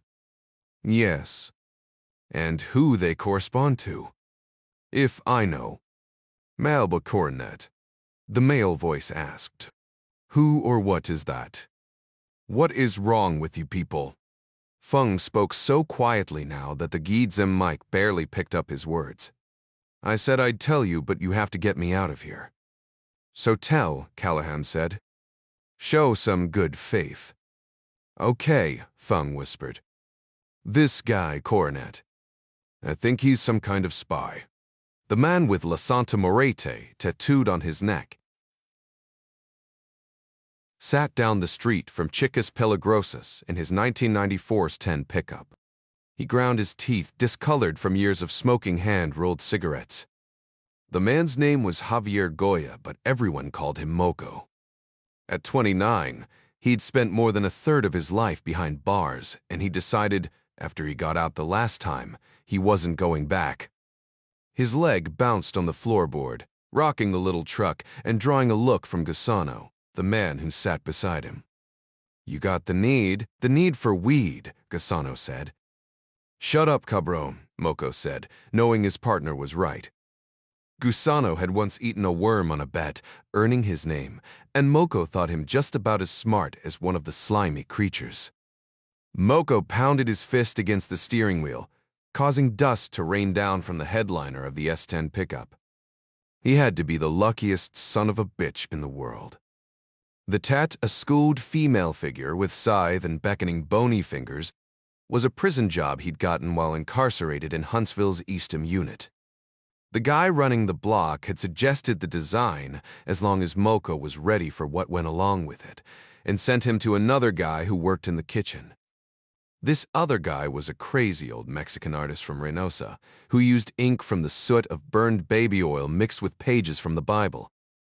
That ink must have been some potent shit, because La Santa Muerte had protected Moco well over the years, if you didn't count the nickel he did in Darrington for selling a tiny bit of black tar heroin to an undercover cop in Bridgeport, Texas. The state was serious about punishing drug crimes. But nobody shanked him while he was inside, and that was saying something in a place as bloody as Darrington. La Santa Muerte was sure as hell looking out for him today. At first, he'd been pissed that his truck had broken down, but If the alternator had not gone out, he and Gassano would have been inside Chica's Pelagrosos when the feds showed up, which meant they would have tried to put him back inside, which in turn meant he would have shot it out and very likely ended up dead. But that hadn't happened, thanks to La Santa Muerte. Now he watched, as his friends were frog marched one by one, out the front door of the strip club, hands cuffed behind their backs and stuffed into waiting cop cars. A tall Hispanic and a pissed-looking redhead, both wearing FBI raid jackets, came out last, flanking that asshole Eddie Fung. Moko had never trusted that guy. He was always snooping around, paying good money for girls who weren't worth a dime bag and asking questions about things that were none of his business. One way or another, he was behind this. Moko used his cell phone to snap photos of as many of the cops as he could, paying special attention to the ones in the FBI jackets. The curly-haired bitch was in charge. He could tell by the way she carried herself, all haughty and nose in the air. Goya hated girls like that, and so did his boss. Oh yeah, the Petrol would be most interested in this one. Moko grinned at the thought of what they'd do to her. The boss had some very special methods to deal with bitches who got in the way of his operation. 12. The man known as Coronet sat on the flimsy plastic chair on Roxas Avenue. He would have liked to put his back against something more substantial than a wooden utility pole, but it was the best he could do. He was working, after all, and in his line of work, danger was a given. Davao City, Philippines, was familiar to security experts and foreign policy wonks because of its crime and the mayor's brutal crackdown to curb it. Attention spans being what they were, interest waned until someone set off a bomb in Davos Roxas night market, killing 15 and wounding 70. The radical Islamic terror group Abu Sayyaf, based in the southern Philippine islands of Jolo and Basilan, had claimed and then denied responsibility. There had been arrests, but none of those arrested had been affiliated more than tangentially with Abu Sayyaf. Coronet made it a priority to find out who was behind the bombing. In his business, bombers who did not get themselves captured were good people to have on the payroll. Coronet himself had never been arrested, though he'd done plenty to deserve incarceration, and in some countries, something a little more permanent. He'd been identified as a likely candidate for intelligence work when he was 19 years old and flunking out of National Chiao Tung University in Hsinchu. NAGTU was considered one of the top schools in Taiwan, and just getting in was an accomplishment. He'd majored in business management with a minor in foreign languages and proved a brilliant, if extremely lazy, student. His near-perfect memory allowed him to score top marks on every test, but he couldn't be bothered with any essays or projects. His professors, especially the females, were smitten by his charm. None of them wanted him to fail, which allowed him to hang on far longer than he should have, and long enough for an agent of mainland China to make contact.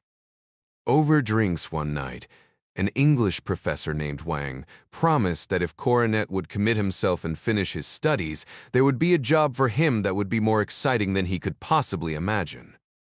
There was great adventure to be had for a man who could go places without being noticed.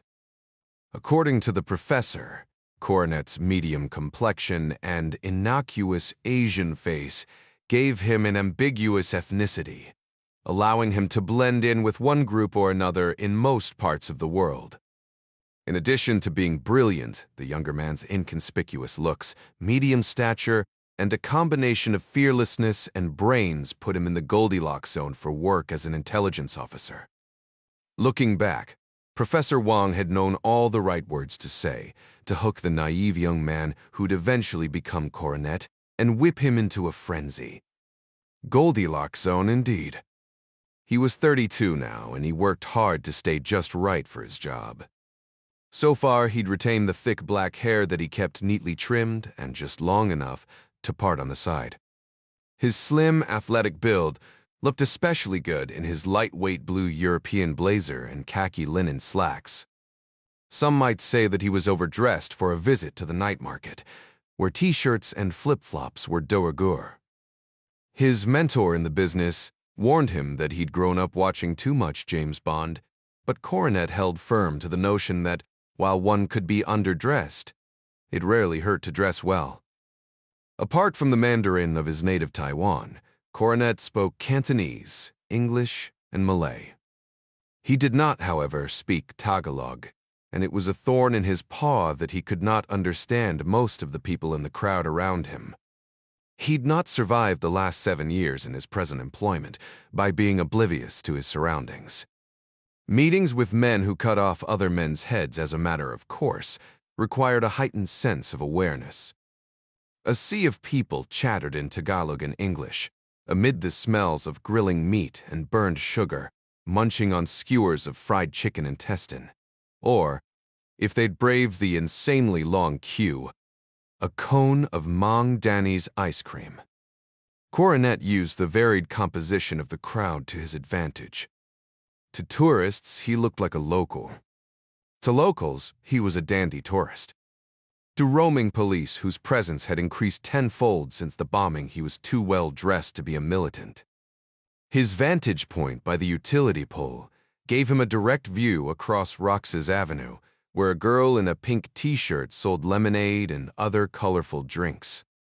The man Coronet had come to meet had never seen him before, so he sat, eating his grilled chicken kebab, and did not worry that he sat just 50 feet away from his dead drop.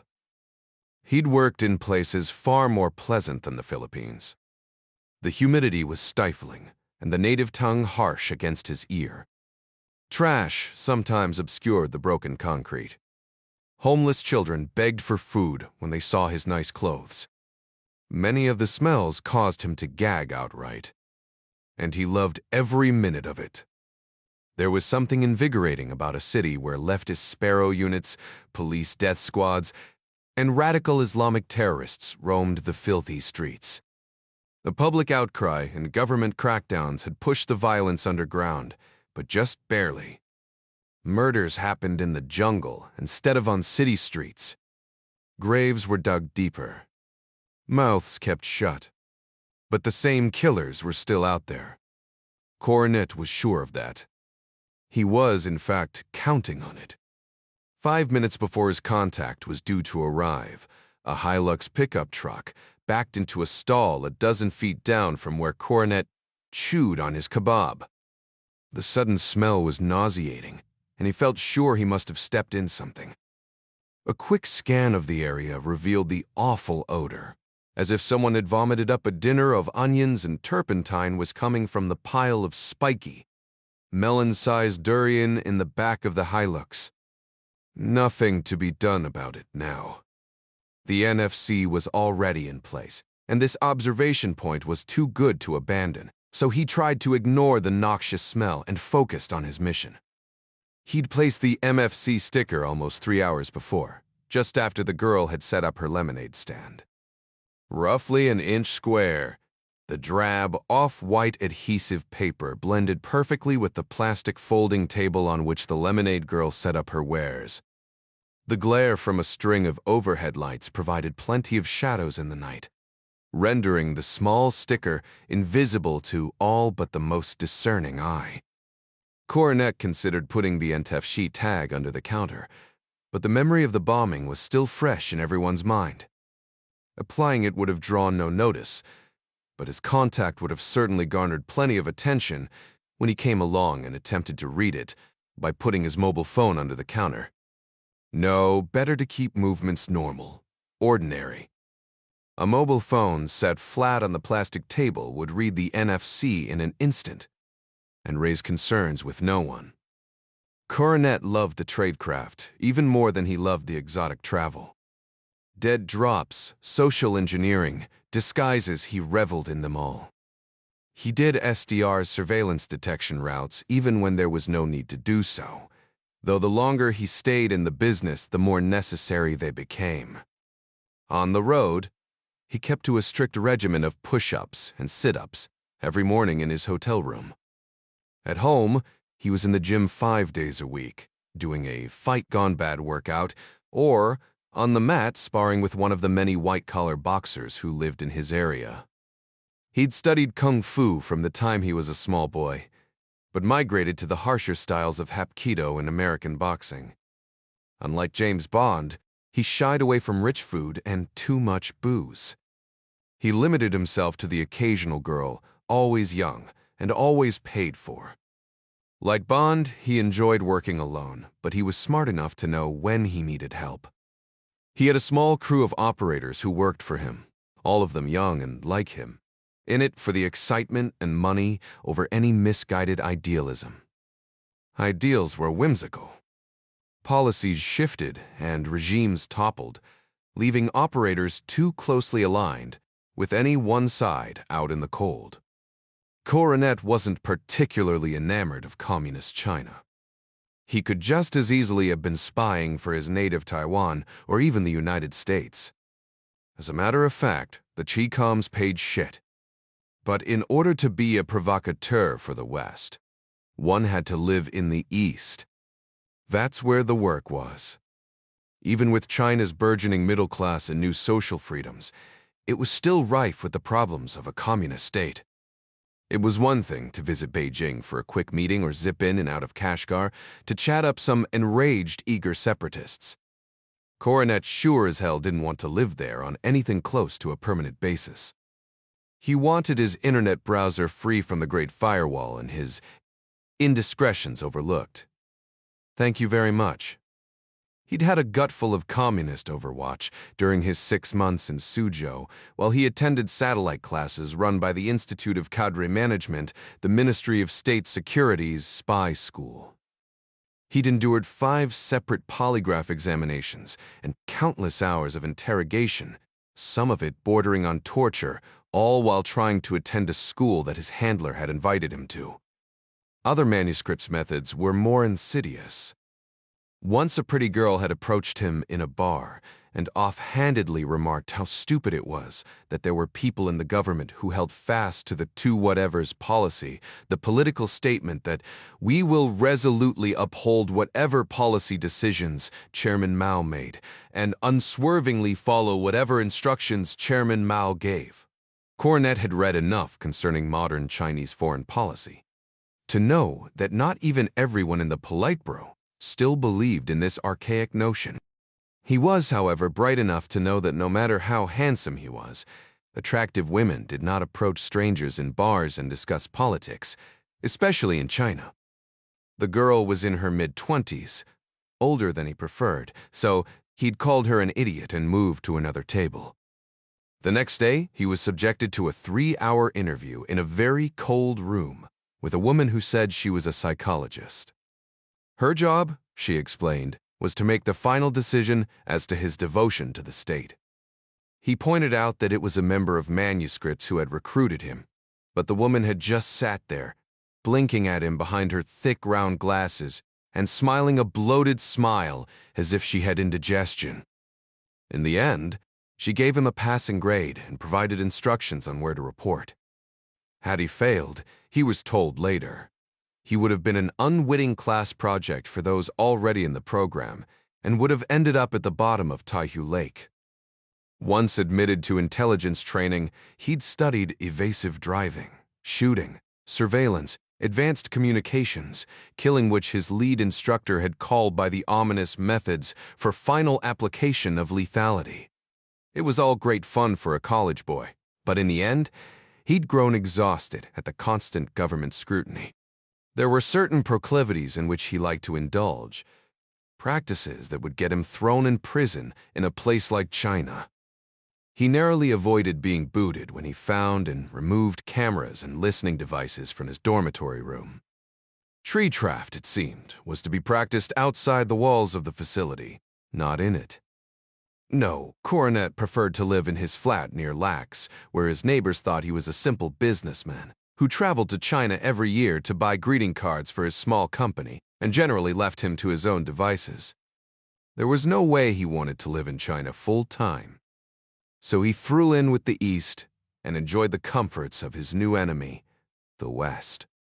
Life was good and he didn't give a damn which side he worked for, so long as he could afford good clothes and sleep in his Egyptian cotton sheets at least a few nights each month. But just because he didn't care to live full-time in a communist country didn't mean he hadn't listened in class. He took tradecraft, OPSEC, and Persecute seriously. That was all part of what made the job exciting. It was a rare event that he met a contact at the first prearranged location. He preferred a rolling meet, sending the contact hustling from place to place, much like he would if he were collecting a ransom. Sometimes he just wanted to avoid the local gendarmerie or get a preview of the contact's state of mind. More often than not, dangerous people ran counter-surveillance teams, at least one man or woman to watch their backs. Putting a contact through the trouble of going from spot to spot made these allies easier to identify, while allowing Coronet to follow at a safe distance, unseen. It was the opposite of running a surveillance detection route, sending people to designated locations they did not know about until the last minute, in order to ferret out any of their friends who might be following and providing cover. Dazid Ishmael arrived right on time, wearing a black Coca-Cola t-shirt and baggy shorts. Instead of flip-flops like most of the people here, he wore sneakers, a good choice for a ranking member of Abu Sayyaf. Wanted by the Philippine National Police, he had red notices filed with Interpol by national law enforcement in both Indonesia and Malaysia. He'd shaved off his trademark beard, and now looked more like a kid than a murderer, Coronet thought, but the dead and dismembered bodies he left in his wake proved his abilities many times over. Coronet watched as Dazid placed his mobile phone on the table, nudging the device around as he ordered a lemonade. Coronet imagined the phone reading and then registering the tag, instantly downloading the location for the next meet. The man slipped the phone back into the pocket of his shorts and shot a glance over his shoulder while he waited for his cup. Coronet glanced away, not wanting to seem overly interested, though there wasn't much chance of him being seen at all, across the street and in the dark. The near-field communication tag made for the perfect dead drop. Working on the same principle as a touch key for a hotel room or a subway pass, the inconspicuous F's tags contained nothing but a simple set of GPS coordinates, with the latitude and longitude transposed. Dazid would know to reverse the numbers before attempting to go to the next location. The time he'd spend transposing the two numbers also worked to Coronet's advantage, keeping the man on site for a few extra moments. Dazid knew the dangers and took the security measures in stride. The incredible sum of money Coronet's handler had authorized may have had something to do with his easygoing temperament. At first, Coronet noticed no one but Dazid. But when the bomber finished up with his mobile phone and headed southeast on Roxas Avenue, a man who looked suspiciously like an off-duty policeman did a double-take. He was standing at a food stall with his chubby wife, a small boy of 2 or 3 clinging to his leg. The policeman obviously thought he'd seen someone important but could not be sure in the darkness. His eyes locked intently on Dazid, and he leaned in quickly to whisper something to his wife, peeled his little boy off his leg, and then walked into the darkness to investigate. It was an extremely foolish thing for him to do. Coronet had 2 choices. He could disappear and let Dazid be arrested, or he could act as the wanted man's counter-surveillance. He looked at his watch and realized he truly had only one choice.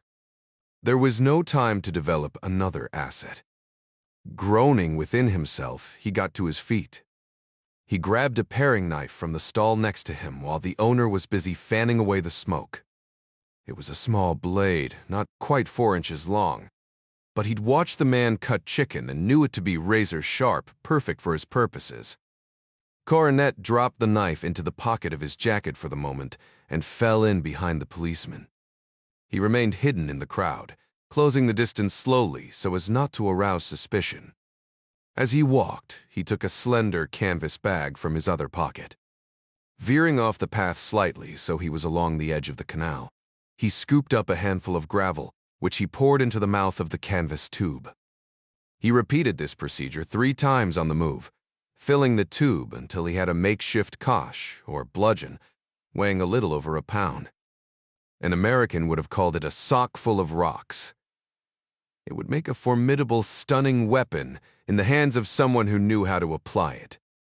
Closing the distance now, Coronet held the kosh in his left hand and the blade in his right. Bludgeoning was a gross motor skill. The blade work needed to be more precise, ensuring he could evade the inevitable spray of blood. Unfortunately for the hapless policeman, Coronet already knew where he was going. Dazid's destination was the Talk and Text Cafe down the street. It was the location of the next NFC tag. He guessed correctly that the policeman would want to keep his distance and would likely remain across the street near the canal while he summoned backup. Considering the army of law enforcement at the night market, it would not take long for help to arrive. Coronet would have to act without hesitation, which was fine. He'd done this before and knew the entire process would not take long. Coronet moved quickly, hopping the guardrail that ran adjacent to the canal and moving into the shadow of the trees. At the same moment, the policeman stepped over the rail, still focused on Dazid Ishmael. Padding up quickly but quietly, he struck as the policeman raised the mobile. Utilizing the canvas bludgeon in the same manner, Asa commandos employed brass knuckles to stun opponents in advance of a dagger attack during World War II. The canvas and gravel kosh impacted the man's left temple with a sickening thud, causing him to drop his phone and stumble forward a half step. This put one leg slightly in front of the other, opening a gap for Coronet. His blade flicked back and forth quickly inside the man's legs just above the knees, slicing at least one and probably both of his femoral arteries. Coronet struck him again before his stunned brain could work out what had happened. The policeman stumbled sideways, weakening quickly. Coronet gave him a solid shove, careful not to soil himself with the man's blood, pushing him into the canal. The canvas kosh and the paring knife followed him in. Coronet cried for help. At the same moment, the man splashed, pointing into the shadows as bystanders rushed to help. Instead of moving closer with the crowd, he melted backward, letting the press of people swallow him up and hide his movements until he was across the street in front of the Talk and Text, where passers-by were just realizing something was going on at the canal. Taking one of the NFC stickers out of his pocket, he held it up by way of identification as he approached Dazid Ishmael. The terrorist looked up at him, confused. Then, his hand dropped into the pocket of his shorts. Coronet raised both hands. "You had company," he whispered. "Off-duty Pim." "Okay," Dazid said, still suspicious. "Did you bring the money?" Coronet nodded at the NFC tag between his fingers. "Half the account number is right here. My associate has the remainder of the number." Was Issa's Tef wise? Dazid glanced toward the back of the cafe. Coronet shook his head. There was only one policeman, and he did not make a call. We should go out the front as if nothing is wrong. And with that, Coronet made contact with one of the most dangerous terrorists in the Philippines. The provocateur glanced at the date on his Rolex. He would not read about the Abu Sayyaf operation for several days, but his previous assignment would be in the papers by tomorrow morning.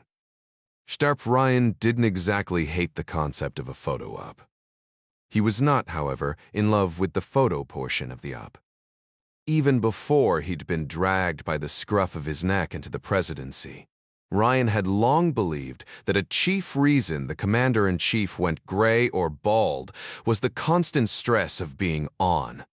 Photos with the president, whoever he or she happened to be, hung on walls and sat on mantels for decades. Ryan was self-aware enough to realize he was the personification of the stereotypical corduroy-wearing history professor. Still, he was comfortable in his own skin, and if kids from Mrs. Palmer's 8th-grade national champion Project Citizen team didn't like that he had a slight cowlick, well, There wasn't much he could do about that. Besides, this was a team of middle school kids who'd excelled at civics. He couldn't think of a better group to admit into the Oval Office for a meet and greet. They were intelligent and far more relaxed than Ryan had been the first time he'd come to the White House. 5-minute photo ops gave just enough time for the scheduling staff to usher in the students, Ryan to shake each hand and repeat back their names, and then maneuver everyone into place for a photo with him in front of or behind the resolute desk. Staffers were already stepping forward to lead out the group as the photographer lowered his camera.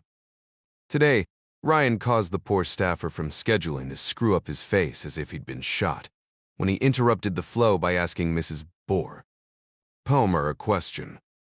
Ryan gave him the presidential eye, which was an unspoken order to realign priorities with the boss, and then turned back to Mrs. Roller. Palmer, when did he? He was about to ask a follow-up question when Arnie Van Dam stuck his head in. The look on his face said Ryan's own priorities were about to shift as well. Ryan's gut churned by the time the last student left and Van Dam shut the door. The chief of staff had been around the block enough times that there was very little that bothered him. Most bad news came with a knowing pat on the back and a confident reminder that things would get better. Not today. Today he was stricken, which meant someone had died. Ryan eyed his friend. What is it? Corporal Wesley Farnsworth of Shreveport, Louisiana, was killed in action 3 hours ago 40 kilometers south of N'Djamena, Chad. Ryan took a seat in front of the fireplace, motioning for Van Dam to do the same. It didn't matter how many of these notifications he received.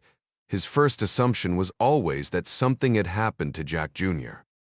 The revelation that it had not filled him with instant relief and shame for feeling that way. He shook his head. The Africa, then closed his eyes and gave a resigned nod. Not the Kaitijwai. No honor. Van Dam sighed.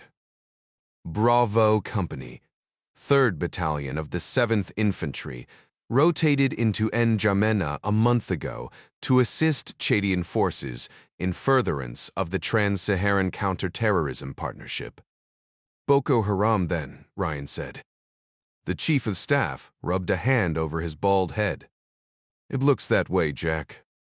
Burgess is on his way over right now to give you a more thorough briefing. But for now, it sounds as though Farnsworth was leading one of 3 fire teams training members of the Chadian Army in reconnaissance and patrol tactics. 30 Boko Haram attacked an oil drilling operation outside Kujuai, just south of our guy's position. A Chinese oil platform. Much of southwestern Chad was designated a Chinese oil exploration zone. That's correct, Van Dam said. Australian security personnel at the drill site were seriously outgunned and put an emergency call into the Chadian authorities for assistance at the first sign of an attack. The Co-S shrugged. Men were dying, the government asked for help, and our guys were close. Exigent circumstances. Ryan took a deep breath, seething. Van Dam shook his head. Damn shame, he said. Ilivars died protecting Chinese. Stop it. Ryan pointed a finger at his chief of staff. It's a damn shame that Corporal Farnsworth died. Period. I do not give a shit about the ethnicity of the lives he was trying to save. Of course, you're right, Mr. President, Van Dam said. I don't mean to minimize this young man's death in any way. Ryan turned in his chair, looking toward the windows and the rose garden. I know you don't, he said, already moving on. To what end, Arnie? Why does Boko Haram attack an oil platform? Crude oil is worthless as fuel and impossible to transport if you need to move quickly, as they would have to do after something like this. Why not hit a refinery? At least there's something there they can use. Was it payday or something? Van Dam shook his head. I'm afraid there is an answer to that question, Jack, but you're not going to like it. The platoon sergeant, overseeing the fire teams, swears that our soldiers were lured in. Ryan turned to face his friend, sitting up straighter. Beat lured in. He says the Boko Haram forces were strong enough to completely overwhelm the much smaller security team at the drill site, but only engaged with enough force to make them call for support. Who knew our soldiers were nearby? Van Dam let out a deep breath. UPSEC is fine on our end, but the Chadian army colonel likes to give interviews about the cooperative efforts. So Boko Haram would know we were going to be there. Virtually everyone with a radio knew the Chadian army was going to be training in that area. It's not uncommon to let the tribal chiefs know in advance. We've warned them, but it still happens. It doesn't take much to figure out that if we're in country, our guys will be with the army when they train. So it was a setup? Van Dam nodded. The platoon sergeant feels sure American personnel were the real target. His CO believes him enough to kick the sentiment up the chain of command. China again, Ryan thought, but he didn't have to say it. East 14, Magdalena Rojas pulled her small knees to her bony chest and held her hands over her ears. She clenched her eyes shut, took small breaths, trying to block out the stench of fear and death. There were other girls in the room. 6 of them. There had been 9 when Magdalena arrived, each chained by the ankle to a metal eye bolt, fixed to a 5-gallon bucket filled with concrete. The buckets allowed the girls to move around, dragging them from the thin mattresses at one end of the windowless room to the other, where there were more 5-gallon buckets to use as toilets. Magdalena's ankles had been so small, Lupe had been afraid she'd slip out of the regular leg irons. In a fit of red-faced frustration, the cruel woman had smacked her across the buttocks with raton, the bull penis whip, and stormed out. She returned a few moments later with a pair of handcuffs. They were too tight, but Lupe locked them down anyway, hooking the free side to the leg irons in the bucket of concrete. Magdalena's foot began to turn purple and swell before the woman left the room. 4 of those original girls were gone, dragged through the big red door at the other end of the wide room. Lupe brought in a new girl a short time later, through the normal-sized door. Girls never came in through the red one. They only went out. The new girl was tall, with broad shoulders, and had many freckles on her nose. Magdalena thought she must have been new because her blonde hair was still full and shiny. Apart from hope, healthy hair was always the first thing to go. The other 5 girls sat in one form of stupor or another, but the new one caught Magdalena's eye and wanted to talk as soon as Lupe left. She sat with her back to the wall, knees up, wearing the same kind of thin black gown that they all wore, and nothing else. She tugged at the chain around her ankle, sliding it back and forth over the lip of the plastic bucket, as if in dismay at her situation. "My name." "Teodora," she said in accented English. "Magdalena." She attempted a smile, but under the circumstances managed nothing but a passive look. The blonde girl gave a thoughtful nod. "In my country. I know girl with same name." Magdalena looked away. She felt sorry for this chatty thing, who obviously had not been around enough for her hope to be crushed completely. "Where is your country?" "Montenegro," Teodora said, sniffing back at her. "It is very long from here." She stared at Magdalena. "Do you know Montenegro?" Magdalena admitted that she did not. "I was to have work as nanny." The girl's shoulders began to shake.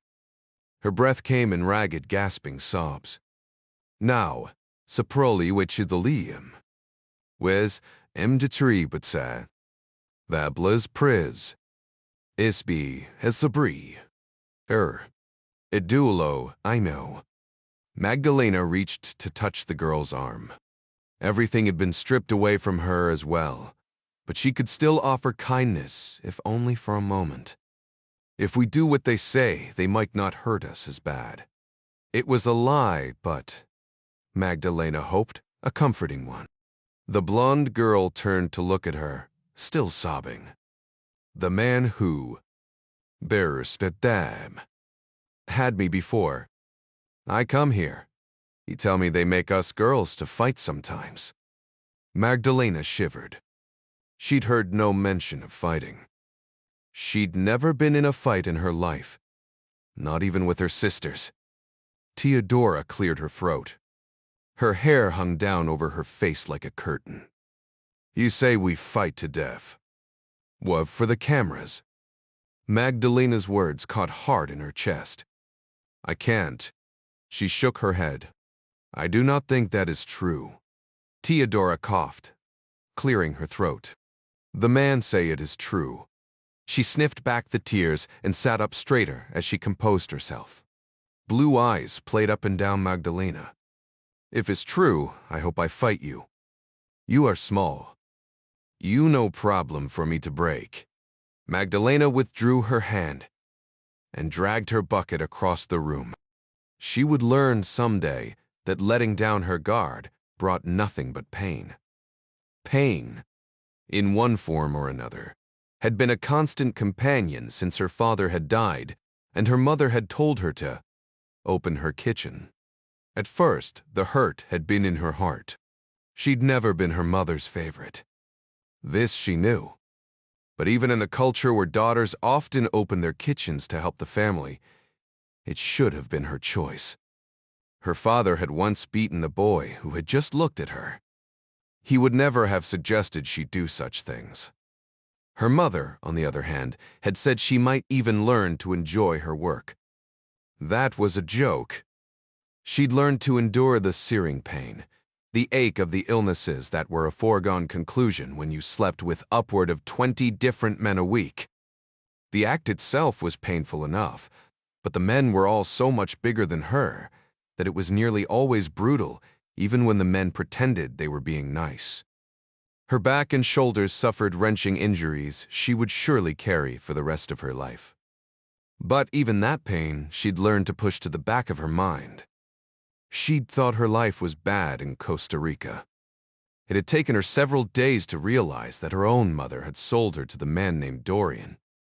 At that point, a numbness had crept over her that left her feeling like a cardboard cutout of her former self. A spark of something inside her kept her acting the way men wanted her to act. It was just enough to keep the men who owned her from killing her for a time, at least. If a girl gave up completely in this business, she was thrown away in short order. Men wanted a doll, but they wanted a live doll, not one who just lay there. There was a fine line between acting spirited and showing belligerence. Parrot's belt taught his girls exactly where that line was. Some girls never learned. Parrot was more than happy to keep teaching them, sometimes beating them to within an inch of their lives. But at least he knew when to stop. Before Parrot, Magdalena had seen girls bleed to death or get infections so they passed out and then never woke up. Some girls got too much dope in their systems and had such bad fits they cracked their teeth. Parrot was always pissed when that happened. Girls were like cows to him. He didn't get paid when one of them died or ruined her teeth. Yes, Magdalena had seen a lot of horrible things in her 13 years' sights that would have probably killed another girl her age. But the babbling cries of despair that washed under the big red door said this was far, far worse. And then, as if thinking about it made it so, the red door creaked open, and Lupe walked in, shutting it quickly behind her. The horrible woman wore her customary tube top and cut-off jeans that were so short the pockets hung down past the frayed fabric.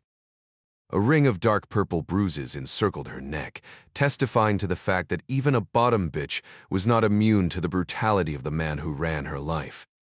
The tattoo of a grim reaper covered the inside of her left thigh. The flesh of her right was adorned with the skeletal figure of La Santa Muerte, a patron saint of narco-traffickers, and Magdalena had discovered traffickers in human cargo as well. Brandishing the whip back and forth with the whistling flourish of a sword fighter, Lupe took a moment to look from shattered girl to shattered girl. Everyone cringed at the noise. Each of them had felt the sting of the awful rawhide whip. Theodora began to wail, leaning forward to cover her face. Lupo struck her hard across the back, warning her to shut up. At length, the woman's black eyes settled on Magdalena. She skulked across the room, towering above the trembling girl while she prodded her with raton. Lupib cocked her head to one side, a show of counterfeit pity. Magdalena could smell the seething contempt as the woman stood over her. "Come, little one." She hooked a finger toward the big, red door. "It is your turn. 115. Doctor. Ann Miller perched on the edge of a smooth leather chair and shot a glance at the clunky digital watch that dwarfed her slender arm.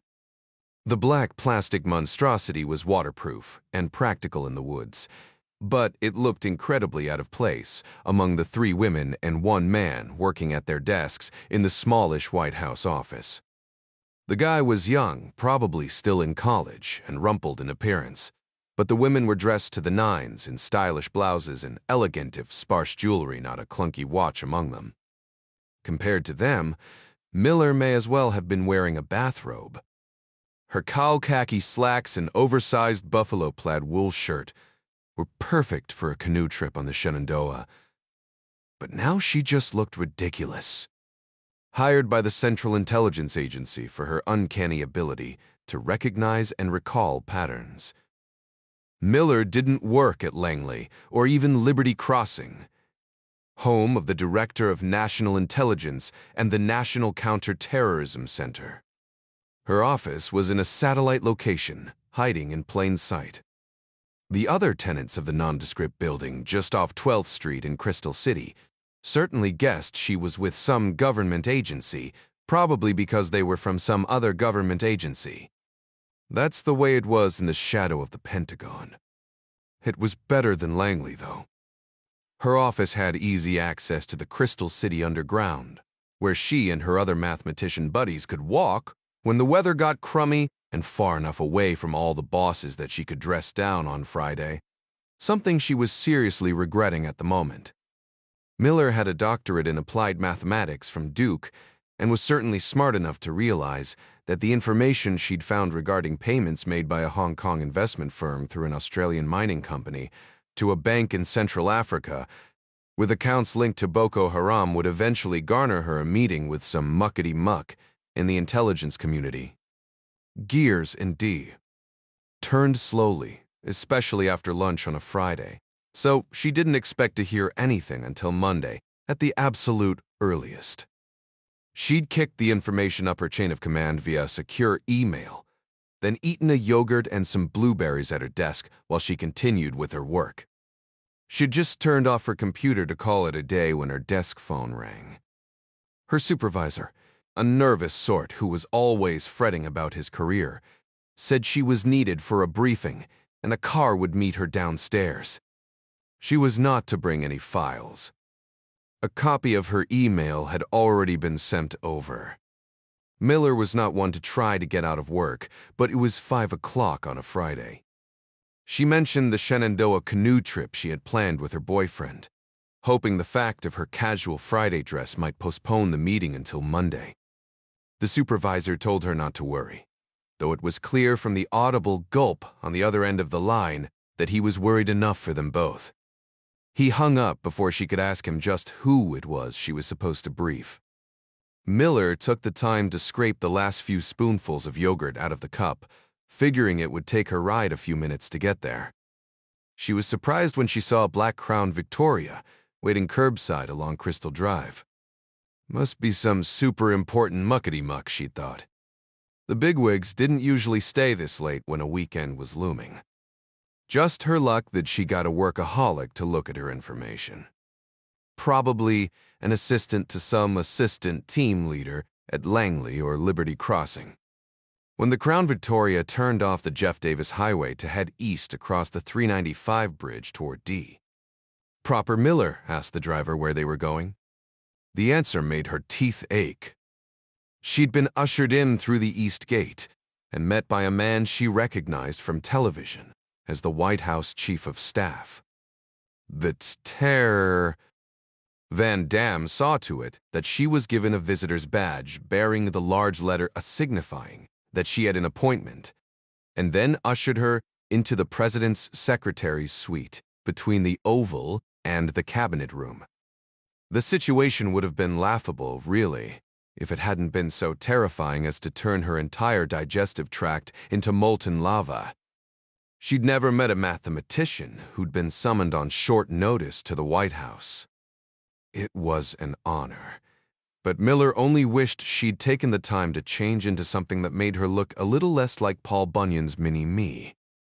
The secretary, who was seated nearest the door to the Oval Office, must have noted her discomfort, because she offered a motherly smile. "Everyone who comes here gets nervous, Doctor." "Miller," she said. "Even the generals." "Thank you," Miller said, licking lips that had not been nearly so chapped a half-hour before. The secretary leaned in, keeping up the perfect smile. "The president really is a kind man," she said. "You are here because you're an expert. Tell him what you know, but don't be afraid to tell him what you think." Miller was thinking that she didn't know if the president was kind or not, but he sure hired kind people, and then the high muckety himself opened the door to the cabinet room. "Thanks for coming, Doctor." "Miller," President Ryan said, smiling and motioning her into the room with a wave of his hand. "I understand you've found something interesting." She couldn't help but notice that he looked very tired. Ryan leaned back in his chair after the mathematician left the room and looked at the 4 folders on the mahogany table in front of him. The problem with time bombs, political or otherwise, was that they seemed so benign until the moment they blew up in your face. And we're certain Flick telephone is linked to the Zhongnanhai. Mary Pat Foley tapped a closed fountain pen against her legal pad. "The Hong Kong firm Marshall, Phillips, and Simons is definitely a Preak front. We haven't linked President Zhao personally, but he would certainly be aware of it. That's what piqued Dr. Miller's interest in the first place. Decta Cromwell Telecom Alliance appears to be nothing but a shell." Ryan reached under his reading glasses to rub his eyes with a thumb and forefinger. His suit jacket hung over the back of his chair. His tie was loose, top button undone, and his sleeves were rolled up to his forearms, signs that he considered this a meeting where everyone would get down in the analytical weeds. The actual head of the table was on the east side, with the president's back to the rose garden windows and the wings of the long oval extending on either side. The room was virtually empty today, with just 6 other people in attendance. Ryan preferred to think of it as a strategy session rather than a meeting. The Oval Office would have been more comfortable, but the cabinet room gave everyone space to spread out their paperwork, and Ryan knew that the Can liked to doodle with her fountain pen when she put on her analytical hat. The location also afforded him the opportunity to leave the others to their work, rather than disrupt a fruitful discussion by kicking them out of the Oval. Sec-State Scott Adler sat in his usual cabinet room spot to Ryan's right. Arnie Van Dam occupied the chair to his left. SecDef Bob Burgess and CIA Director Jay Canfield sat across the table with Foley. Supervisory Special Agent Gary Montgomery stood just inside the door by the wall. Customarily, Ryan asked the Secret Service to give him space inside the Oval and the Situation Room. But it was not uncommon for an agent to be within lunging distance during other meetings in the White House. Ryan pondered the information for a moment, tossing it around with what he'd learned from Dr. Miller. He asked, "How hard was this to find?" Mary Pat looked up. Fountain pen poised above the pad.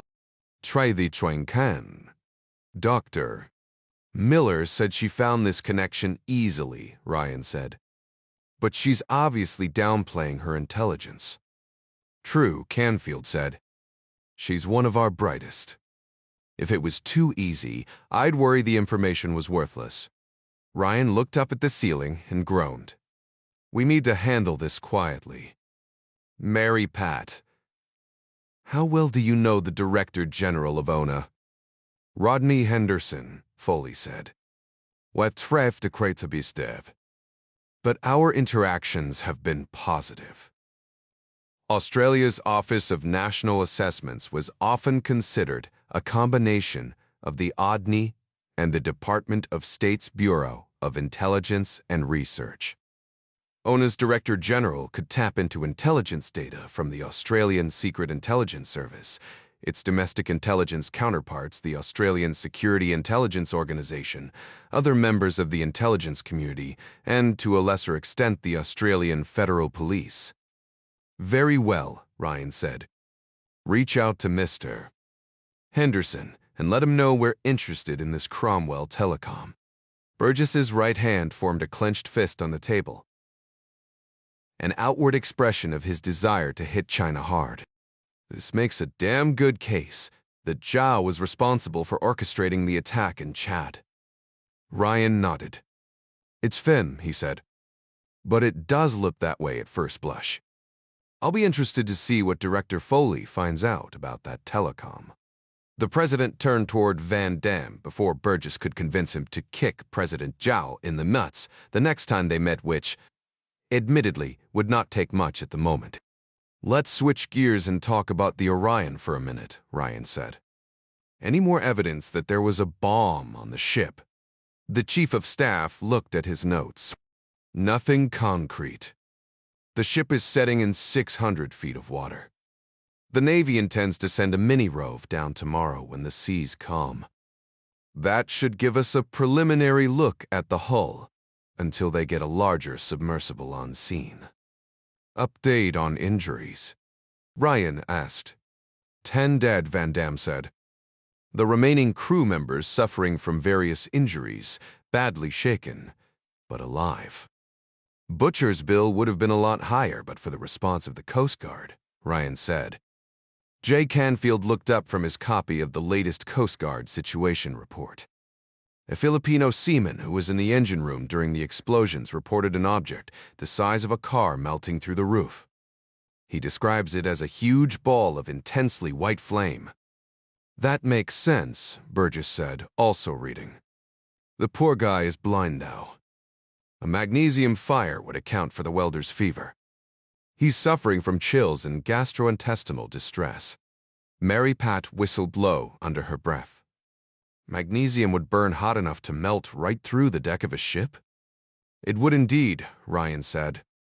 "I read just the other day about a firefighter near the eastern shore of Maryland who had half his body burned when he responded to a car fire. The heat of the magnesium breaks up the water molecules and releases hydrogen, not good stuff to have around an open flame. My dad used to warn me about that when he was trying to teach me to hold on to my blue-collar roots."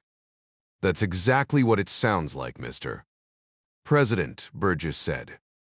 "Chinese ship, Chinese oil rig, Chinese money. That's no coincidence, sir." "I know what it's not, Bob," Ryan said. Let's have some theories on what it is." Ryan stood and rolled down his shirt sleeves, grabbing his coat but not bothering to put it on. "I know it's Friday, but I'd like some ideas on my desk by tomorrow morning." Special Agent Montgomery opened the door and followed the president out of the cabinet room and into the Oval, just long enough for Ryan to grab his briefcase. He wasn't done for the day by a long shot, but things happened fast around here, and he didn't like to be too far from his notes. Montgomery opened the door to the Rose Garden, and Ryan stepped out, hanging a left toward the residence. He looked over his shoulder at the hulking form of his lead agent. "Walk up here beside me so I can talk to you," Ryan said. "I'd prefer to stay back a step, Mr. President," Montgomery said. "Of course," Ryan said. He'd been under protection one way or another for decades. First from John Clark and Domingo Chavez in the CIA, and now the Secret Service. Even so, he'd never get completely used to someone following him around like this. Jim Langford, another agent on the day shift, joined them before they reached the residence elevator. Only then did Montgomery move forward, as Ryan had requested. "What can I do for you, Mr. the Zuzent?" I'd be interested in your opinion. Montgomery looked mildly pleased. On what, sir? To secree Jew. On what? Ryan frowned. You were there in the meeting. China, the recent events in the news. Whether I should invoke the Ryan Doctrine, and you get the picture.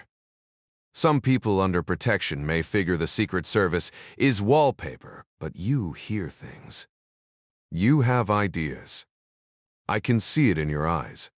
Special Agent Langford stared at the elevator buttons, unwilling to catch the eye of his boss. Or his boss's boss. Montgomery gave a sly smile. I'm just a knuckle-dragger, Mr. President. You have some supremely intelligent people in your cabinet. Cut the shit, Gary, Ryan said. You guys are worthy of a lot more than trust and confidence. There's at least one of you in half the meetings I attend. You can't tell me you agents don't sit around down there below the Oval Office in W16 and talk about how you would handle things if our roles were reversed. Montgomery nodded slowly, exchanging a look with Special Agent Langford as all three men stepped on the elevator. What? To Primer, Ryan asked. You're thinking if the roles were reversed, I couldn't protect you? Montgomery shook his head. Not at all, mister. Boo, President. I was just thinking that I've been doing this job for 19 years, and no one I've protected has ever asked my opinion about anything other than their own security. Ryan gave him an isn't-it-obvious shrug. You're a smart guy, he said. I'm always interested in the opinion of smart people. That's kind of you, boss, Montgomery said as the elevator door opened. But it doesn't mean I'm going to go easy on you in the gym. 16 Kelsey Callahan pushed her chair away from the table, if only to put more distance between herself and the slimy little shit on the other side. Unlike the dark concrete and steel rooms depicted by Hollywood, the interrogation room at the Dallas Federal Building was carpeted and well lit. The table was veneer rather than real wood, purchased off a list of approved vendors by the General Services Administration. In this instance, the table and 4 chairs that surrounded it came from prison industries at the Federal Correctional Institution in Sheridan, Oregon.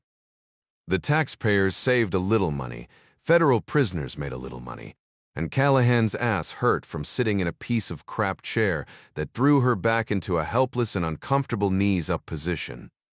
Trooper Sergeant Derek Bork sat next to her at the table. If the angle of his chair bothered him, he kept it to himself. Eddie Fung was handcuffed in front and chained to a steel ring, lag bolted to the concrete floor underneath the institutional carpet. Callahan's line of questions had seen his ashen pallor go nearly purple. Saliva foamed at the corners of his lips, and his left eye twitched as if he were sending messages in Morse code. I am telling you, Fong said for the 10th time. I didn't sleep with that girl. Callahan rolled her eyes. But you already admitted that you did. Fung threw his head back, rattling his cuffs beneath the table. How long do you really think anybody spends with one of those kids? 15, 20 minutes tops. I paid Parrott for 2 hours, just to keep her away from the other guys at the party. How gentlemanly of you to keep her for yourself. I told you we didn't do anything. Callahan gave a little shrug. She had the upper hand now. That's not what Blanca says. Well, she's lying. Fung wagged his head. And anyway, she told me her name was Magdalena. Callahan sat up straighter in spite of the chair. Magdalena. Whatever her name is. She's just a kid, you know? I felt sorry for her. Fung's eyes flicked to the mirrored wall. Who's back there? Who's watching us? Don't you worry about that, Bork said.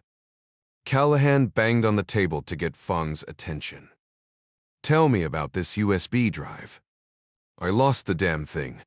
He looked up, coming to a sudden realization. If you have it, Magdalena, Or Blanca must have stolen it. She did, didn't she? After what I did for her. Callahan just looked at him.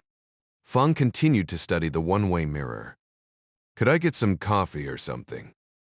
Callahan shot a sideways glance at Bork. He makes a lot of demands for a kitty diddler. Fung's head snapped around. Stop calling me that. What do you prefer? Bork said. Visifade the pedophile. I'd prefer you called me Eddie, he said. I'm a reporter for True Word Daily. Just look it up online. He was pleading now. Seriously, guys. I'm in the middle of a very important story and had to appear to engage in certain behaviors in order to get them to trust me enough to get access to the right people. It was my legend. You know, a legend, like if you were going undercover. I know what a legend is, Eddie, Callahan said. This guy was convincing. He'd even managed to get the snot flowing, a sign his tears were probably real. But he was looking at some serious jail time, so he was obviously going to be distraught. It didn't mean he was telling anything close to the truth about his involvement with Blanca Limon. Men who assaulted kids were very often the weepiest sad sacks on the planet. Callahan pantomimed drinking motions toward the mirror. If it took a little coffee to get this bird to start singing, so be it. More often than not, there was a great deal of smiling and nodding right before she stuck it in and broke it off. Okay, Eddie, she said. I'll get you something to drink, but you have to tell us a few things. For starters, I need you to give me the location of the party you were at when you met Blanca. She was with another girl, and that girl is still missing. I'm worried something happened to her. Sure, Eddie nodded quickly, seemingly eager to help. I'm not sure of the address, but it's in South Dallas. Anyway, she's not there. These parties are transient. They bring the girls in vans and cars, and then take them away afterward. Blanca and the others all got carted off by a guy they called Reggie right before I left. Callahan shot a look at Bork. Fung's description of the guy who had Blanca matched up, anyway. I don't know, Eddie continued. If she's not with Reggie, I'd say Matarife has her. Sergeant Bork looked up from his notebook. Matarife. That would be my guess, Feng said. He was already working on the map, both hands moving with the pen across the yellow legal pad, since they were cuffed together. Bork shot a sideways glance at Callahan. Matarife means slaughterer. Callahan rubbed her eyes with the heels of her hands. This whole thing made her bones tired. There was a reason agents timed out of crimes against children task forces. Her supervisor had warned her after her last emotional outburst that she was definitely coming to the end of her shelf life with the CAC. Fung kept at his drawing, hunched over the legal pad. I've never met him, but I hear Matarife is into some pretty nasty stuff. Be more specific, Bork said. Eddie shrugged.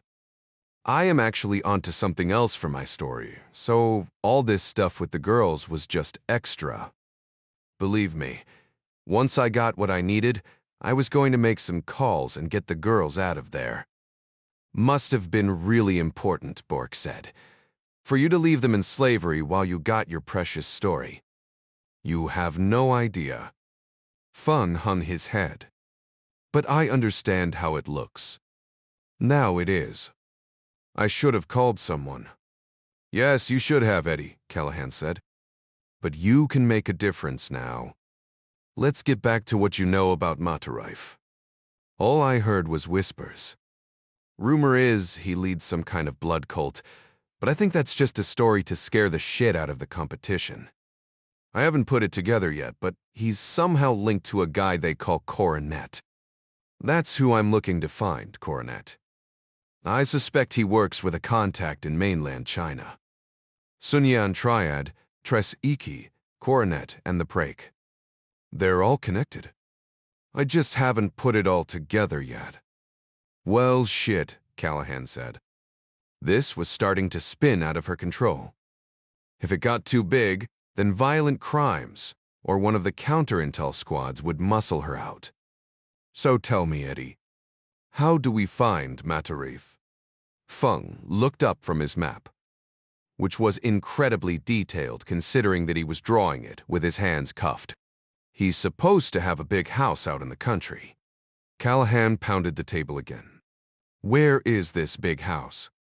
Vang shrugged. Still working on that, he said.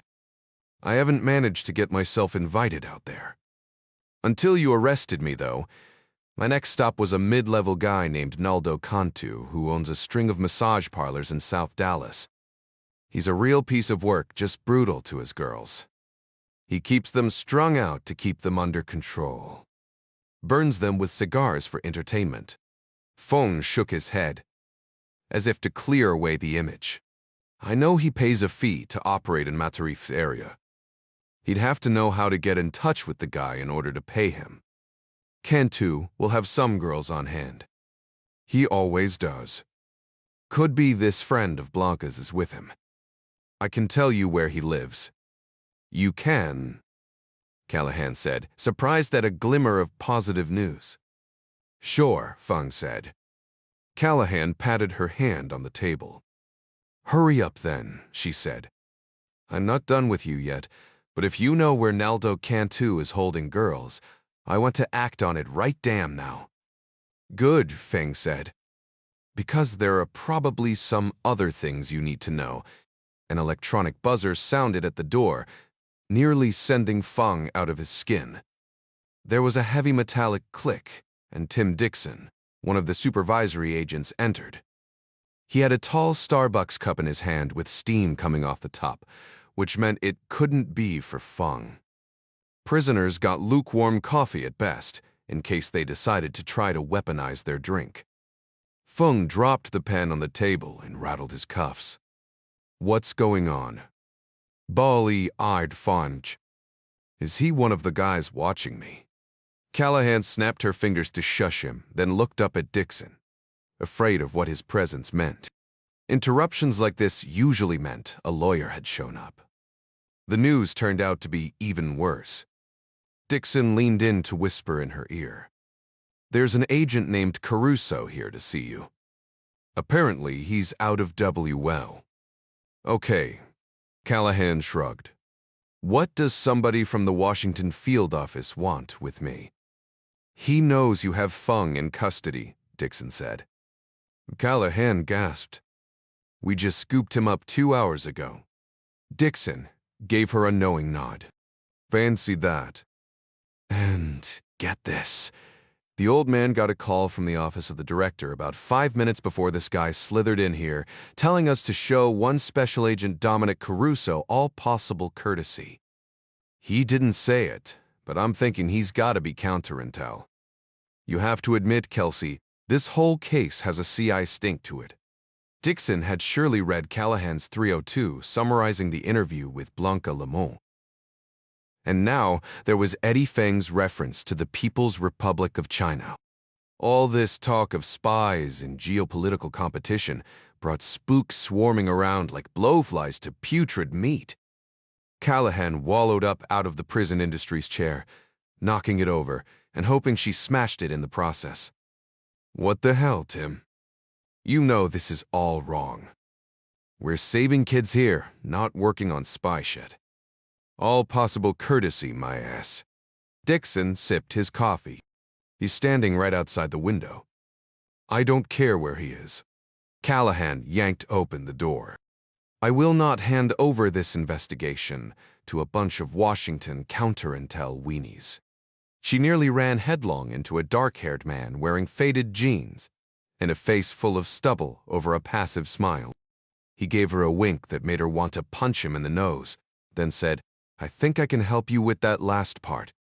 The contract security officers in the lobby of the fortress-like Dallas field office had checked Caruso's credentials and assumed he was armed. The magnetometer beeped when he walked through, which was not surprising to the guards. He wasn't local, but he was an agent, so everyone assumed he would be armed. They did not, however, Know that he wore a wire neck loop and microphone connected to the small radio hidden under the tail of his loose shirt and tucked inside the waistband of his jeans. The tiny earpieces campus operatives wore were designed to blend in, but he'd removed his to be on the safe side. FBI agents were trained to be highly observant, and wearing an obvious wire into the lion's den was sure to earn him a case of the third degree from the old man, the notoriously territorial and protective special agent in charge of the Dallas office. This left Caruso blind to any communication coming from other campus members, but still able to feed pertinent information to them through the mic just out of sight below his collar. He knew it wasn't quite sensitive enough to pick up everything that was being said around him, so he strategically repeated the important stuff, while trying not to sound like too much of an idiot. "Seriously," he said, shaking Callahan's hand as they stood in the hall outside the interrogation room. "You and I have the same goals here." Callahan took a step back and folded her arms, giving him an up and down once over. She was attractive in an I'll-kick-your-ass sort of way. Her stylish blouse was unbuttoned one button farther than she probably realized. At first glance, her ponytail gave her a look of innocence, but one look from her green eyes warned that she was anything but. At length, she held out her hand and snapped her fingers. "Let's see your creds." "They checked them downstairs." Callahan scoffed. She reminded Caruso of his mother, checking his hands for dampness to make sure he'd actually washed them before dinner. "Well, I want to check them again." He passed the black leather case to her and shot a glance at Tim Dixon while he waited. "Don't look at me for aid and comfort," the supervisor said. "She just happened to ask you before I did." Callahan studied the ID card and the badge, obviously disappointed that they weren't fake. "How did you find out about Feng so quickly?" Her lip curled up in disgust. "You must have had him under surveillance, and if that's the case, why in the hell didn't you step in and rescue the kids? Could there possibly be anything more important than that?" Caruso took a deep breath. "First of all, I can't speak to how I knew. But I can promise you that if I'd seen any children in danger, they would have become my highest priority. I would have gotten them out in a heartbeat." Callahan looked at him for a long moment, and then handed him back his credentials. "I believe you on that one tiny count, Dominic Caruso. But that doesn't mean I'm all giddy about having you attached to my hip. And anyway, if you are what I believe you to be, I fully expect you to lie to me at least a dozen times a day." She turned back to the interrogation room, pausing with her hand on the door. Her eyes softened a notch. "Listen, I know what you're doing is probably super-duper important in the great scheme of the geopolitical chess game. But the work my team is doing here isn't a game in any sense of the word. We estimate that there are more slaves in the world today than at any other time in recorded history, and many of them are just kids, being forced to do unspeakable things, sometimes in a rented box truck, at some peach orchard, servicing a line of migrant workers waiting their turn, sometimes on a webcam. Some piece of trash gets arrested for child porn and their defense attorney boos to the judge and says, "Oh, Your Honor, my client is just a collector. He would never touch an actual child." Well, I say people who collect baseball cards eventually go to a game. People tell me that in adults, at least, prostitution is a victimless crime. Maybe one case in a million they might possibly have a point. But you try and have sex 10 or 15 times a day and see how you feel. Johns are rapists. They just pay somebody for the experience. Caruso raised both hands in surrender. "I'm not arguing with you. Really, I am on your side. I just wanted you to know why I'm so bitchy right from the get-go," Callahan said. "There is so much inertia in this ocean of evil shit that I have to push back or I'll drown, you know. Anyway, I haven't quite figured out Eddie Feng's angle yet. But he's about to tell us where we can find a guy one step up the ladder in what looks like a major human trafficking ring. Supposedly, there's some connection to a Chinese guy that goes by the handle of Coronet. That mean anything to you? The Takenmul Sorn Cavaliers, Caruso said, repeating it, so Clark and the others could hear. I'm interested to hear where we can find a link to him. Mind if I come along? Do I have a choice? Caruso grinned. Not really. 17. John Clark's voice crackled over the radio immediately after Caruso repeated Naldo Cantu's address. We've got about 20 minutes, if we're lucky with traffic, Clark said. Tafty, everyone jump. I want to see what kind of intel we can grab before they get there. Copy that, Ryan said. The rest of the team confirmed they'd heard the transmission and were immediately en route. Interstate 35 was a stone's throw away from the FBI field office, around which he and the others were strategically parked so as to be close enough to pick up Caruso's transmissions. His signal was garbled but readable. I-35 ran directly from Dallas to Red Oak, roughly 18 miles away, which meant Ryan and the rest of the campus could reach their objective in a relatively short time as long as the evening traffic didn't snarl. But the same held true for Special Agent Callahan and her task force. It would take a few minutes for the raid team to hit the head and gear up. Judging from the tone of her voice, this lady didn't seem like the kind to mess around. She wouldn't be far behind. You gonna try and get there sometime today or what, Jack? Ding asked from the passenger seat. Ryan accelerated south on the freeway. Traffic was heavy but moving and going close to the speed limit. Midas spoke next. He was behind the wheel in the car with Clark now, and his impatience at the traffic was evident in his voice. They'd be able to use lights and sirens to get through this shit. Caruso sure as hell better stall. Adara defended her boyfriend. Dom will do what he can, she said. He'll definitely let us know when they're on the road. Ryan sped past a highway patrolman doing 90. Mercifully, the trooper had already pulled over another vehicle. It was dark and beginning to sprinkle by the time Ryan took the exit to Farm Road 644. Midweek traffic was light on the Farm to Market Road, even at rush hour, and he poured on the speed, feeling the Avenger's engine open up with a throaty roar. He'd been nearest to the interstate when Dom gave the address, so he felt certain Midas's and Adara's vehicles were somewhere behind him. Watch these wet roads, Mano, Chavez said as Ryan drifted around a corner, a mile away from their target residence now, according to the GPS on his phone.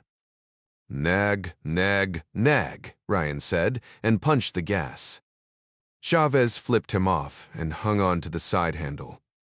A minute later, Ryan slowed, driving past a white frame house set back off the road about 500 feet. Barbed wire fencing, meant to keep in cattle, ran in front of the property, and a heavy gate made of rusted drilling pipe blocked the entry. The porch light was visible through the trees. Ryan took the first left past the target address.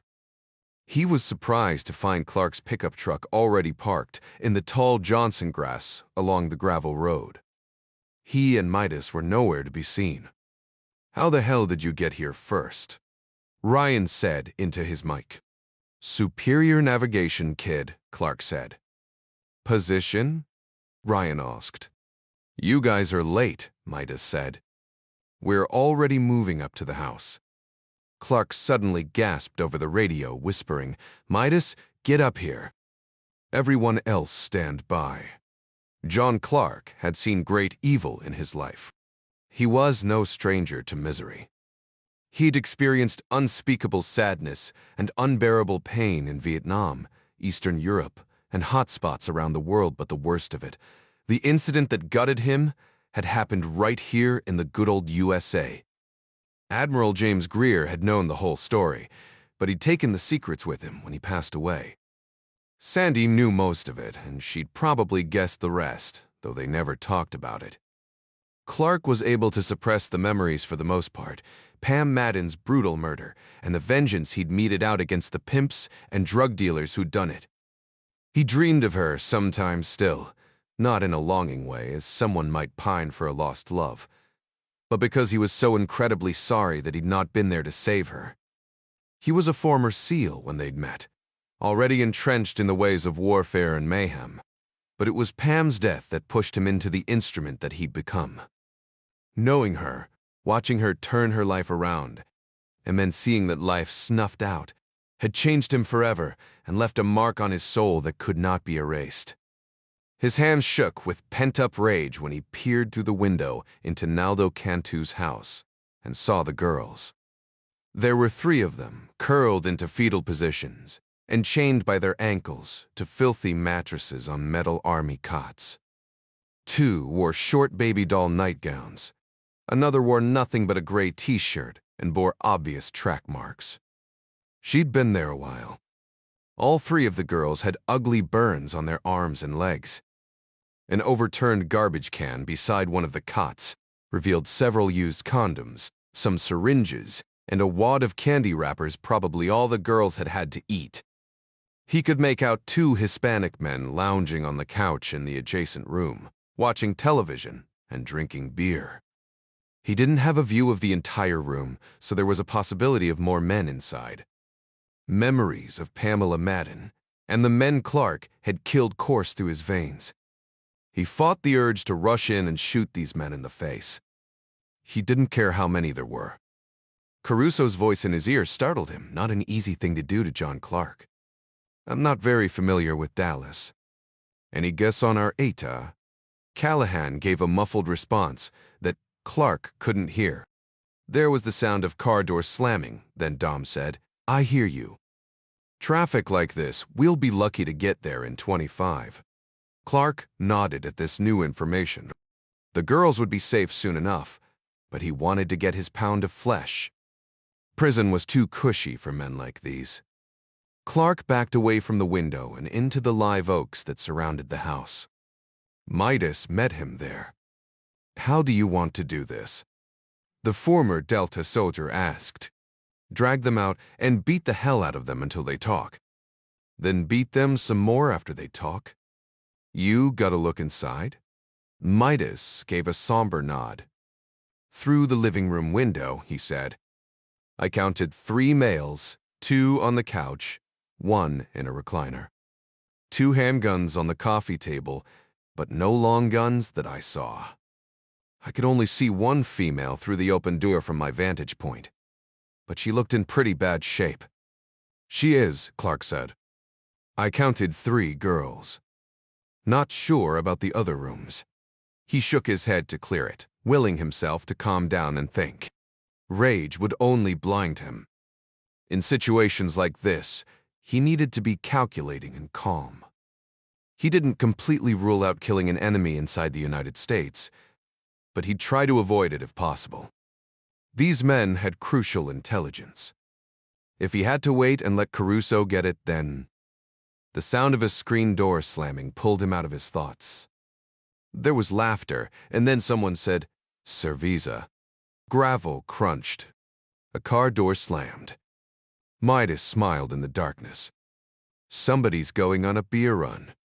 Clark spoke in a hoarse whisper, giving orders as he moved back toward the fence. "Jack, move to the east end of the road. Adara, you set up to the west." Clark checked his watch. "Whichever way this guy turns, let him get down the road far enough they can't see him from the house. Then box him in. Cautious but quick. Keep in mind, we have about 18 minutes to do what we need to do before we have to exfil." 90 seconds later, Ryan pulled the Dodge in front of a blue Subaru Rex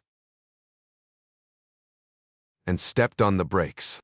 The driver, a skinny Hispanic male, attempted to go around him, but Ryan put his foot on the gas and nosed the Dodge into the much lighter vehicle, shoving it back into Adara's waiting pickup truck. The skinny kid's eyes flew wide, and he raised his hands as Ryan, Chavez, and Adara bailed out of their vehicles. All of them wore black balaclavas and pointed their pistols at his face. "Damn it," Sherman said as she yanked open the door while Chavez and Ryan covered her. "I was hoping you'd fight." They had him bagged and gagged and trussed in the back of Adara's pickup by the time Midas and Clark rolled up with their lights off. Clark lowered his window and motioned for everyone to follow him back around the corner, just in case Special Agent Callahan and her crew showed up sooner than they thought they would. The skinny kid said his name was Flacco. He started slinging snot and sobbing the moment Clark dragged him out of the truck and ripped the bag off his head. Clark shoved him into the ditch on the side of the road. He knelt there, pleading for his wife. The sharp odor of urine filled the night air.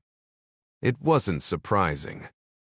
If John Clark threw him in a ditch and pointed a gun at him, Ryan was pretty sure he'd lose control of his bladder too. Clark wore a balaclava as well, but there was enough hatred burning out of his eyes to make his intentions clear.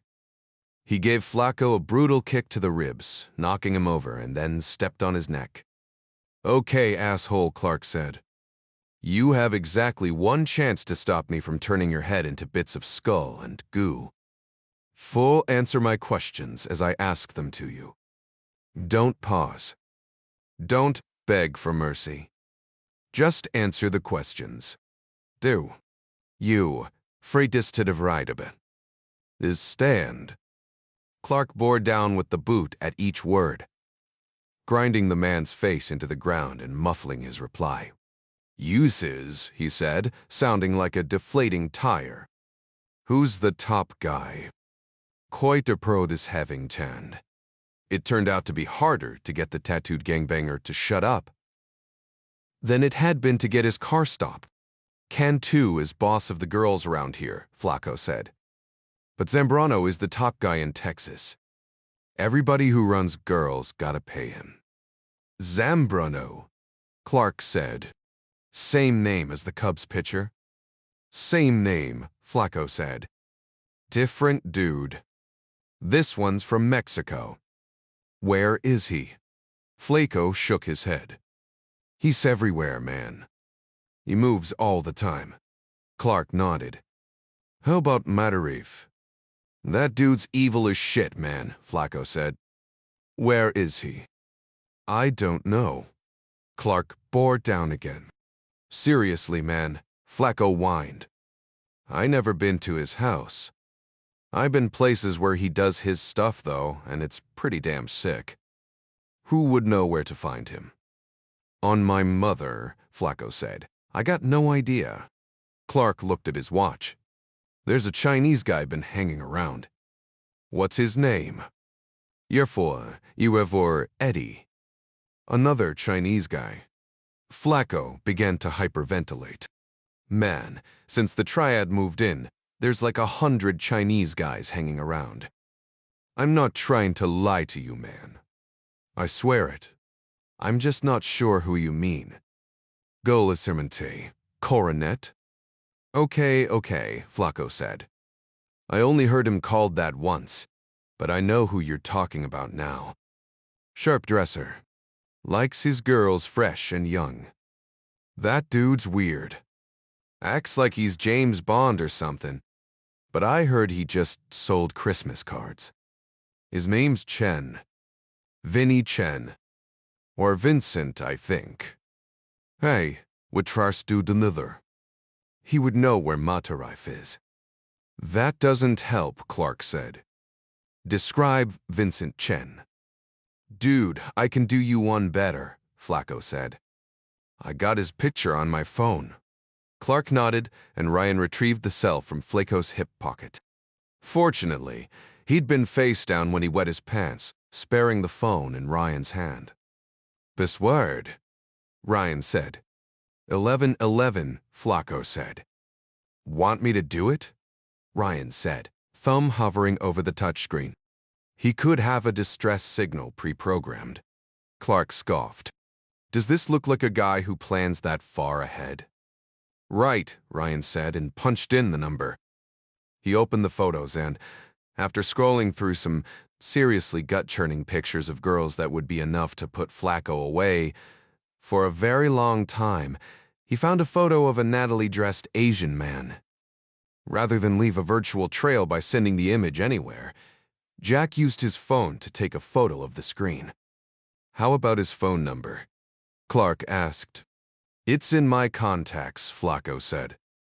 But he was here a day and a half ago. He dumps his phones every few days and gets a new one. Every few days? See what I mean? The gangbangers said. Weird shit for a Christmas card salesman. Where is Chem now? Clark prodded. No idea, Flacco said. Who gets the girls for Cantu? Ryan shot a glance at Chavez. Vist wide. This was outside the scope of their mission. They had what they needed on Coronet. Caruso's voice came across the radio again. Want me to let everyone know we're less than 10 out? Callahan's muffled voice followed. They're all behind us, she said. Pretty sure they know already. Chavez twirled his index finger in the air, reminding everyone that they needed to hurry. Flacco nodded, unaware of the conversation going on in their earpieces. A guy named Parrott. Chavez raised both palms to the sky. Seriously, boss. We need to haul ass. Clark nodded. Okay. He pressed down on Flacco's neck with his boot one last time before stepping back. Dump his body by the gate. Wait, Flacco pleaded. You don't have to kill me. We never had this conversation, Clark said. Flacco's head wagged so hard it looked like it might roll off his skinny neck. Never, man. Wasn't it? Clark hooked a thumb toward the Dodge without another word. Ryan and Chavez dumped the sobbing gangbanger alongside the road, bound hand and foot, and gagged with a piece of tape so he couldn't warn his buds about the approaching parade of vehicles coming down FM 644. Ryan kept his lights off and his foot off the brake until they were well over a mile away. He smiled to himself when he heard Callahan's voice gasp. Your Special Agent Callahan put 2 Ellis County ambulances on call when she was 2 minutes out from Naldo Cantu's farmhouse. The headlights of her bureau-issued expedition played on the grassy ditch as she came around a slight curve in the road. She nodded toward Caruso. Jump on the radio and tell Ellis County where we are. I don't want them to oh shit. Callahan yanked the wheel hard left, narrowly missing a slender Hispanic man kneeling in the middle of the gravel road just in front of the gate. His arms were fully sleeved with tattoos, and his hands were taped behind his back. A pillowcase had been pulled over his head. Sergeant Bork and Special Agent John Olson were in the car behind her. Bork had turned his lights off earlier on the approach and narrowly avoided rear-ending the expedition. Callahan reached for the radio in Caruso's hand, snatching it away. Listen up, she said. At the same time, she pressed the gas to drive around the hooded man. Ellis County Sheriff's Office came back. The for a unit calling. Damn it. Callahan said, disregard Ellis County. She pressed the button on her radio, flipping it back to the encrypted frequency. Leading a task force made up of many different agencies made secure communication problematic. Instead of 10 codes or other unique signal language, she employed plain talk and relied on encryption. The Todenatue, listen up, she said again when she was back on the secure channel. The expedition bounced across the rutted field as she drove around the bound man. Caution as you come to the gate. Hispanic male, tied and hooded. Olson, you and Winston peel off and scoop him up. You're gonna have to stay back and babysit. The rest of you haul ass to the house with me. I'm sure they already hear us coming. She tossed the mic to Caruso. Now you can call Ellis County with our location. She wheeled around to the far side of the house, out of the line of fire from the front door. Leave it on the open channel this time, just in case we're walking into a whirlwind of shit. Naldo Cantu and his cousin Reuben were so engrossed in Dancing with the Stars that they had not heard the approaching vehicles. Flacco, who blew a Stow on the PBT, had left the door unlocked when he'd gone for beer, so Jermaine Armstrong didn't even get to use his ram. Now Caruso stood in the yard, just outside the pool of light from the yellow porch bulb. A Rock River Arms LAR-15, with a collapsible stock, hung from a single-point sling around his neck. Pistols were well and good, but he always felt better when he had a long gun in situations like this, so he'd borrowed one from the field office. He pressed his cell phone to his ear. John Clark filled him in on the roadside interrogation of Flacco. "Wish I could have been there, boss," Caruso said. He refrained from using names, just in case any member of the task force had better than average hearing. Things went off without a hitch here. 2 in custody plus the 1 bagged at the gate. "The girls?" Clark asked. Caruso took a deep breath. "Fervent Tao of them is in pretty bad shape. Veins were so collapsed from all the dope they've been giving her, medics had to use an IO gun to get fluid started." Dom winced just thinking about the drill-like device that shot a 15-gauge needle directly into the poor kid's femur. She was so stoned from whatever these assholes had been shooting into her that she didn't feel it, but the heavy thunk of metal puncturing the large bone made Caruso gag. There was a reason he'd gone into law enforcement instead of medicine. Anyway, Dom continued, "She's on her way to the hospital. Callahan had 2 Child Protective Services officers follow us out and hang back until we made entry. They're with the other 2 girls now. Sounds like all 3 of them are from Mexico. How about you? Did you get anything good?" Clark grunted. "Some. Coronet's last name is possibly Chen. We also got a cell number he's likely to ditch in the next day or 2. I've already got Gavin working on it. These guys are the tip of the iceberg with this human trafficking ring. It's worth our time to talk to a few more. They may have more information on Chen and what he's up to."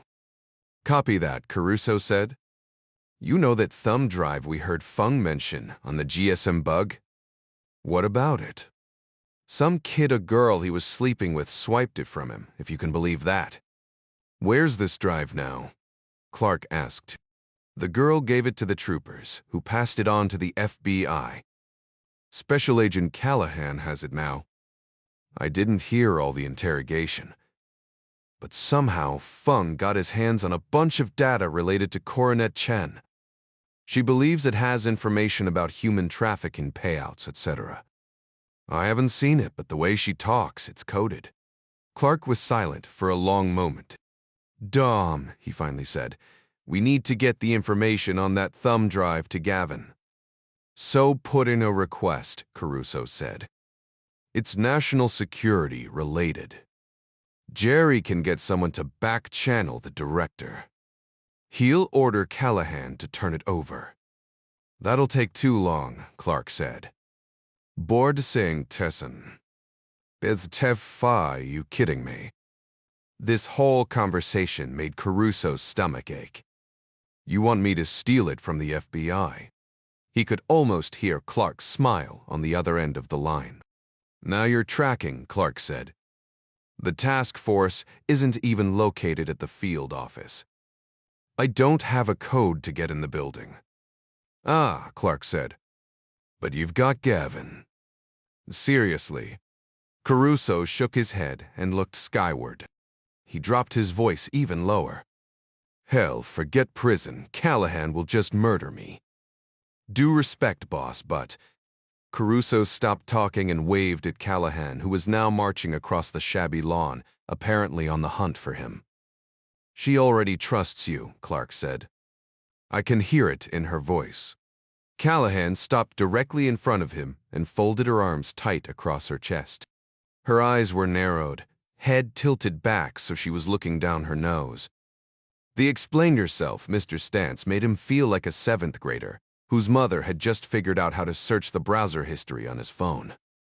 "Are your friends responsible for that kidnapping?"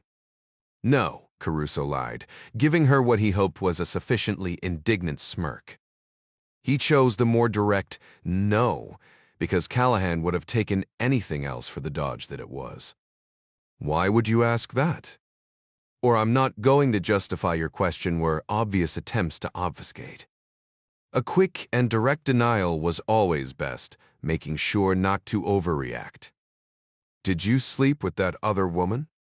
Was at one end of the spectrum while did you eat the last of the cereal? Was at the other. Did your friends kidnap that guy? Fell somewhere in the middle for the appropriate amount of indignation. Still, lying about anything was a slippery game when played with trained interrogators, so he decided it was better to change the subject. Good job tonight, he said. Callahan nodded. It was obvious that she still didn't believe him, but she unfolded her arms. That was something. Still no Magdalena, though, she said. I don't know why, but I thought we might find her here, too. You saved 3 kids, Crusoe said. That's cause for celebration. Cut yourself a little slack. Callahan said, Don't get me wrong. I'm happy about that. She sighed, choosing her words carefully. Hey, I need to talk to Flacco, but the other 2 have already lawyered up. Want to get a drink after? So you can interrogate me, too. No, she said, mimicking Caruso's previous indignant smirk. The radio in Callahan's hand broke squelch. Ellis County Fire to any unit at the Cantu residence. The fire department ran the ambulance, 2 of which had just driven away carrying the formerly imprisoned girls. Special Agent Callahan, go ahead. Thought you guys might want to know there was a guy parked at the end of the lane when we drove out of there. He pulled a bootlegger's turn when he saw us coming and beat feet. Did you get a plate number? Callahan asked. Sorry, the ambulance driver said. He made a right before we could catch up to him. We had to turn toward the hospital. I do have a description, though. A small dark blue pickup. I'm guessing a Chevy S10. 19. Coronet had no intention of telling Dazid Ishmael that his real name was Vincent Chen. The Abu Sayyaf commander didn't concern himself with such trivialities anyway, and didn't really care so long as he got paid. Both men had chosen unforgiving professions, and they had not survived as long as they had by having lax OPSEC. They'd elected to postpone their talk and parted company shortly after Coronet killed the off-duty PIM officer. Each man had spent the entire night running surveillance detection routes. Chen had no idea exactly what Dazid Ishmael had done. The fact that he was one of the most wanted men in the Philippines and was still alive was testament enough to the man's skill at tradecraft. For Chen's part, he'd utilized a series of taxis and cover locations for his SDRs, spending enough time at each location to allow his team to observe and see if he'd grown any sort of tail. There'd been a scare shortly after midnight, when a Davao City police truck parked across the street from the adult cinema Chen had chosen as a cover stop. A short time later, a young woman in short shorts and a halter top arrived in a taxi and got in the police truck. The 2 sped away into the night. Chen held to the notion that 2 people could keep a secret so long as one of them was dead. At the same time, there were large portions of his job that required the efforts of more than one man. He needed assistance, but he needed it from people he could trust. Of course, his handlers within the PRE knew this. In the beginning, he'd been part of several teams, learning from some of the best Beijing had to offer on operations from Taiwan to Los Angeles. Eventually, he'd been selected to work on his own and ordered to stop reporting to his regular handler in Beijing. His new handler, a man he knew only as Kevin, was a moderately high-ranking member of either the Chinese military or some facet of the country's murky intelligence apparatus. Chen didn't know exactly which organization or branch, and he didn't care, so long as the missions and the money kept coming his way. In the beginning, Kevin had told him to submit 8 names of operatives with whom he'd worked before to be part of his team. Trust was an often bandied word, but a seldom felt emotion in the intelligence business. Those who engaged in such work were trained to be untrustworthy, and so expected the same behavior from others. Vincent Chen knew full well at least half the men and women assigned to work with him were sent to spy on him. It was the way the Pre did things. Give someone a job, assign 2 people to make certain the job was completed under the guidelines of the party, and then assign at least 1 other to watch the watchers. At some point, all involved knew they were watching and being watched. With the right incentives in the form of money and actual, rather than forced camaraderie, all the internal spying became a laughable house of cards. It took almost 2 years, and the unfortunate deaths of 4 less loyal members of his team before Chen felt he'd weeded and pruned his operational cadre into a group of 3 men and 1 woman he could trust, or, at least, on whom he could depend 95% of the time. Each of these 4 wanted the money he paid them, and each of them had some sort of weakness that he could exploit if the need arose: gambling debts, an adulterous affair with a ranking party member's wife. In Chen's experience, everyone on Earth had something of a tender white underbelly. Eventually, he'd picked up a handful of other operatives he used around the world who worked on a contract basis. Over the past several years, the sheer size of Chen's payments had led him to realize he'd become an operative for some faction of the Preef government that most of the party knew nothing about. He began earning large bonuses at the completion of each assignment.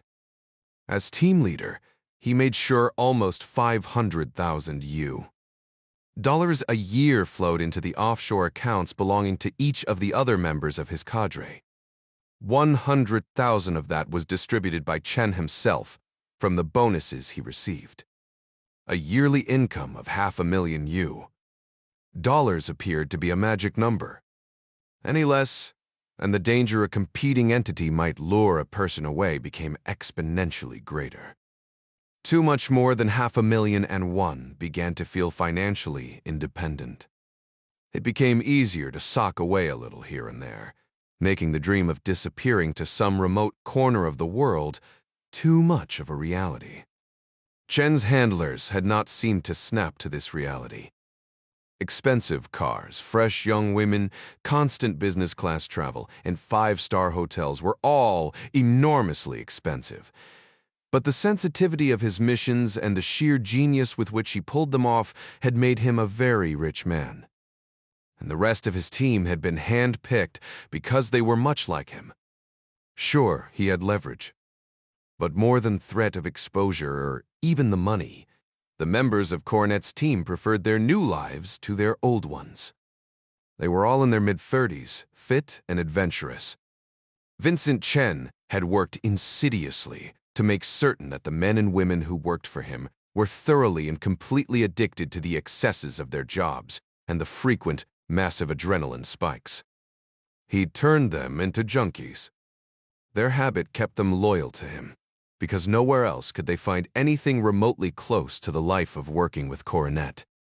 Vincent Chen himself was an addict, and he knew it.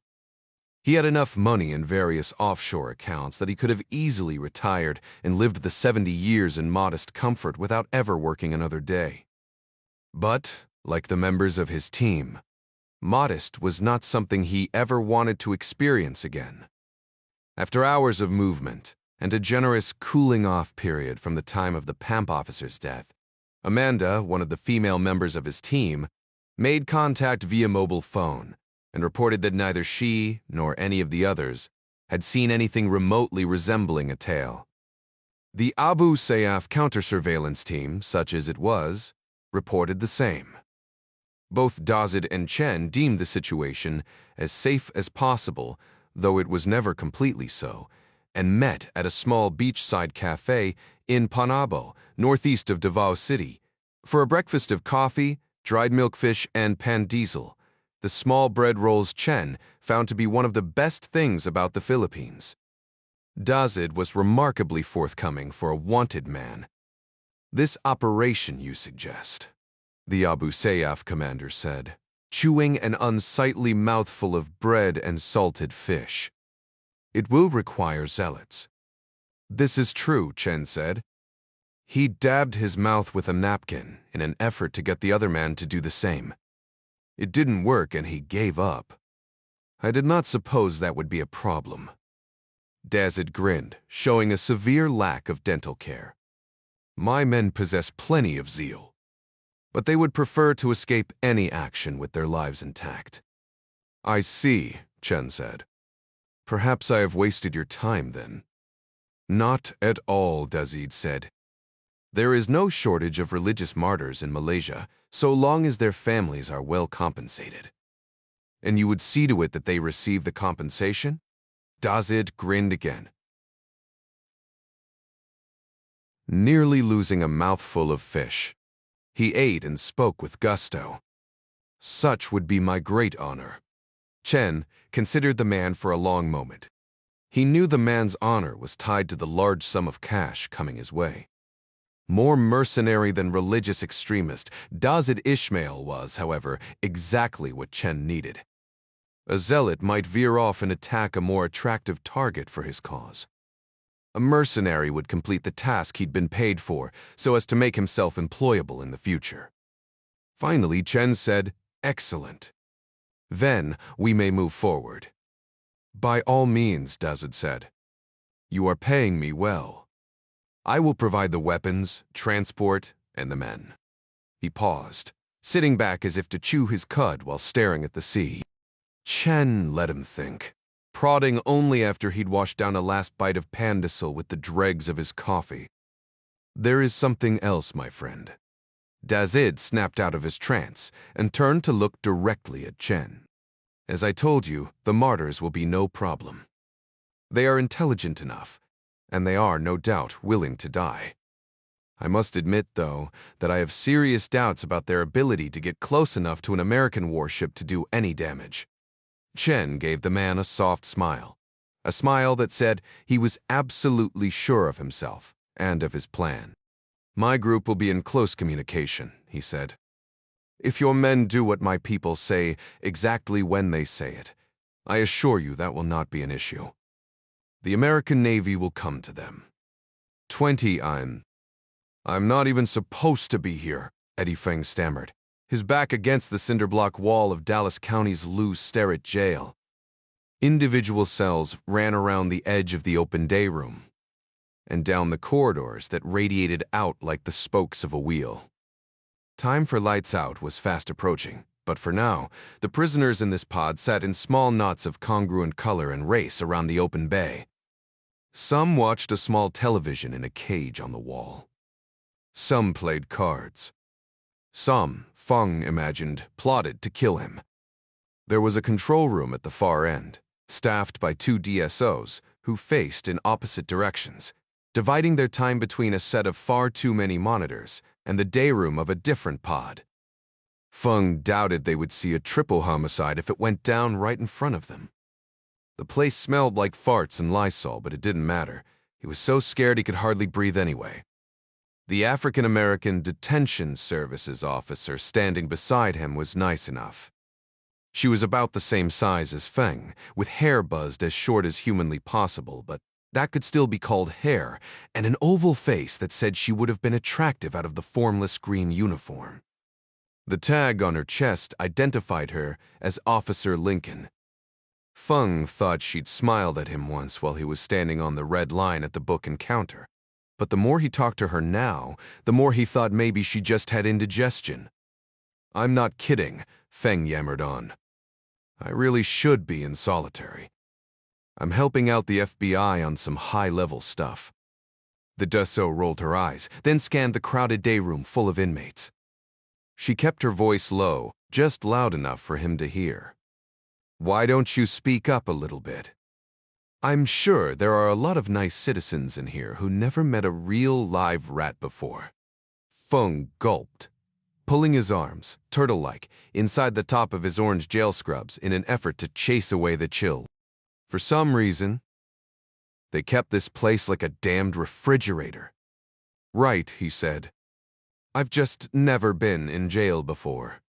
He shrugged, armless, and inched closer to Officer Lincoln like a frightened child looking to make friends with the teacher at recess. Lincoln gave him a glare. Her voice boomed. "Back off, inmate." A husky DSO with a blonde porn star mustache glanced up. Lincoln shook her head and raised a hand to let him know she had the situation under control. He went back to watching the inmates as they lined up at the payphones. Fung took a step back, grimacing at her sudden outburst. She gave a slow nod. "You're welcome," she said. "What?" She continued to look out at the day room. "I just gave you some undeserved street cred in here, inmate. These animals think you popped off to me, and they'll give you a little space for a minute. People in here smell fear. Know what I'm saying?" "Got it," Fang said. "Thank you. Would you mind making a call to the FBI for me? Tell them something's messed up." Officer Lincoln turned now and gave him a disgusted stare. "Seriously, inmate.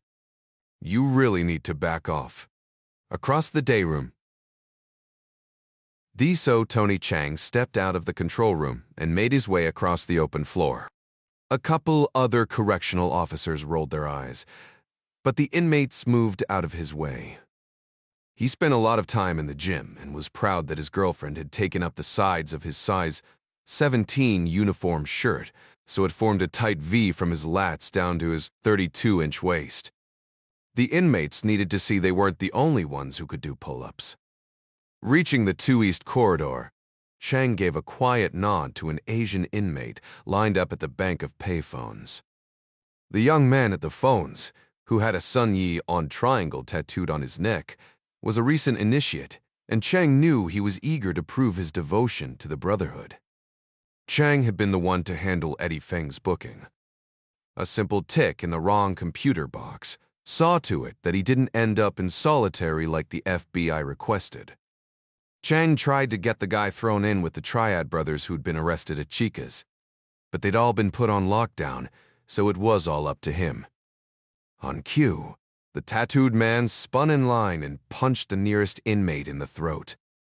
This man, who happened to be a short but extremely muscular member of Le Aram, staggered backward just long enough to catch his breath. The Mexican mafia soldier recovered quickly and rushed the lighter Asian who had dared to disrespect him, driving him into the concrete wall. 4 other Triad members, unaware of any arrangement with Officer Chang, jumped to the defense of their embattled brother, piling on in a flurry of fists and elbows and teeth. Their presence drew more La Aram foot soldiers into the fight. Ethnic and rival gang tensions boiled just below the surface of these men, incarcerated nose to nose with people who they'd just as soon see dead on the street. In prison, gang members might be segregated. County jails did what they could, but space was at more of a premium. Alarms began to sound, echoing off the concrete and steel enclosure. Inmates not involved in the fight reluctantly stepped away from the free entertainment, as the bored-sounding intercom announcement that accompanied the alarms ordered them to their cells. Seconds later, heavy boots slapped the tile floors. Detention officers poured into the day room from various points around the jail. Officer Chang stayed where he was, glancing up at the control room. The 2 officers inside stood up so they could see over their screens. Inmates filed by, returning to their assigned cells. When Eddie Feng shuffled past, arms tucked inside the sleeves of his scrubs, Officer Chang fell in behind and followed him to his cell. "Hold up," Chang said, pulling Feng aside to give the other inmates time to move to their own cells and get out of earshot. "Aren't you supposed to be in solitary?" Feng's mouth fell open. "Where Condi, finally." "We," he said. "Somebody's got their shit together." "Thank you."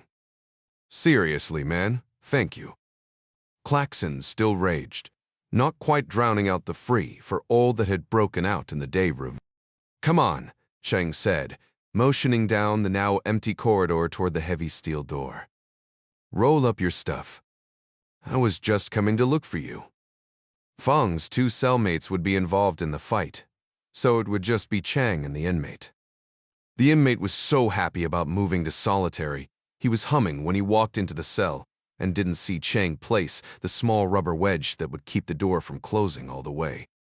All Feng's personal belongings had been taken, either by the FBI or at booking. He'd been issued a wool blanket and a stubby pink toothbrush made of flexible rubber.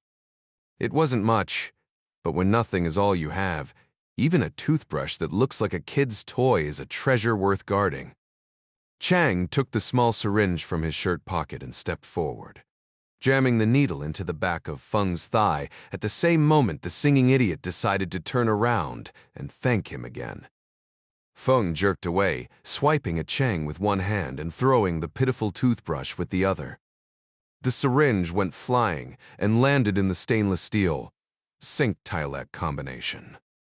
Unfortunately, Chang had been in mid-push, and the contents of the syringe that hadn't gone into Feng's leg ended up on the floor. Chang grabbed Feng by the throat and drove him backward into the lower bunk, fingers squeezing tight to keep him from crying out. With the syringe gone, he had no way of knowing how much fentanyl had made it into Feng's muscle. 3 milligrams would be enough to kill a normal-sized man, and Feng was a runt. Even so, Chang had intended to give him half again that much just to be on the safe side. The DSO was making a decent side living selling fentanyl in the jail. The markup was incredible, with a $500 investment bringing him as much as 10 grand. He could have made more out on the street. These inmates weren't exactly rolling in cash, and he sure as shit wasn't going to take cup-o, noodles, or honey buns in trade. Still, 10 grand was 10 grand. The fentanyl came in from China, where it was manufactured in legal labs, and then stashed in the little desiccant packs of silica in pairs of running shoes he ordered online. It was almost too easy, and he got to keep the running shoes. Everybody knew the fentanyl was coming inside. The inmates called it Murder 8. When it didn't kill them, it made them lethargic and easy to deal with, unlike the spice and other toxic shit that was being smuggled in. Chang sometimes felt that he was providing a service of calm for his fellow DSOs. Feng had been so flighty at booking that no one would question it if he died of an overdose. Chang had the stuff on hand already. A call from a contact, said the Sun Yi. Mother others needed a favor, and there would be an extra 20 G's in it for him. It would have been so easy if the dumb bastard hadn't turned around. Chang held him against the bed with his body weight, one hand on his neck, the other flat across his mouth. Finally, he felt the man go limp. Seconds later, he gave a series of gurgling croaks. If Chang had injected enough, Feng should have stopped breathing, but he didn't. His pupils constricted to tiny black dots. His lips turned blue and his breathing was labored, but his stupid lungs still pumped away. The syringe lay on the ground at Chang's feet in a puddle of liquid. He thought about picking it up and trying to inject any remaining drops, but the syringe was wet. He felt in his pocket for nitrile gloves and came up with only one. That wasn't going to work. Fentanyl was potent stuff and could be absorbed through the skin. Chang let the man drop face first onto the lower bunk, stifling the urge to bash his head against the wall, or simply choke the life out of him. Either would leave far too much physical evidence, but if it came to that, he'd do what he had to do and work out the rest later. He couldn't leave Feng like this. If the drug wore off without killing him, Chang would end up in jail himself, and correctional officers didn't do well on the inside. Alarms still sounded up and down the corridor, but the riot would be quelled at any moment. Whatever Chang did, he had to do it quickly. An army of detention officers would have descended on the day room by now. His Sun Yi brothers had done what they could, but they could keep the diversion going for only so long. Chang pulled the feed to the camera in this cell just before the fight broke out, leaving the control room no time to notice the gray screen among the dozens they already had to watch. He scanned the tiny space, racking his brain for some sort of plan. Then he looked down at Feng and realized the answer was right there in front of him. Jail administrators went to great lengths to keep inmates from harming themselves, but if someone was determined to die, they found a way. Chang had seen some ingenious methods over his 4 years as a correctional officer. One guy had even stuffed enough toilet paper down his own throat that it was impossible to get out. It was interesting to watch, but Chang didn't have time for that now. This needed to be much quicker. Fortunately, prisoners had developed several methods to bring about their own deaths that were relatively quick and, at least as important, could be applied right under the noses of their guards. Chang slowly released his grip on the near, catatonic Feng. "Lucky bastard," he whispered. "On the outside, they'd kill you with an axe." Chang rolled the lolling man onto his belly. He stepped back long enough to grab the cuffs of Feng's inmate uniform trousers and pull them off in one quick motion. Feng's head was turned sideways, and Chang could see a flash of panic in his eyes as he pulled away the man's pants. Immobile and exposed, there was absolutely nothing Feng could do. Chang chuckled as he ripped the scrub pants with his teeth, tearing them lengthwise from cuff to cuff before twisting the orange cloth into a makeshift rope. "Don't worry," he said. "It's going to be a hell of a lot worse than you think." Working quickly, he tied a fixed loop in one end and a slip knot in the other. Crouching over the bunk, Chang slipped the larger loop around Feng's neck so the knot was in the back of his head. Then, grabbing Feng's foot, Chang bent it up and over Feng's back, pulling the knee upward until he was able to loop the slip knot over Feng's foot, arching his back as though he were hog-tied. Dead weight from Feng's own paralyzed leg pulled the noose tight, putting pressure against the already bulging carotid arteries in the side of his neck. The noose did the trick of stopping blood to Feng's brain, but it wasn't quite tight enough to compress his airway. Gagging noises escaped his open mouth, and his face rapidly took on the hue of an eggplant. His eyes fluttered. Chang relaxed a notch. "Sir, trust peers to patternen." It wouldn't be long now. Chang spun on his heel and scooped up the rubber chalk he'd left in the cell door to keep him from getting locked inside. He took one last look at the choking man. When he turned around, Officer Pankita Lincoln blocked his path. Her eyes looked right through him. "What the hell?" Chang feigned a smile. He was big enough that he could run right over this puny bitch if he wanted to. "Inmate troubles," he said, and threw what he thought was a pretty damned good left hook. Unfortunately for him, Pankita Lincoln's father had taught her how to box. Chang's eyes and then his shoulder telegraphed his intention to throw the hook a mile away.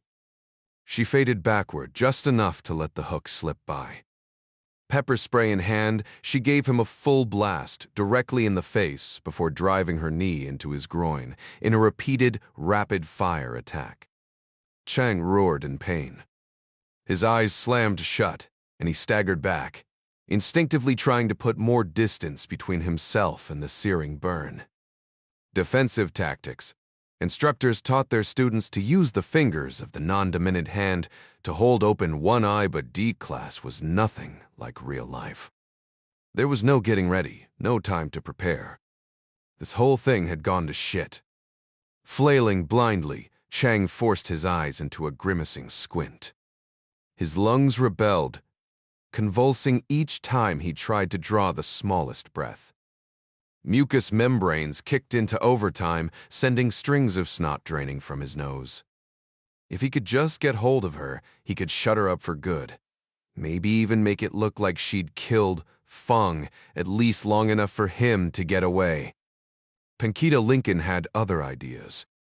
Nani-1 Dominic Caruso thought Flaco's interview seemed to be going well when they first sat down in an interview room at the Dallas FBI field office.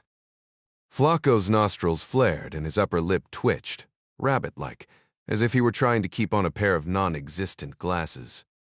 He was obviously terrified, not a bad emotion, for someone from whom Caruso wanted information.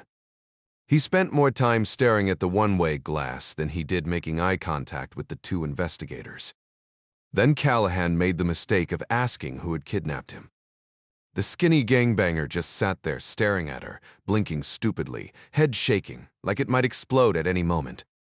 In the end, he muttered something about a lawyer and refused to say another word. Dom suspected his reticence to talk might have had something to do with the application of particular boot to the side of his neck.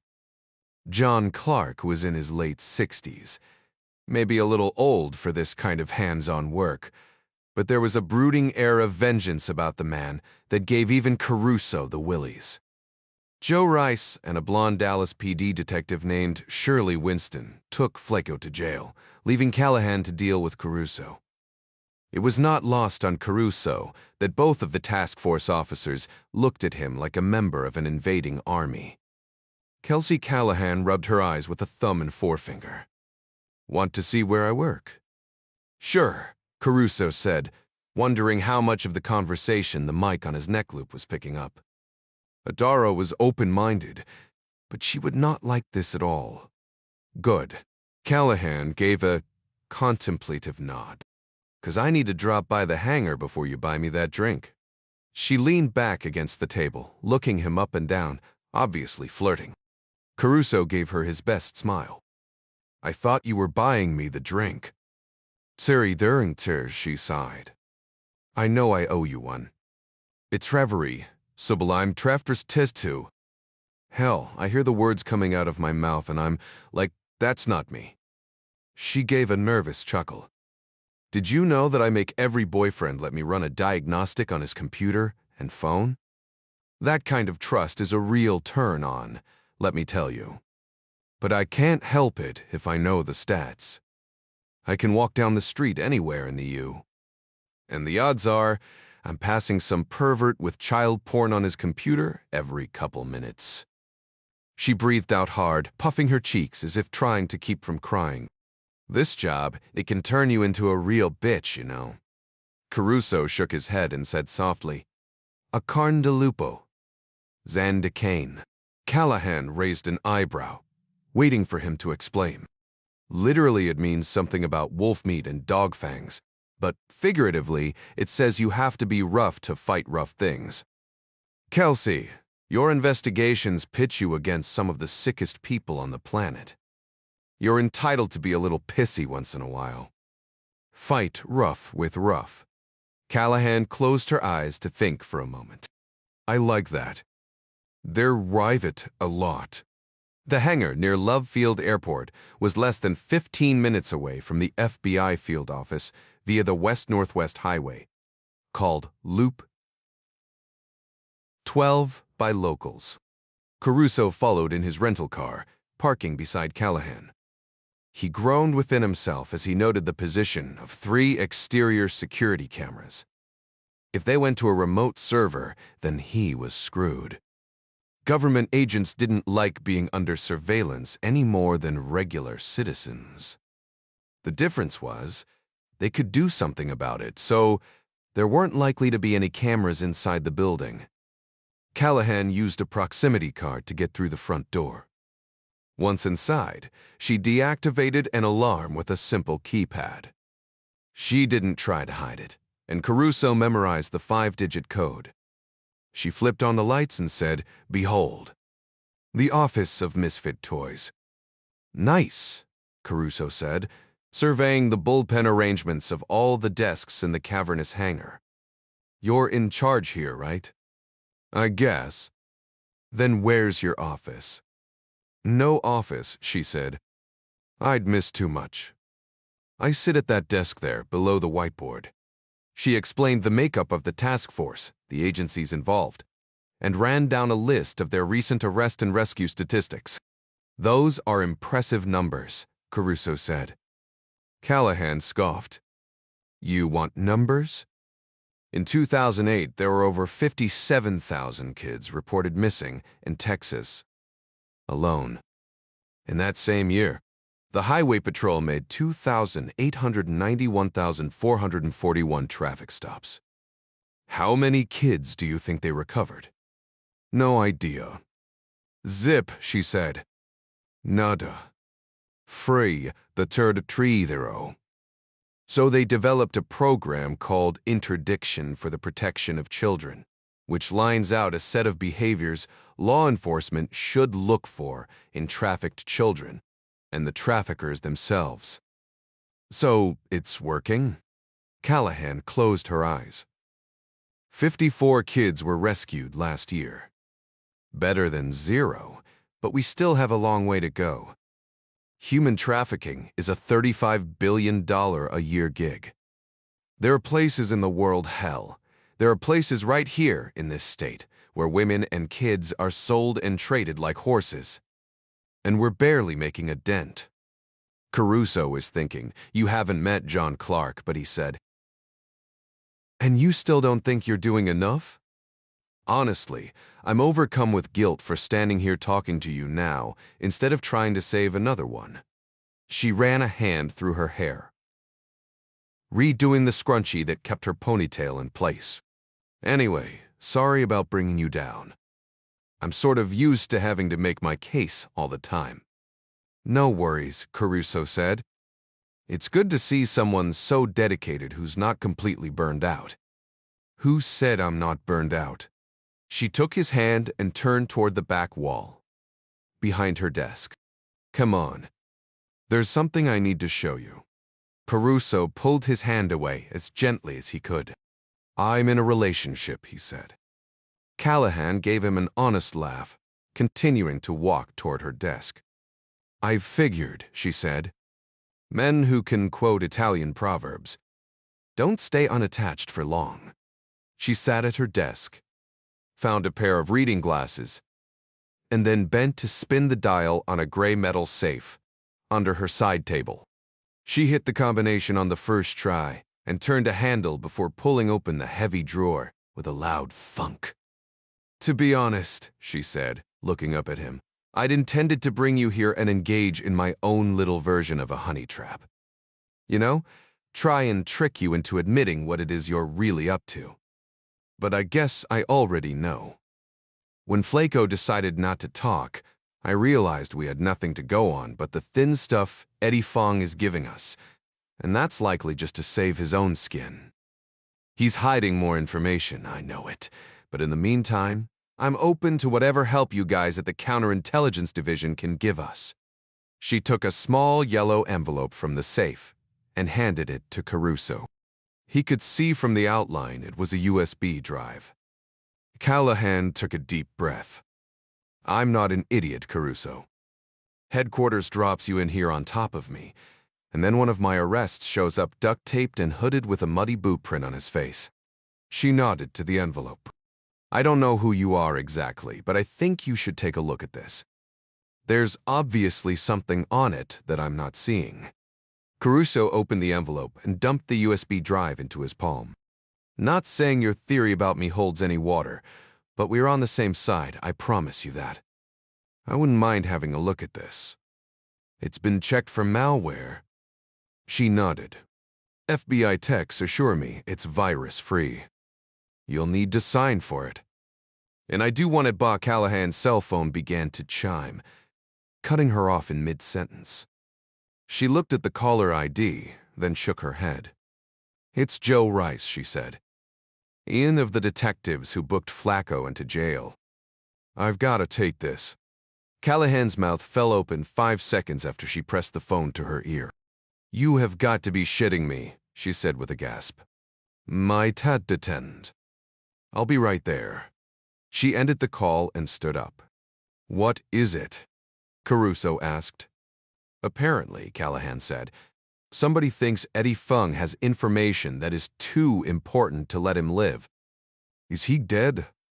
Not quite, Callahan said. She reached behind her desk and grabbed a black 5. A tepak, which presumably she used instead of a purse. Listen, Fung is in the hospital now, surrounded by a protective detail of very jumpy FBI agents. I'm going to try and get some kind of information out of the detention officer who attacked him. Sounds like he got a snoot full of pepper spray, so maybe he's been tenderized a bit. You go on and do what you need to do with that thumb drive. Tears welled in Callahan's green eyes. She sniffed and wiped them away. I know there are hundreds, even thousands more kids out there. I've never even met her, hell. I barely even know what she looks like. But for whatever reason, it feels important that we find Magdalena Rojas. I'm good with using your sketchy counter-intel methods if it helps us find Madarife and rescue this kid. She stopped at the door, finger poised above the pad to arm the security system. Tell me how you say that Italian proverb again. A carne di lupo, zan di cane. Callahan looked at him and nodded. Hell yeah, she said. That. 45 minutes later, Caruso sat with the rest of the campus's operators in Clark's room at the Omni Hotel in downtown Dallas. Caruso and Adara leaned forward on the love seat, shoulder to shoulder. Jack slouched in an overstuffed chair, and Midas leaned back in the office chair he'd swiveled around from the desk. Both men leaned as far back as their respective seats allowed, staring at the ceiling. Chavez sat on the floor, his back to the couch. Clark perched on the end of his bed. The team was used to such meetings in cramped hotel rooms, and were all too tired to care about the furniture or lack of it. Caruso's cell phone lay face-up on the coffee table with Gavin Beery on speaker. The campus IT wizard sounded congested, like he had a cold, which was surely a function of the fact that it was nearly 2 in the morning in D. Beery coughed. I found a guy named Donnie Lau with an Australian passport, who looks a hell of a lot like the photo you sent of Vincent Chen, who happens to have a passport issued by The Rock. I'm betting Donnie Lau's not really Australian, Ryan said, stating the obvious. You think? Byri's eye roll was almost audible over the phone. Vincent Chen has school records in Taiwan and the U. Sounds sinister, I know, but he owns a greeting card company that has him taking trips between his home base in L and China several times a year. I've sent everything I've found to you. How did you come to find this Donnie Lau? Jack asked. His brain was exhausted, but not asleep. Yet. Barry chuckled. The United States required friendly nations to add biometric data to their passport photos over a decade ago. Once I had Vincent Chen's photo, it was a matter of stepping behind the firewalls of those nations and running a comparison program. Australia is part of the Five Eyes. So much of their information is available through CIA and NSA data links. Still, must have taken hours. Jack yawned. Now he was falling asleep. Not really, Beery went on. I wrote some code that worked on it while I did other things. I had 2 hits within the first half hour. Looks like your man Chen has bona fide passports issued from Canada and Australia, under the names of Todd Lee and Donnie Lau, respectively. He was never discovered because, up to now, no one was looking for Vincent Chen, just another face among millions. That's good work, Clark said. Thank you, Beery said. Also, Mr. Lau happens to be booked tomorrow on the 3:30 p. Delta flight from DFW to Buenos Aires. Well, technically this afternoon at 3:30. Chavez gave a low groan. You couldn't have led with that. I might actually be able to close my eyes for a couple hours. Don't want to hear it, Gavin said. I'm passing you off to Lucen. She's got some information for you about flight. Hold on, Clark said. What about the thumb drive? I need you to take a look at it ASAP. Bivory heaved a sigh. So, who's willing to risk a potential infection of their laptop to send it to me? I'll do it. Caruso raised his hand, despite the fact that it was a voice call. The agent I got it from assured me this thing's been checked by FBI computer techs. Have I taught you guys nothing? Bivory snapped. Do not even get that drive close to anyone's machine until I get there. Chavez's head snapped up. Wait, what? You're coming here? Jerry approved it. This USB is obviously important to you, but I'm not letting it near one of my machines until I run some of my own diagnostics. FBI techs. Please. Anyway, we're at the hangar now, already on the plane, just waiting for the pilots to get here. Here's Lisang. I'm going to get some sleep since Jack's not here to hog the couch. Listen Robertson was the new Adara Sherman Director of Transportation for the campus. Jerry Hendley had recruited the energetic former Marine after she pulled him over for speeding on the Jeff Davis Highway. Her Lebanese mother had raised her to be fluent in Arabic. She had 2 tours in Iraq under her belt by the time she was 27. After separating from the military, she'd spent 4 years with the City of Alexandria Police Department. Both jobs gave her the chops she needed to transform from uniformed flight attendant to effectively become a one-person Phoenix Raven unit, pulling security on the Hendley Associates Gulfstream when it was parked at less secure airfields, which seemed to happen all the time. "Hey, guys," Lisanne said in her usual chipper voice. Dom could imagine her blue-black hair bouncing as she spoke. "We're estimating wheels up out of Reagan in an hour with an ETA into Dallas Love, field of 4:35 BIS Central Time." A collective groan ran around the room. Clark shot a glance at Dom. "You're staying in Texas with me," he said. "The rest of you will get to Buenos Aires well ahead of Chen and set up a reception. Follow him and see what he's up to. There's still a hell of a lot to find out about him and his operation on this end." 22 Ba-Meiling braced, her small chin tucked, narrow shoulders pinned, along with 6 other servants in the slate-tiled entry of Foreign Minister Lee's home. Dressed in black slacks and crisp white shirts, they stood with hands folded and eyes locked to the front. Minister Lee did not like to be gawked at. The butler, Mr. Fan, stood beside Meiling under the harsh light of the crystal chandelier. Beads of perspiration coursed down the side of the man's ashen face. A recent addition to the household, Mr. Fan had been brought on shortly after Minister Lee had seen an episode of Downton Abbey. It was a whispered joke among the staff that the minister was a Chinese man who owned a German car and lived in an Italian villa with an English butler, or at least a Chinese butler. He dressed up like an English one. Mr.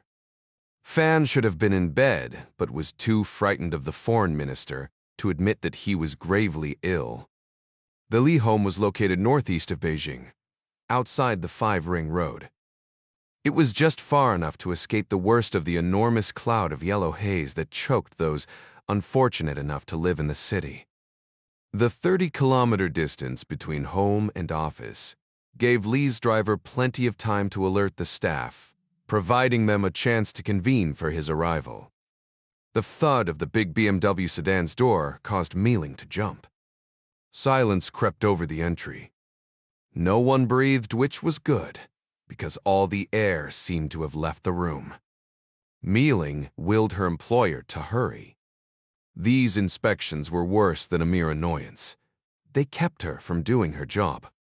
She was an accomplished chef, a graduate of the Culinary Institute in Hong Kong, but the foreign minister disliked the term chef.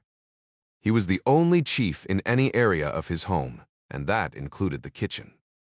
Meiling and her assistant, a young woman named Yubi, should have been prepping for the dinner party, but when the foreign minister arrived, all else was put on hold, the immutable laws of science and cooking notwithstanding. The front door flew open as if blown by an evil wind, and Foreign Minister Lee strode in. He stepped out of his shoes so easily that Meiling wondered how he'd kept them on all day, and into a pair of slippers that were waiting directly in his path. Meiling had seen the minister on the television news, where he appeared to be so temperate and even-keeled. In his own home, even one step out of his desired routine, to slip a toe into a slipper could send him into a spitting rage. Slippers slapping the tile floor, Lee removed his suit jacket. He dropped it as he walked, certain that Mr. Fan would be there to catch it. The poor man was so sick, he nearly toppled over in the process. If Lee noticed his butler was ill, he made no mention of it. One of the 2 girls Lee called hostesses handed him a Gibson martini, with 3 cocktail onions, while the other exchanged his day glasses for a pair of less flattering readers and 4 evening newspapers. Meiling watched the way the minister looked at the 2 younger women. Had either of them been able to cook, she would have been sacked. Their skin was alabaster, while she was darker. A tiny mole above her upper lip stood out in stark contrast to their flawless oval faces. An American college student had once called the mole a beauty mark, but Foreign Minister Li looked as if his stomach was upset each time he saw her. Mei Ling dismissed it as the will of the gods. Minister Li doted on his wife, but everyone knew the hostesses had not been hired for their ability to mix a perfect Gibson martini. Minister Li paused at the bottom of the stairs, taking a sip of his drink. The staff, even the hostesses, who surely had his ear and more held their collective breath. Li peered directly at Mei Ling. Add 2 more to the guest list. Minister Ip and his lovely wife will join us. Mei Ling teetered in place. She grabbed at her assistant's shoulder for support as soon as Li turned to continue up the stairs. 2 more guests. That was impossible, the worst of all catastrophes. The chef wasn't worried about the food. It was to be a British feast, and as with all feasts, there would be far too much roast lamb and too many side dishes for anyone to eat. But Mrs. Ibe was going to pose a problem. Yubi's mouth hung half open, like she was about to be sick to her stomach. Mei Ling understood the feeling. Do you have enough for Mrs. Pri? Of Tarvat? The assistant chef asked. Mei Ling closed her eyes and took a series of calming breaths, attempting to steady herself. It did not work. I do not, she said. The minister will kill you. He will not kill me, Mei Ling said, doubting herself even as she said the words. But he will say we should have been better prepared. Yubi's slight body shook with tension, causing her black bangs to shimmer in the light of the chandelier. What if he blames me as well? Mei Ling thought through her limited options. She found it difficult to breathe, let alone think. At length, she turned toward the kitchen. First, we will prepare the batter for the Yorkshire puddings. It will need time to chill. The familiar act of breaking eggs and the comforting smell of sifted flour served to calm Mei Ling's spirit. An idea began to rise in her mind, like the bubbles in the whisked batter. I will speak to Madame Li, she said at length. If that didn't work, there would be nothing to do but accept her fate. She would be fired, but the likelihood that the minister would actually kill her was remote. Wasn't it? The guests began to arrive 3 hours later. Mei Ling listened intently from her post in the kitchen, counting to herself as the butler. Mr. Fan announced the names as each couple entered.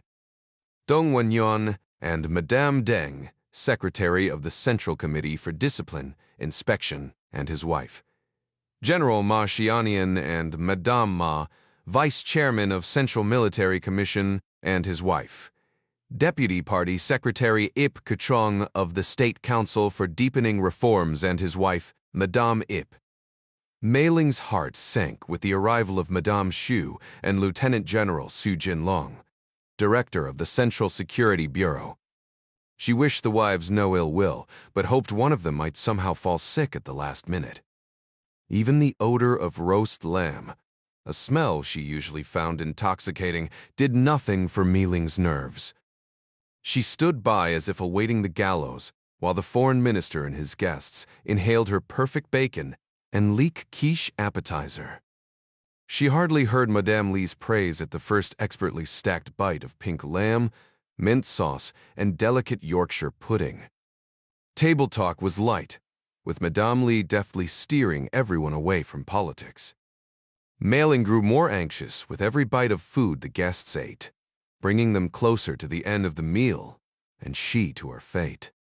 Dessert service saw her hoping to be swallowed up by the draperies. Minister Li tapped on his crystal glass with his silver spoon, making certain he had everyone's attention. I have prepared a small surprise for our lovely wives, he said, as if he had prepared the white ramekins himself. Each of the guests had their own krupp brew, but the ramekins for the women were marked with a small flower of burnt sugar on the crust. It had taken Meiling an hour to prepare the delicate blossoms. Madame Ip, the bird-like woman who shouldn't have even been there, tapped on the crust of her dessert, hitting it several times with a tiny spoon, as if she didn't quite have the strength to break through the caramelized sugar. She squealed when she finally cracked it and, forgetting about the creamy custard, used the spoon to dig around in the dessert like it was a playground sandbox, until she found the diamond bracelet. It was a mystery where the foreign minister got his money, but each of the bracelets cost 11,000 yuan, more than $1,500. Meiling knew. She purchased them all at an expensive shop in Shunyi where Minister Li had an account. He took great pleasure in showing off to his friends, at his frequent dinner parties, by having her bake pieces of expensive jewelry into the desserts meant for each wife. The women would fawn over their husbands, proud of them for associating with such a powerful and generous man.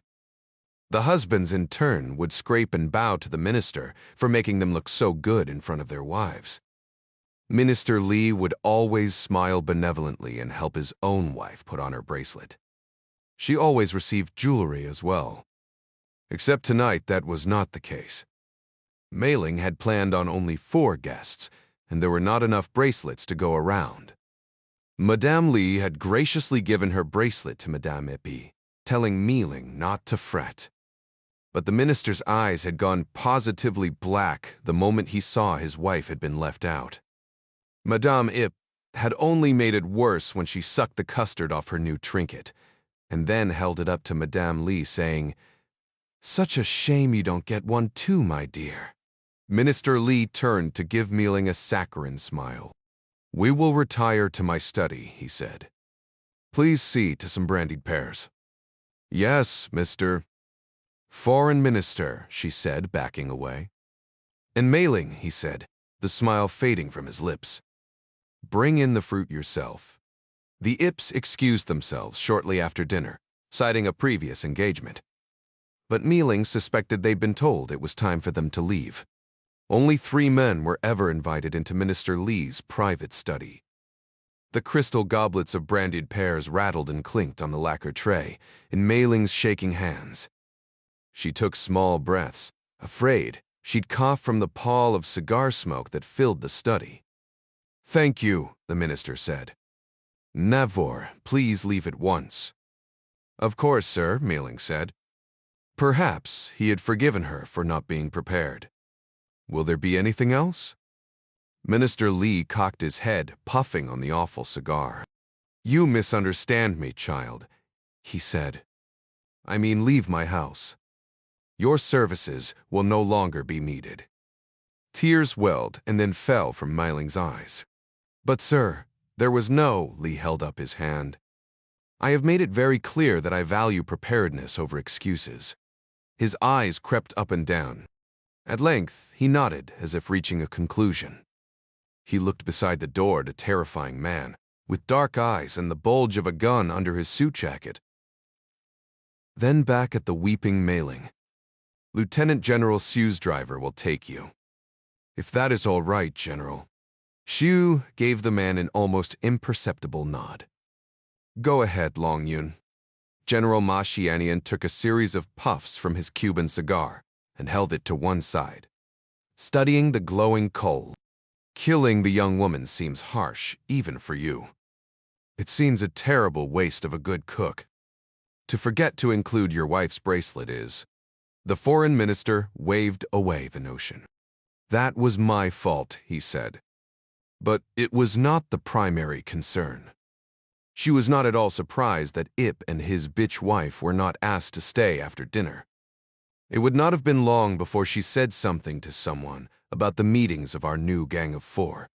They never uttered the phrase outside the security of their little group. The men had come to think of themselves as a faction that wanted only the best for China, but who would surely be misunderstood if they were to be discovered. The original Gang of 4 had been led by Chairman Mao's wife, Zhang Qing.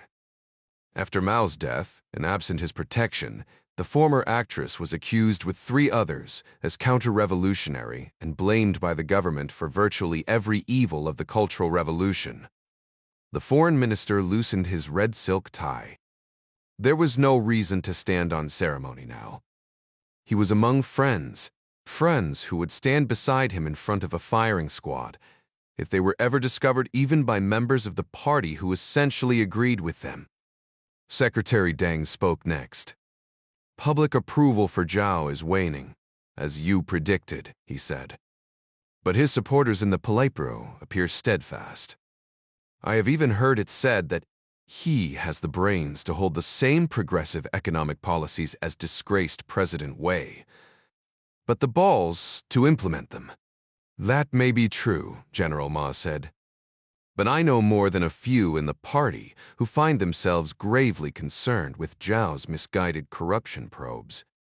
It is as if he is completely blind to the origin of his support. Blindness is among the least of his disturbing qualities, Deng said. He is quite intelligent, Li said. We should not underestimate him. General Xu, I believe. A metallic chime sounded at the study door, cutting him off. The foreign minister raised his hand to quiet everyone. A moment later, Madame Li appeared with her arm around the shoulders of a handsome boy in his early teens. Qingpi, she said. The term was akin to dear or darling. Our son has had a long day and would like to say goodnight to his father. Li put the cigar in the ashtray beside his chair and took the boy's hand, holding it in his. Good night, my son. Rest well. The other men in the room looked away, embarrassed by this uncustomary outpouring of emotion from the leader. I will leave you men to talk your treason, Madame Li said, smiling as she escorted the boy out. Secretary Deng winced before the door was shut, and they were alone. Does she know? Li took up his cigar again, then picked a fleck of tobacco off his lip.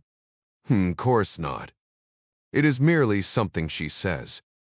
Women chatter about the household, and men talk treason. Well, Deng said, it is a dangerous term. Li's eyes narrowed. Any disrespectful talk of my wife would be dangerous. Of that you may be quite sure. General Ma held up his hand. Had it really fallen to the military man to try and make peace? He decided to change the subject rather than appeal to either man's decency. It is such a shame that Chinese interests must be harmed in order to attain our goals. Li snatched up his cigar, took a few puffs, then snubbed it out in the ashtray. The veins in the side of his neck bulged with tension. Make no mistake, he said. Chinese interests are not our only targets. Before we are finished, President Ryan will be ready to fly Air Force One to Beijing and shoot the fool Zhao himself. The foreign minister sat for a moment, composing himself before turning to General Xu. Your man Huang, Zhao's chief bodyguard. Foho, will he bend? The colonel. Xu shook his head. From what I have seen, he is endowed with a set of iron principles that will prove quite troublesome. I assume you have considered a remedy, the foreign minister said. Principles are to be lauded so long as they align with ours. One man with the wrong ideals. Do I need to spell it out? Xu puffed on his cigar until the coal glowed red, illuminating his face. I can assure you, Mr. Foreign Minister, the general said. Colonel Huang will not be a problem. 4 hours after the call from Gavin Beery, Ding Chavez slouched in an uncomfortable fake leather chair in the lounge of an FIO off Lemon Avenue. He munched stale popcorn for breakfast and thumbed absent-mindedly through an aviation magazine while he tried to stay awake enough to remain aware of his surroundings. He never understood why every fixed-base operator he'd ever seen had a popcorn machine, but they did, and he'd learned to take advantage of the fact when there was nothing else salty to eat. Chavez was dressed for travel in a pair of gray sweatpants and a pullover hoodie. The sweats made him look like Rocky Balboa getting ready for a training run, but they were comfortable and he'd sleep better. Lord knew he needed sleep. He had plenty of training for lack of it, having been screamed at by drill sergeants in the army. SAS operators in Hereford, instructors at Camp Peary Hell, even his own father-in-law. Sometimes you just had to suck it up and deal with it. He was pushing 50 years old, but he kept telling himself that if Clark could keep going, so could he. That wasn't really a fair comparison, because Clark was a machine. Fortunately, Mr. C was getting older, and now possessed only the grit and stamina of two normal men. But Chavez still worried about him. Clark had taken the idea of captive girls hard, and seemed to focus on it now even more than the mission at hand. Feng had said Matarif was connected to Chen, but they had Chen located now. There seemed little reason not to let Special Agent Callahan and her CAC task force handle the search for Matarif. They would sure be able to use Dom and John for the eventualities that would come up in Argentina. When Chavez had asked about it, Clark just raised a gray eyebrow and looked at him. Anyone who spoke the language of John Clark realized this unspoken action translated as, "Step the hell back." Chavez, being exhausted and generally absent a filter anyway, unwisely pressed the issue. This only served to earn him an earful of all the reasons why Clark did not have to explain himself to the likes of Domingo Chavez, someone who was still shitting yellow when Clark was up to his chin in brown water in the godforsaken jungles of Southeast Asia. Ding was no stranger to harsh language, even from his wife's dad, but the rest of Clark's tirade would have melted the ears off a lesser man. Still, Ding couldn't help but love the guy. They'd been through too much together. Chavez pitched the magazine back on the glass coffee table. There was nothing he could do about it anyway. The whine of the approaching Henley Associates Gulf Stream was a welcome sound. It meant forward progress in this operation. More important, in the near term at least, the flights to Argentina would give the team a few uninterrupted hours of much-needed rest. Chavez hadn't gone to sleep, staying up instead to scour the internet for possible events that might be important enough to take Vincent Chen to South America. A simple meeting could have occurred anywhere. No, Buenos Aires was a hell of a long way away. Something was happening there that required Chen to make the journey. 4 cups of coffee and 3 hours deep into his search, Chavez stumbled over an obscure 3-line post on the Linier's Cataloction website that mentioned a meeting between Argentina's Minister of Agriculture and his counterparts from several other countries, including Thailand, Japan, and China. Beef exportation, among other things, would be discussed. According to the website, the Chinese foreign minister deemed the meeting important enough that he would also make an appearance. The connection was slim, but it was all Chavez could find. The team members would make it to Ministro Pistarini International Airport outside Buenos Aires proper, a full day ahead of Chen, giving them time to sort out customs and immigration details and get accustomed to their rental vehicles before setting up to follow Chen in the ungodly traffic. Their early arrival also allowed them to secure their weapons from the hidden bulkhead compartments aboard the Gulf Stream. Argentina was an emerging country, but the extremely rich and the desperately poor lived literally across the street from each other in Buenos Aires, making the place sometimes feel like a powder keg set dangerously close to the campfire. Chavez watched through the pro's picture windows as the Gulfstream 550 turned off the taxiway. He couldn't help imagining the soft leather seat on board that was calling his name. He tossed the rest of the popcorn in the trash and grabbed his soft-sided bag. Outside in the pre-dawn darkness, the airplane came to a stop and the door yawned open. Gavin Byrie held onto the rail as he made his way carefully down the jet stairs. The Henley IT wizard tugged a huge black duffel down behind him, letting it thunk against one step at a time as he descended, like it was a dead body. Still 50 pounds heavier than he wanted to be. Gavin liked to point out that this was a hell of a lot better than the 70 pounds overweight that he used to be. A cool Texas wind tousled what was left of his graying hair. He dropped the duffel at the door and headed straight for the restroom. Chester Country Hicks, the first officer of the Gulfstream, came in to hit the head as well. while Helen Reed, the pilot in command, stayed outside with her airplane to oversee the refueling for a quick turn and burn. Listen Robertson came in next, pulling a large black plastic Pelican case that contained Barry's technical gear. She offered to help load luggage, but everyone refused, so she took care of the fuel bill with the fool, using her Henley Associates company credit card. As director of transportation, Robertson not only took care of the logistical minutiae, but, when the plane landed, transitioned to security. She wore a white uniform blouse, neat and crisp, and a knee-length navy blue skirt.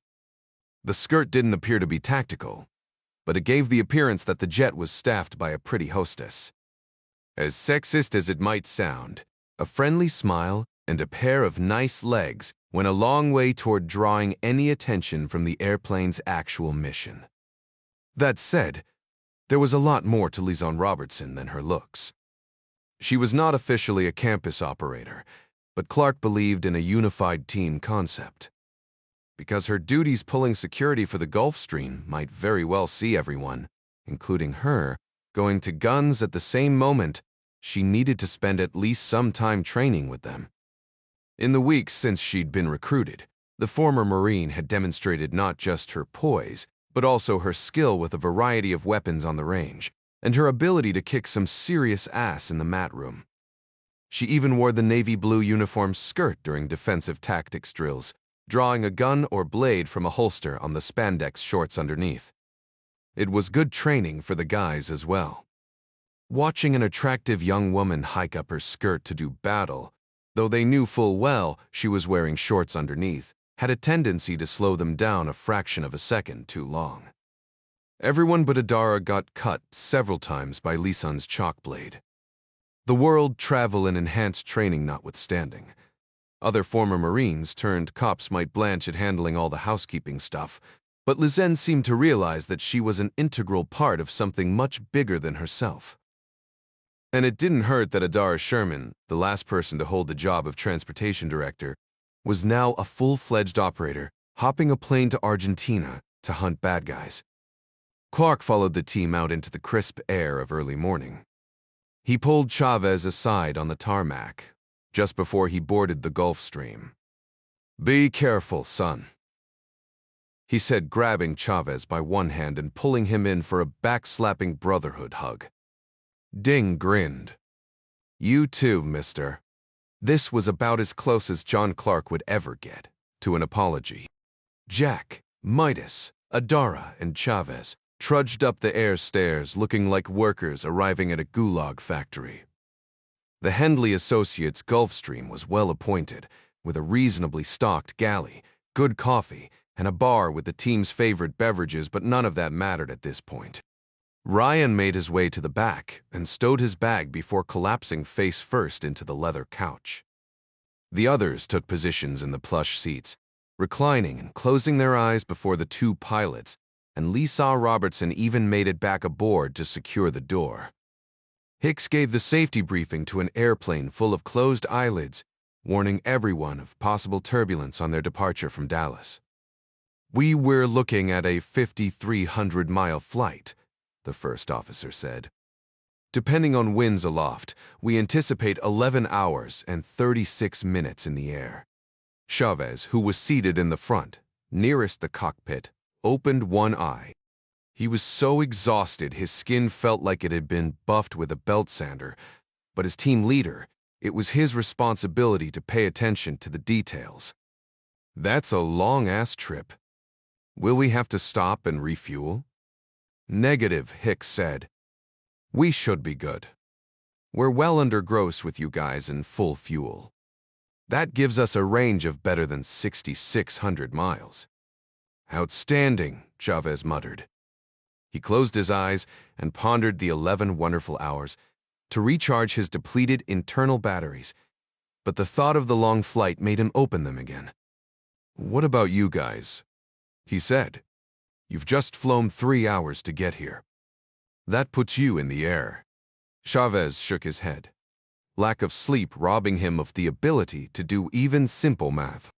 After several seconds, he finally said, "Nearly 15 hours. Don't you have an 8-hour limit?" Hicks turned and put a finger to his lips. "Shh," he said. "Don't tell anyone." He smiled. "Seriously, we've thought of that. The autopilot does the heavy lifting, but we'll take turns napping as needed. We've got Provigil up here if it comes down to that." Provigil, or modafinil, was a go-pill medication the Air Force sometimes issued pilots to help them stay alert during critical missions. Hendley Associates pilots rarely used it, but they kept the medication available for times like this. Chavez started to dream even as he nodded. Unfortunately, he rolled toward his right side and his sidearm dug into his waist. "Well, shit," he grumbled, pushing the button on his armrest to bring his seat upright. The Gulfstream rumbled along the taxiway. Lizen smiled, strapped into the aft-facing seat in front of him. Chavez coughed, clearing his throat. Sometimes it sucked to be the only working brain in the group. "He adds up," he said in his best team leader bark. It came out more like a yawn, but wary eyes flicked open in any case. Jack turned and glared at him, cheek pressed against the leather upholstery of the couch cushion. "Everybody secure your weapons in the bulkhead storage," Chavez said. "We're business folks out for a scouting trip to Argentina.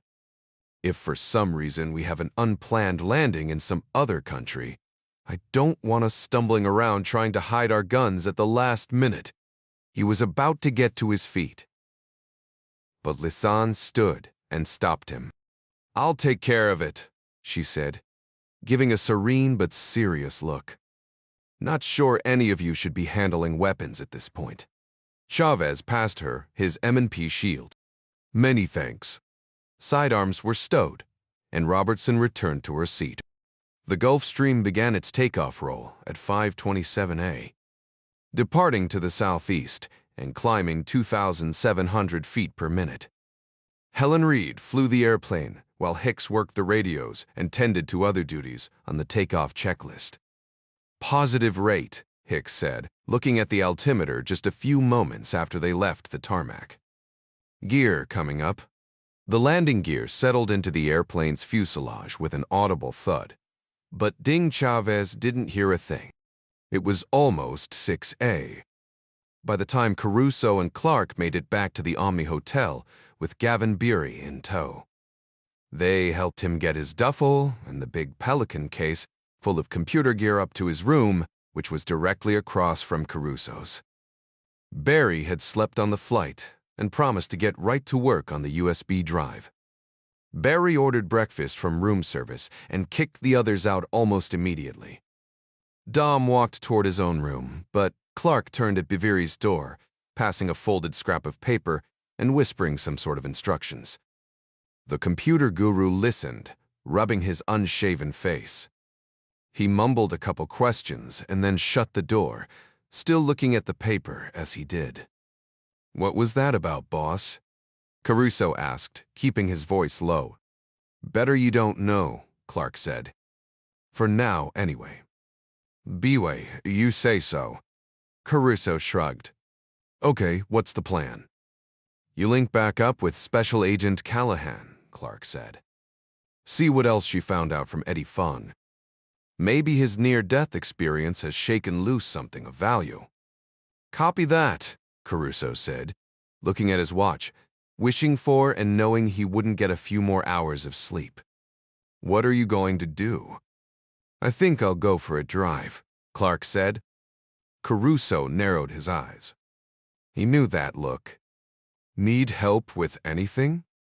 "Nope," Clark said. The elevator chimed, and both men turned out of habit to check for threats. Caruso shot a glance at Clark when Kelsey Callahan stepped into the hallway, holding 2 paper cups of coffee. Shoulder-length hair hung loose around her shoulders, still wet and darker red from a morning shower. "Hey, Dom," she said, offering him one of the coffees. "You never gave me your cell number, so I decided to drop by and let you know I was getting an early start." She raised an eyebrow, looking at Clark. "Want to introduce me to your friend?" Clark extended his hand. "John," he said. "That Schwarzman?" She grinned. trying to coax out the rest of his name. "That's right. I have 2 names," she said. "Kelsey Callahan, FBI." "That sounds like 3 names," Clark said, smiling. "Dom's told me about you." He turned to Caruso. "Listen, it was good to talk to you. We'll catch up later." He turned to go, speaking over his shoulder as he walked away. "Nice to have met you, Kelsey Callahan, FBI." Callahan watched Clark disappear into an elevator before turning back to Dom. "I don't remember telling you where I'm staying," Caruso said. The look of surprise was evident on his face. "You must have some friends in pretty high places to find that out." Callahan smirked. "Do you even remember who we work for? And anyway, you're the one with friends in high places, getting dropped on me like this.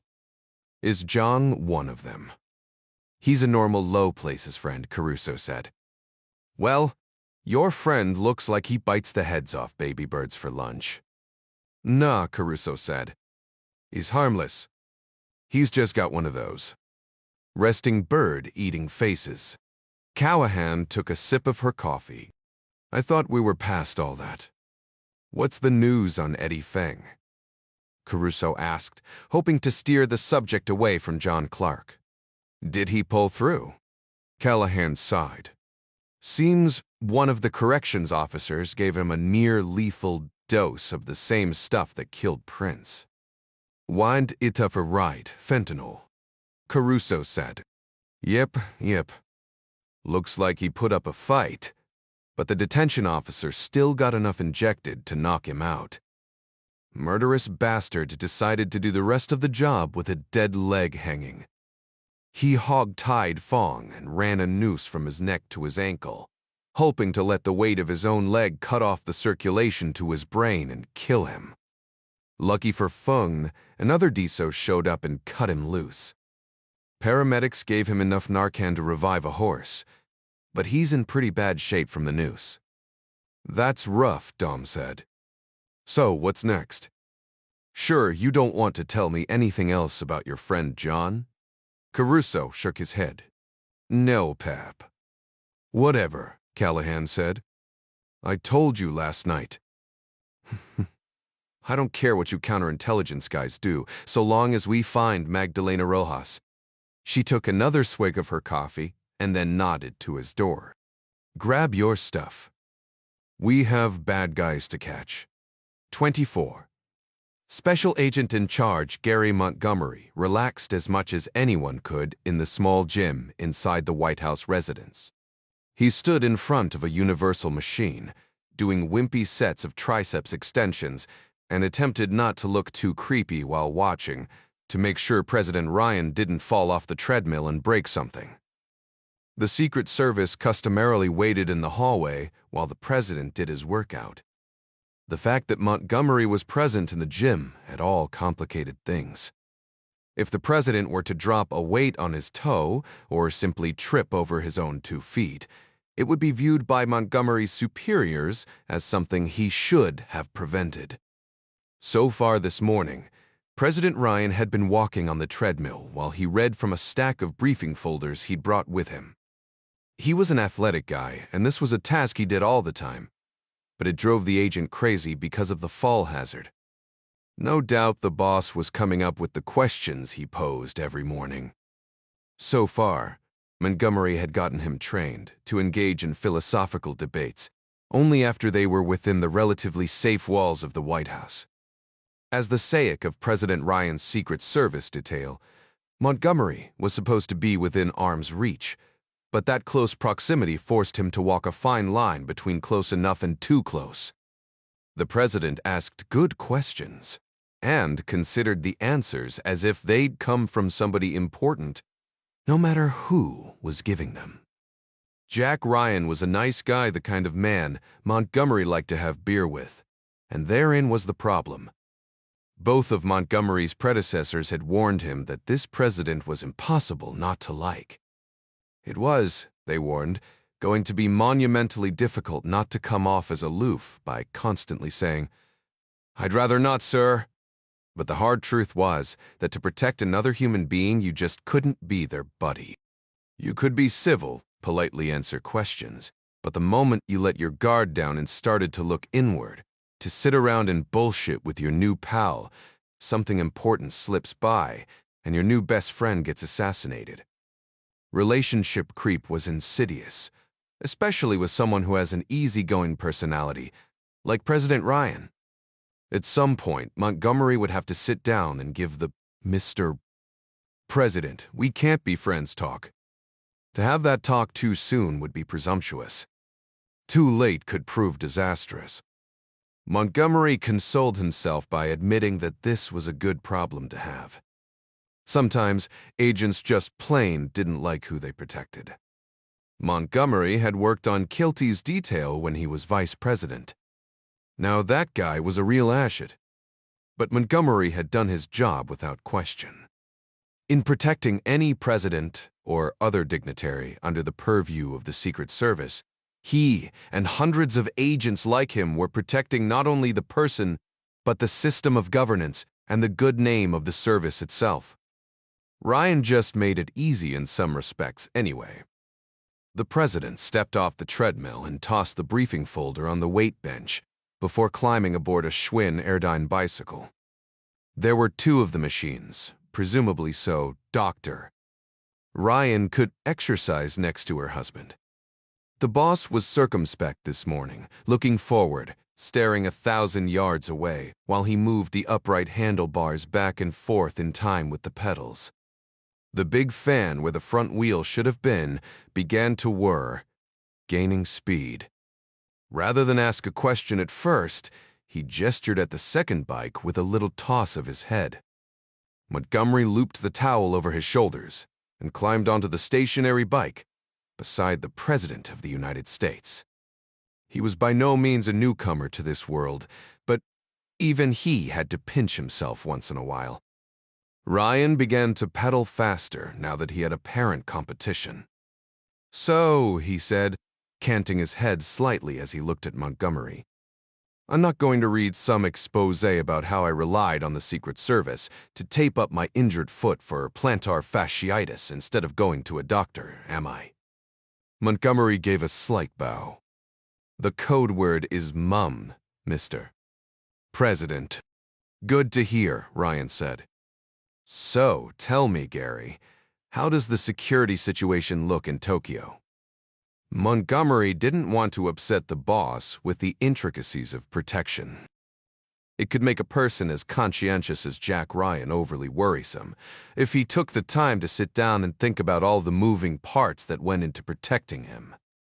Two versions of the presidential Cadillac limo known as the Beast, Air Force One, a spare in the event, the primary had mechanical problems, the communications aircraft, 3 Sikorsky Sea King helicopters from HMX-1, 36 Secret Service vehicles, and the C-17s and C-5s to transport them. That didn't even touch on all the 100 or so agents, and more firearms than anyone admitted to the Japanese. Trips like the G-20 required 3 separate advances. To make certain the routes were checked, hospitals were located and scouted. Deconfliction meetings with local police and the protective details of other countries were complete. And at least 3 floors of Hotel 1 below and 1 above the president's suite were procured. And the staff cleared and credentialed. Equally important, parking for the Secret Service Armada had to be arranged well in advance. President Ryan had enough to think about without burdening him with the monstrosity that was his protective detail. So Montgomery merely smiled at the question and said, Stellar, Mr. President. Ryan gave him a thoughtful nod, then chuckled. Are you sure that's not what you say when you have something to hide? You sound like Jack Jr. when he was in high school, and I asked him about his English classes.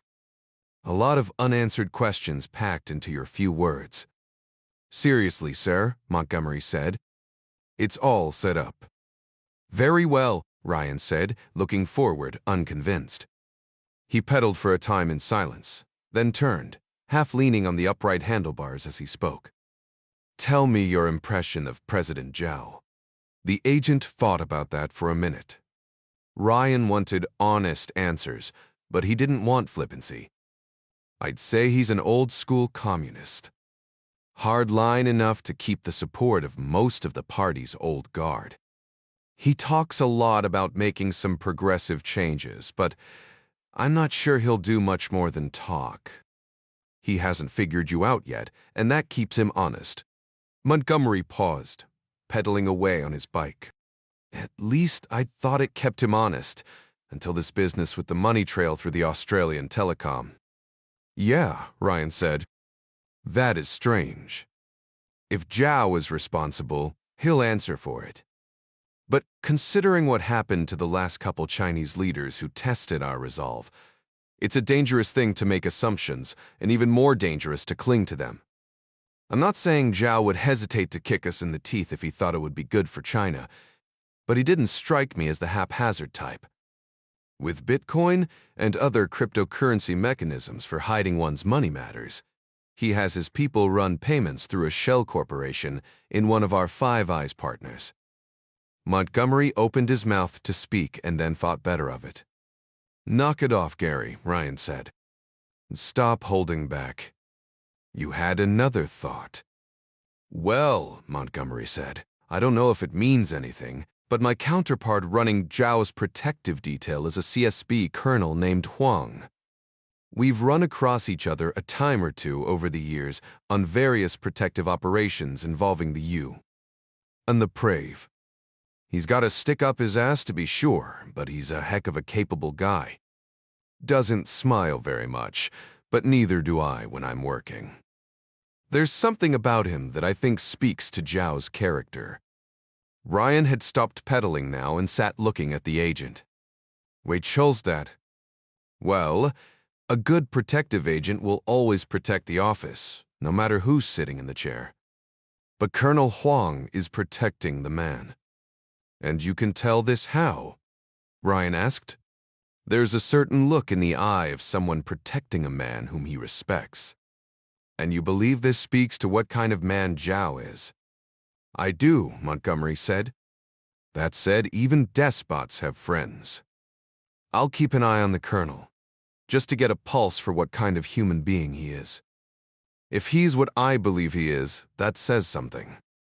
I get the feeling this guy would walk through fire to protect Zhao Chengji, even if he was not the paramount leader of China. Montgomery glanced at his watch and grimaced at the time. The workout had gone longer than he'd planned. That was the problem with operating so close to the president. A smart, observant guy like Ryan noticed when the routine changed. Mr. President, he said, I must ask to be excused. Special Agent Gallagher will be in charge for a few hours. Everything okay? Montgomery smiled. Everything's fine, sir, he said. I'm going out to Beltsville to observe some AOP scenarios leading up to the G20. Attack on the principal, Ryan mused. Who's going to try and kill me this time? Keep this to yourself, Montgomery said. But it's the Chinese. What are my odds?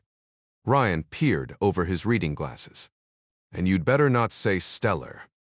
25, a waitress, who was far too chipper for 6 o'clock in the morning, had just brought John Clark a plate of eggs and wheat toast when his cell began to buzz on the table beside his plate. He accepted the call and put the phone to his ear, using his fork to fiddle with his eggs as he listened. Hey, Gavin, he said. Whip birged tea smoking gun. Why they on the tree he's. Gavin Berry said, his voice jubilant. Clark took a bite of eggs. He wasn't hungry, but he knew he would need the energy. I have no idea what that means. Right, Berry said. It's a white hat hacker term for the digital clue that breaks a case wide open. I'm always looking for this very thing when I search for hidden malware or forensic evidence. Clark trapped his phone between his ear and his shoulder while he used both hands to butter his toast.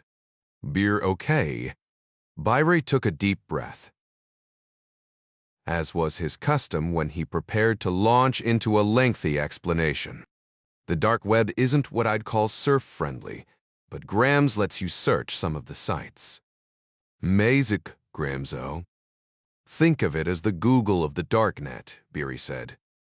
Anyway, I did some snooping for the name Matarif, figuring anyone who went by a moniker like the Slaughterer probably has an ego the size of the Death Star. There are billions of sites on the surface web, so this kind of guy can hide in plain sight. The darknet is smaller. Users rely on anonymity, but they stand out more once you focus on them.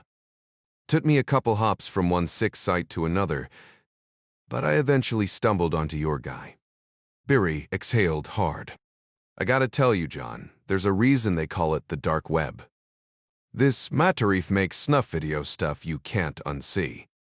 Prevailing chatter is that they're the real deal. The computer script alone about made me puke. I thought I might be able to grab metadata from some of the photos, but didn't have any luck. Clark closed his eyes, willing himself not to interrupt. The crescendo of Gavin Barry's voice said he was moving towards something big. But you know what? People aren't suddenly born on the darknet. At some point, somewhere back in time, they had a presence on the surface web. That's how they found that Silk Road guy, an old post on Reddit, advertising his site. So I did a search on the only slightly less perverted visible portion of the web. Turns out a user calling himself Matarife13 had a long convo on an S and M chat room 3 years ago where he posted some photos. He was running decent OPSEC even back then, using a VPN and an anonymizer program to scrub the metadata. What? Clark said, biting his tongue. He used a virtual private network and a program to wipe the digital fingerprint off any photos he uploaded, except he didn't. Matarif chose a sloppy anonymizer that left behind EXIF data on a couple of his posted photographs. And that means... It means, John, Gavin said, that you need to get a pen because I'm about to give you the GPS coordinates to this filthy piece of shit's house. Outside the United States, crime bosses employ sizable armies to guard against the almost inevitable attack from rival gangs. Like something from a Hollywood action flick, cold-blooded men wearing dark sunglasses and tight black t-shirts patrol remote hacienda grounds with MP5s, AK-47s, and even the occasional high-point smug. These residences have high walls, rimmed with broken glass to discourage intruders. They're often fortified with electric fences and vicious dogs. Farther north of the border, cartels contend less with marauding competition and more with teams of raiding law enforcement. They're still heavily armed, but these based operations put more trust in CCD cameras, often purchased from their local Walmart. Sometimes they rely on nothing but a good standoff from any neighbors and acres of grain sorghum to act as a buffer. If Ernie Pacheco Matarif's real name had known that John Clark was creeping through the sorghum field behind his ranch north of Alvarado, Texas, he would have opted for a lot more than 3 strands of sagging barbed wire. The team of campus operators had originally flown to Dallas on a commercial flight.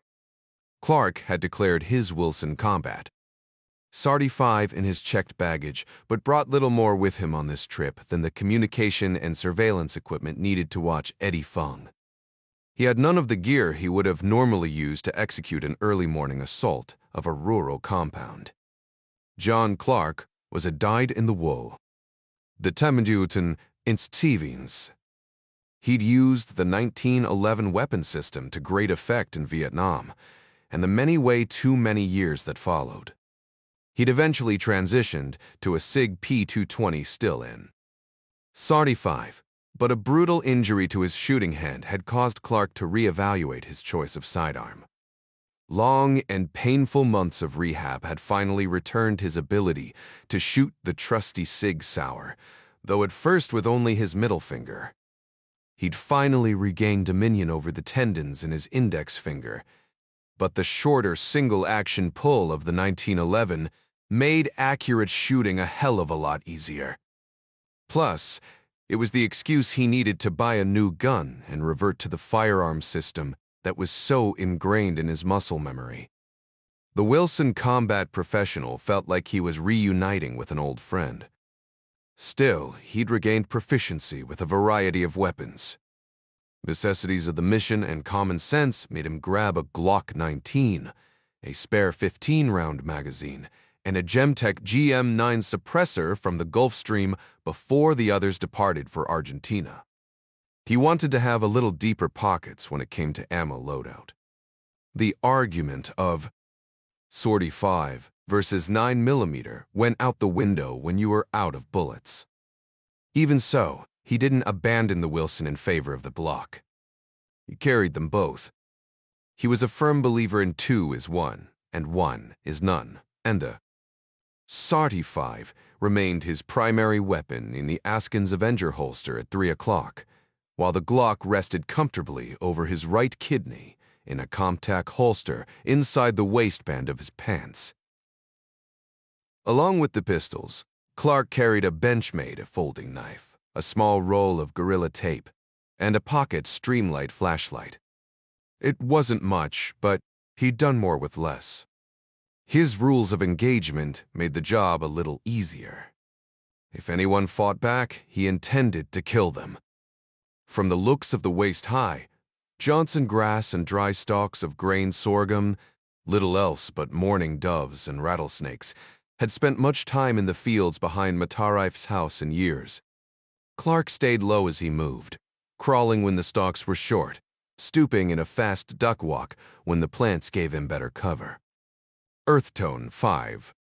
Iblis slacks and a black sweatshirt helped him blend well into the long morning shadows. The field was damp from recent rains, but the day promised to be a hot one for September, and the ground was already beginning to steam. The humidity and muggy odor of wet earth, not to mention the fire ants and the high probability of coming nose to nose with a pit viper, brought back so many memories that Clark found it nostalgic. Juanust. Din Chavez hadn't exactly been wrong in his earlier assessment.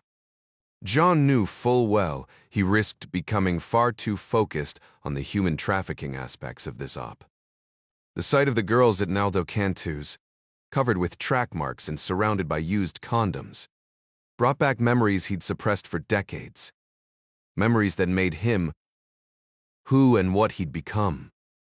Just looking at the poor drugged kids made him feel like his teeth might shatter. He was nearing 70 years old. Still a tough old bird, no doubt, but old was fast eclipsing tough as the operative word. For as long as he could remember, something inside Clark had pushed him to check out danger, to go and see, to help.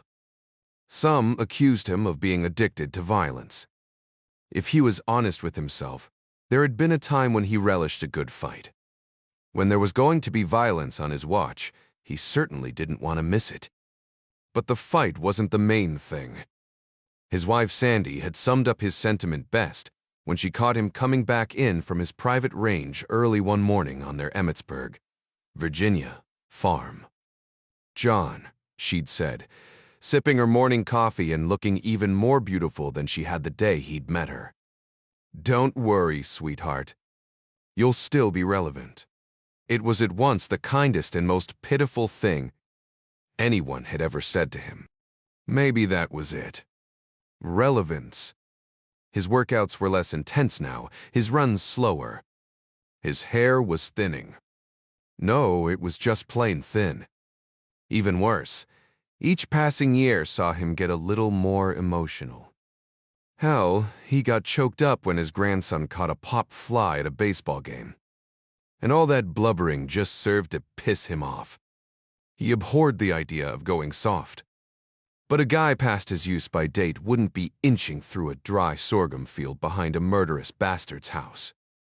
Pound for pound and year for year, he could still hold his own against most threats. He was the personification of the sentiment. Never underestimate an old man in a dangerous profession. Like Jack London, he wanted to go out on his own terms, as ashes instead of dust. And so Clark fought the clock by fighting bad men, whenever and wherever he found them. The sorghum was thick enough now that he had to drop back down and belly crawl. The tops of the plants rattled and hissed when they brushed together, brittle and heavy with grain. He moved as quickly as possible, taking care not to disturb the stalks any more than necessary. Only a trained observer would be able to see the ripple of his approach by watching the tops of the plants. Clark heard the distant splash of someone taking a morning swim in a pool. He estimated the house to be less than 100 meters away. Now, crawling, he tapped the Wilson Combat with his elbow, habitually making sure it was still in the holster where he'd left it. Ahead, the plants began to thin, and Clark found himself entering a small clearing. A mound of fresh earth, roughly 2 feet high and at least 8 feet wide, blocked his path. Beyond the dirt pile, at the far edge of the clearing, rutted tracks ran between the grain rows toward the house. Clark dropped flat, his chest to the damp earth, scanning the edge of the clearing. He turned his head as he looked, knowing from experience he could miss important elements of danger if he moved only his eyes. Searching inch by inch, foot by foot, he searched for anything out of the ordinary gain cameras, tripwires, fishhooks strung at eye level. Just inches from his nose. Half an earthworm hung from a ball of roots and sod, exposed to the air, cut in two by whatever tool had been used to turn the clods. The worm was still moist, telling Clark the dig was recent, probably during the hours of darkness. Small piles of tiny white pellets were visible here and there, among the clods of rich black soil. At first glance, he took the white stuff for fertilizer, but he inched forward, getting a closer look. He rolled one of the gray BBs between a thumb and forefinger. He moved forward immediately, scuttling around the edge of the piled dirt, dreading but knowing what he would find. He fought the urge to vomit as he came to the lip of a hole dug in the middle of the clearing, 8 by 8 feet square and 4 or 5 feet deep. At the bottom of the pit, from beneath a layer of dirt and pellets of kitty litter, the pale fingers of a delicate hand reached toward the sky. Mehmet bin Ahmad sat on an overturned wooden crate with his back to the trunk of a tall coconut palm, gazing out to sea when the satellite phone in his lap gave a startling chirp. He and his men were on the southern shores of the Indonesian island of Buru, within easy pouncing distance of any passing pleasure craft, if one would only pass. The window for their operation was small. He'd already received an earlier call informing him that the USS Rogue had passed Timor-Leste hours before. The American Cyclone-class patrol ship was steaming north from a recent stop at Apis Coonawarra, the Australian naval base in Darwin, where it would join the Philippine and Malaysian military vessels in a joint anti-piracy patrol of the Sulu Sea.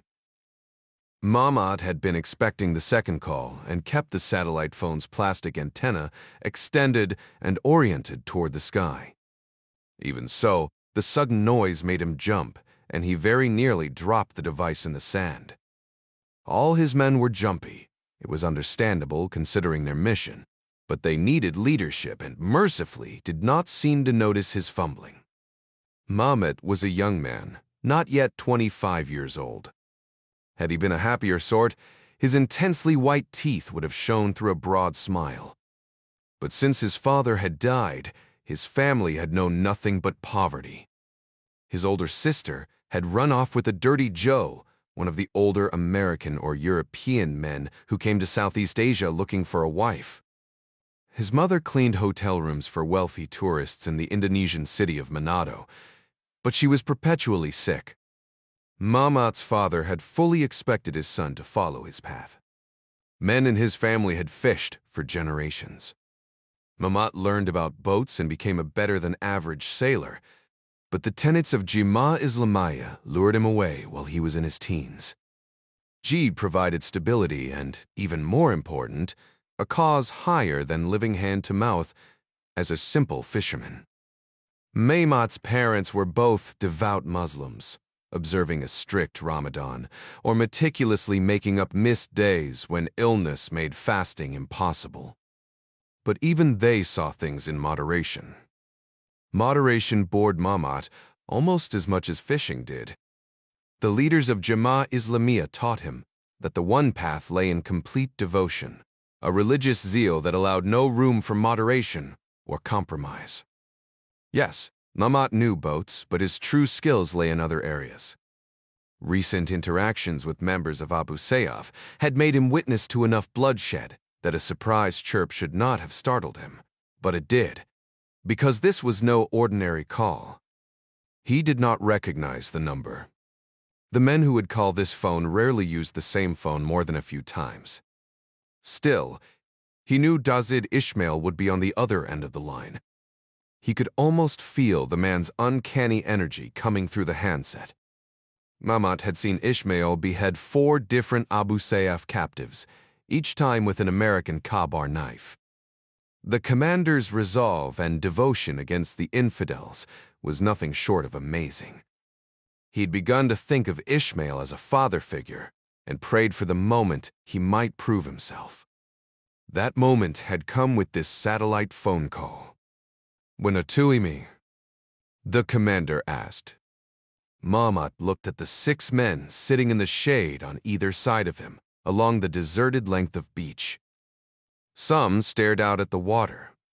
Others sipped fruit juice as they pondered their coming fate. "We are all ready," Mehmet said. "Very well," Ishmael said. "It shows that a likely vessel departed Ambon 4 hours ago, sailing southwest. Her present bearing leads me to believe that she is trying to reach Wakatobe." Mamat nodded. The Wakatobe Reserve was a popular yachting destination. Rich infidel tourists had sailed past his father's fishing boat many times. Ishmael provided the Aya identifier. "Can you intercept?" Mamat logged into the satellite connection on his tablet computer and pulled up a marine traffic tracker. He found the vessel immediately. A simple click gave him a complete description of the vessel and its call sign, along with direction of travel, speed, and previous track. It amazed the young man how much information a modern sailor made available to anyone who knew to look for it, all in the name of safety. "We are less than 15 kilometers away." "That will work," Ishmael said. "The tracker does not show the U." "Navy vessel," Mamat said. "I am unsure of its whereabouts." "What if it is passed? Have you seen it sail by your position?" The Indonesian man shook his head despite being on the phone. "Mergli Taplet." "I anticipate it will pass to your west," Ishmael said. "But it should be near enough. You must proceed quickly within the hour." "No, mutabalatitur buijafe." "Understood," Mehmet said. "Go with God," the Abu Sayyaf commander said before breaking the connection. Mamat folded the antenna and shoved the satellite phone into a waterproof bag at his feet. Shouldering the bag, he walked toward the long wooden runabout bobbing in the green water. His men followed him unbidden. They needed no one to tell them it was time to go. Awang, a man 5 years older than Mamat, waded into the sea at the stern of the 19-foot open boat, checking the single 250-horse Honda outboard motor.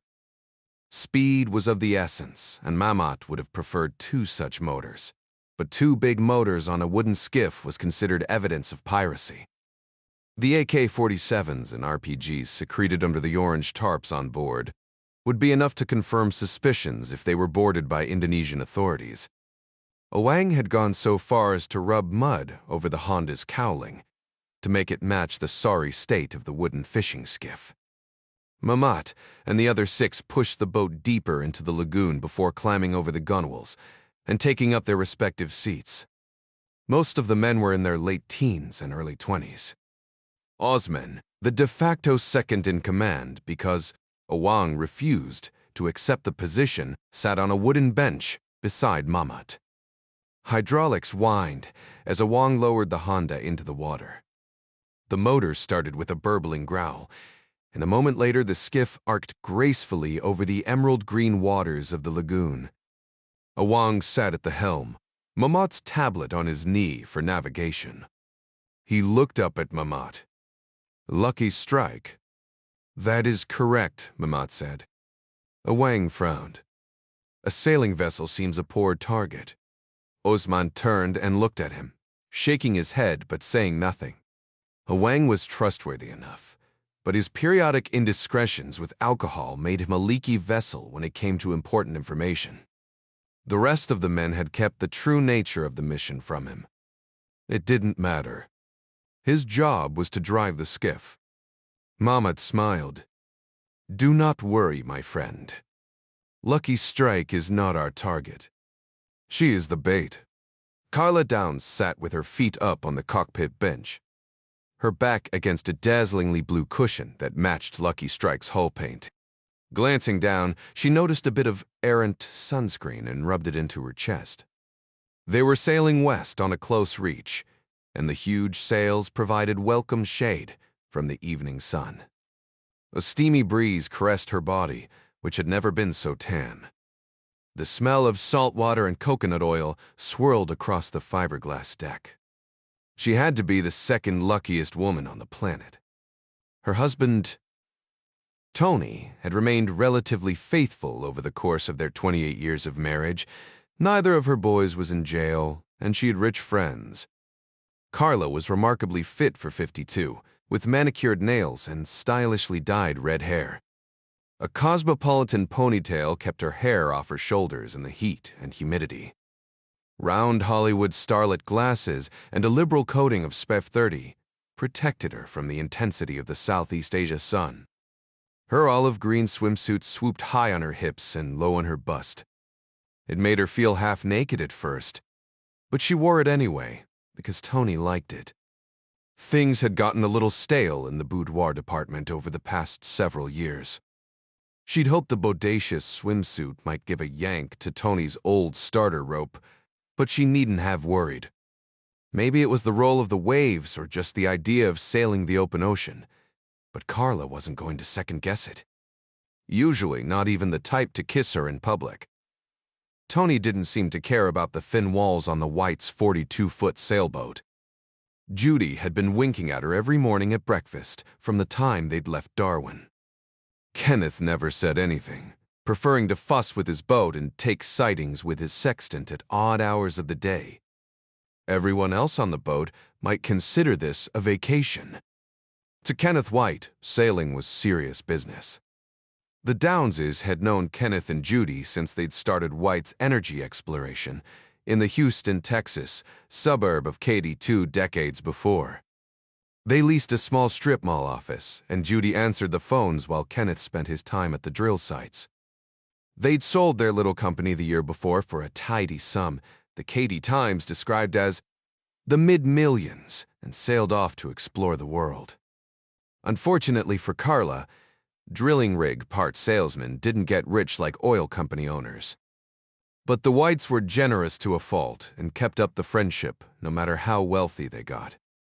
They'd even invited Carla and Tony along on a 3-week sail from Darwin to Singapore on their new Texas-built Valiant yacht. Carla had never been much of a traveler, but the Spice Islands were nothing short of jaw-dropping. They'd sailed for days across open water, passing in the shadow of huge container ships, or seeing nothing at all but horizon for days. They'd stopped in places with mythical names such as Somlaki, Banda, and Ambon, and met dozens of fascinating and wonderful people. There had been a few glares and some poverty, but yachts like Lucky Strike brought tourist dollars, so the unsightly portions of the area were mostly hidden from the view of travelers, allowing Carla to pretend that this was the paradise of the guidebooks. Kenneth and Judy were excellent hosts, and take your time, sailors, loving the journey even more than the destination. Green pinnacles rose in 1,000 tiny islands from an emerald sea. People smiled broad smiles and fed them dishes Carla had never conceived, much less tasted, from rich curries to the glue-like papetta, made from the starch of a sago palm and meant to be slurped from the bowl. The crew of the little sailboat had eaten their weight in delicious grilled fish, all of it either offered at feasts onshore or purchased from passing skiffs, from which people called out, "Hey, mister." even when one of the women happened to be at the wheel. Carla closed her eyes and took in a breath of the moist air. No, lucky didn't even begin to describe her condition. She could not imagine returning to her old life in Houston. Judy poked her head out of the hatch from below, where she'd been working on dinner. Carla had volunteered to help, but the Valiant had a one-butt galley, meant for bracing in the open ocean, and was not suited for two women cooking together. "Spaghetti's on," Judy said. She was pigsy of a thing, with dark hair that, as far as Carla knew, had never seen a drop of dye. She wore a yellow wraparound sundress, and a smile just as bright. The wind vane autopilot kept the boat on the correct heading, so Carla was alone in the cockpit. "Mind yelling at the boys?" Judy asked before ducking back below. Carla sat up on her elbows and craned her neck without moving the rest of her body. The pace of the past week had endowed all her movements with a delicious laziness. Both Kenneth and Tony stood up front, staring over the right side of the boat.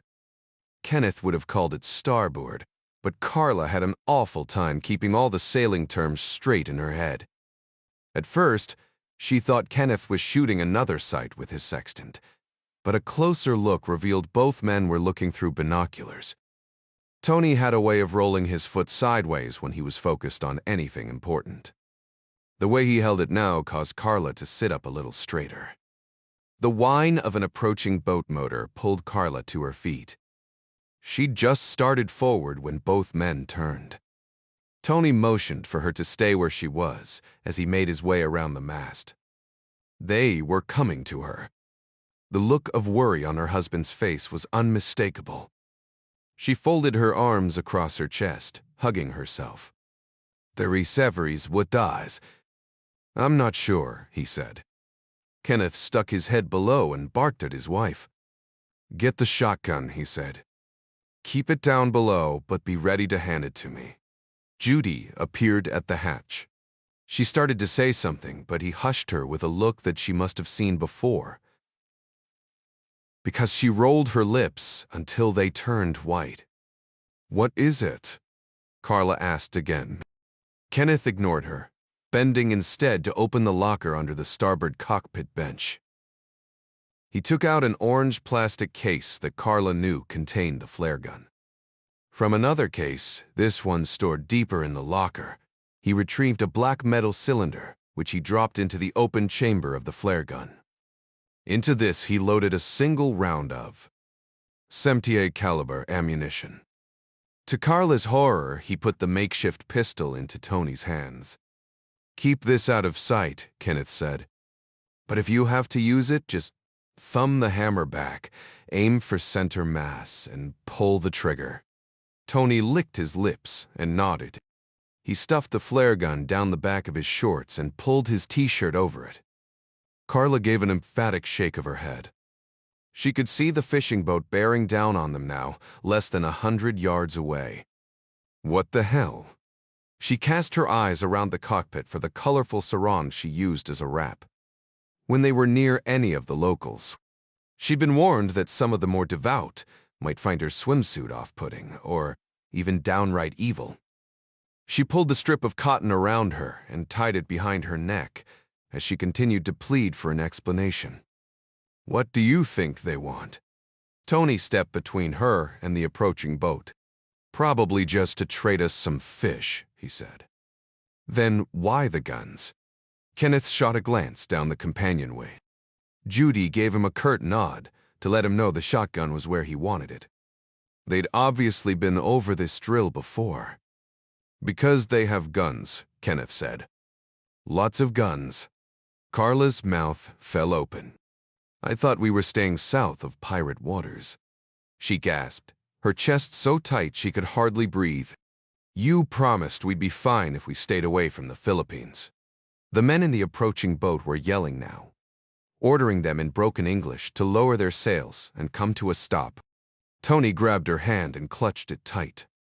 "It's not Kenny's fault," he whispered. "I count 7 of them," Kenneth said out of the corner of his mouth. He waved, giving a forced smile as the fishing boat motored up alongside the sailboat, matching her speed of around 6 knots.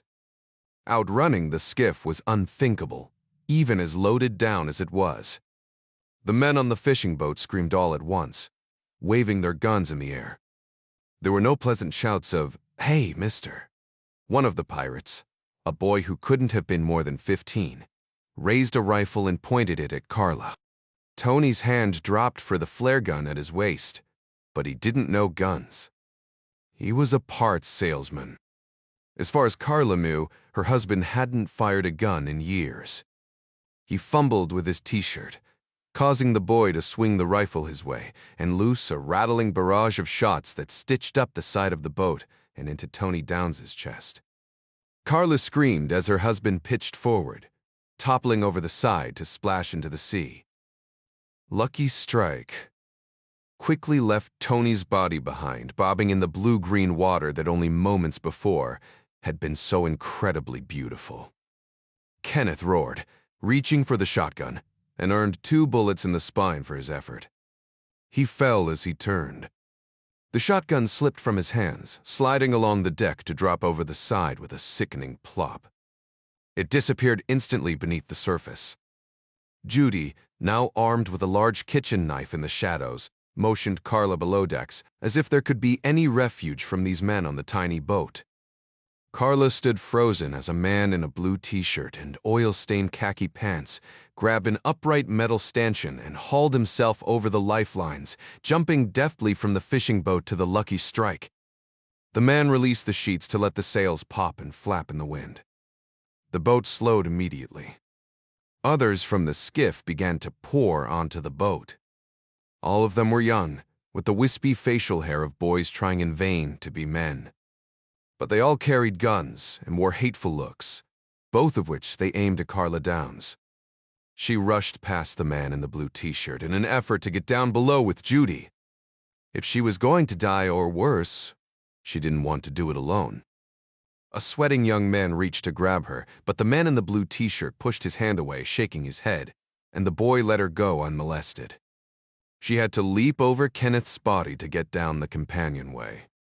She would have fallen had Judy not been there to catch her. The poor woman had to look at her husband's lifeless eyes staring down at her from above, and still. Carla gulped, trying to catch her breath. What? I mean, why? Her eyes were transfixed on the stern, where her husband of nearly 30 years had fallen dead into the sea. Judy blinked at her friend, fighting back tears. I am so sorry. What do they want? The small brunette squared her shoulders and sighed. A tear rolled down her stricken face. Ransom, I imagine, she said. Out on the deck, a young Jamaat Islamiyah recruit stood to the side of the hatch, a battered AK-47 held to his chest. This was his first operation, and he chewed on chapped lips, a bundle of frayed nerves. What if they have another firearm down there? Mamat gave a slow shake of his head. Dusk was falling rapidly, but he welcomed the darkness. It would only make their job easier. They would have shot by now. Shall I bring the women back on deck? Mamat closed his eyes and listened, the dead man at his feet, his back to the cabin. In time, he said. For now, they are doing exactly what we need them to do. Stooping slightly and craning his neck, he was just able to hear a shaky female voice below, as she whispered on the cabin radio. Mayday. Segliert. Mayday. This is sailing vessel Lucky Strike. We are under attack from pirates. I say again, we are under attack from pirates. The woman repeated her call for help. Her shattered voice grew more shrill with every word. At length, the words Mamat had hoped for crackled over the radio in a barrage of static. Lucky Strike. This is United States Naval Vessel Rogue.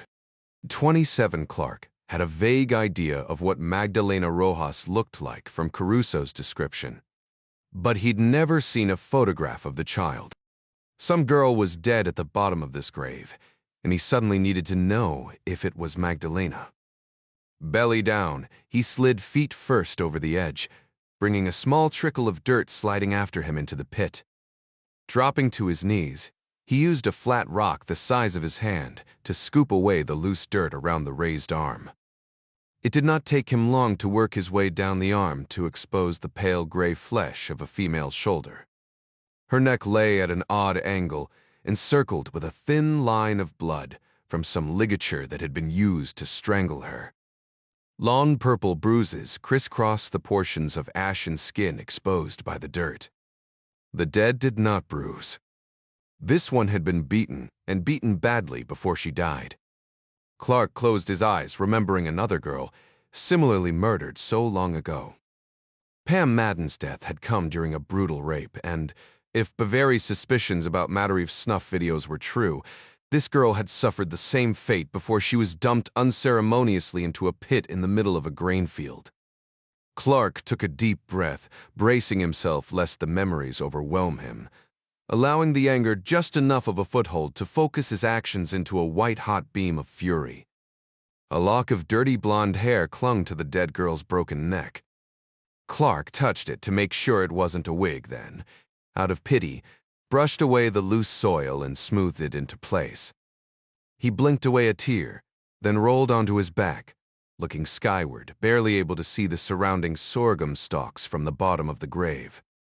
Knowing what he did about technology, he was sure some keyhole satellite was up there.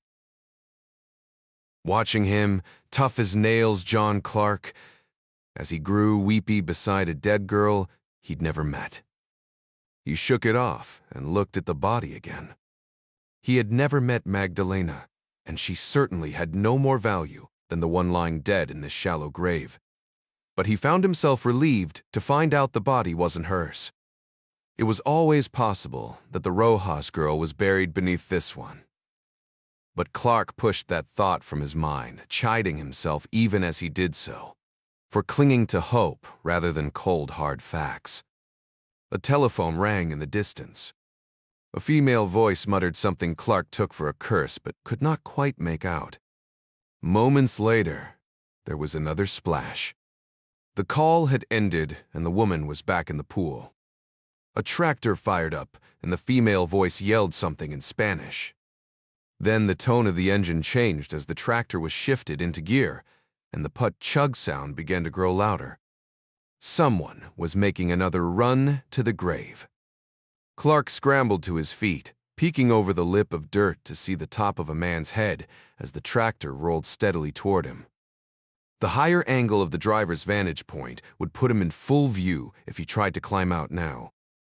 He dropped immediately, rolling onto his back, staying tight against the dirt wall nearest the house, and pulling a layer of clods on top of him to help him stay hidden as long as possible. With the tractor getting closer by the second, he drew the Glock 19 and hastily screwed the Gemtech suppressor onto its threaded barrel. "Press checks are free," he muttered under his breath as he slid the slide back a scant quarter-inch to assure himself that there was a round in the chamber.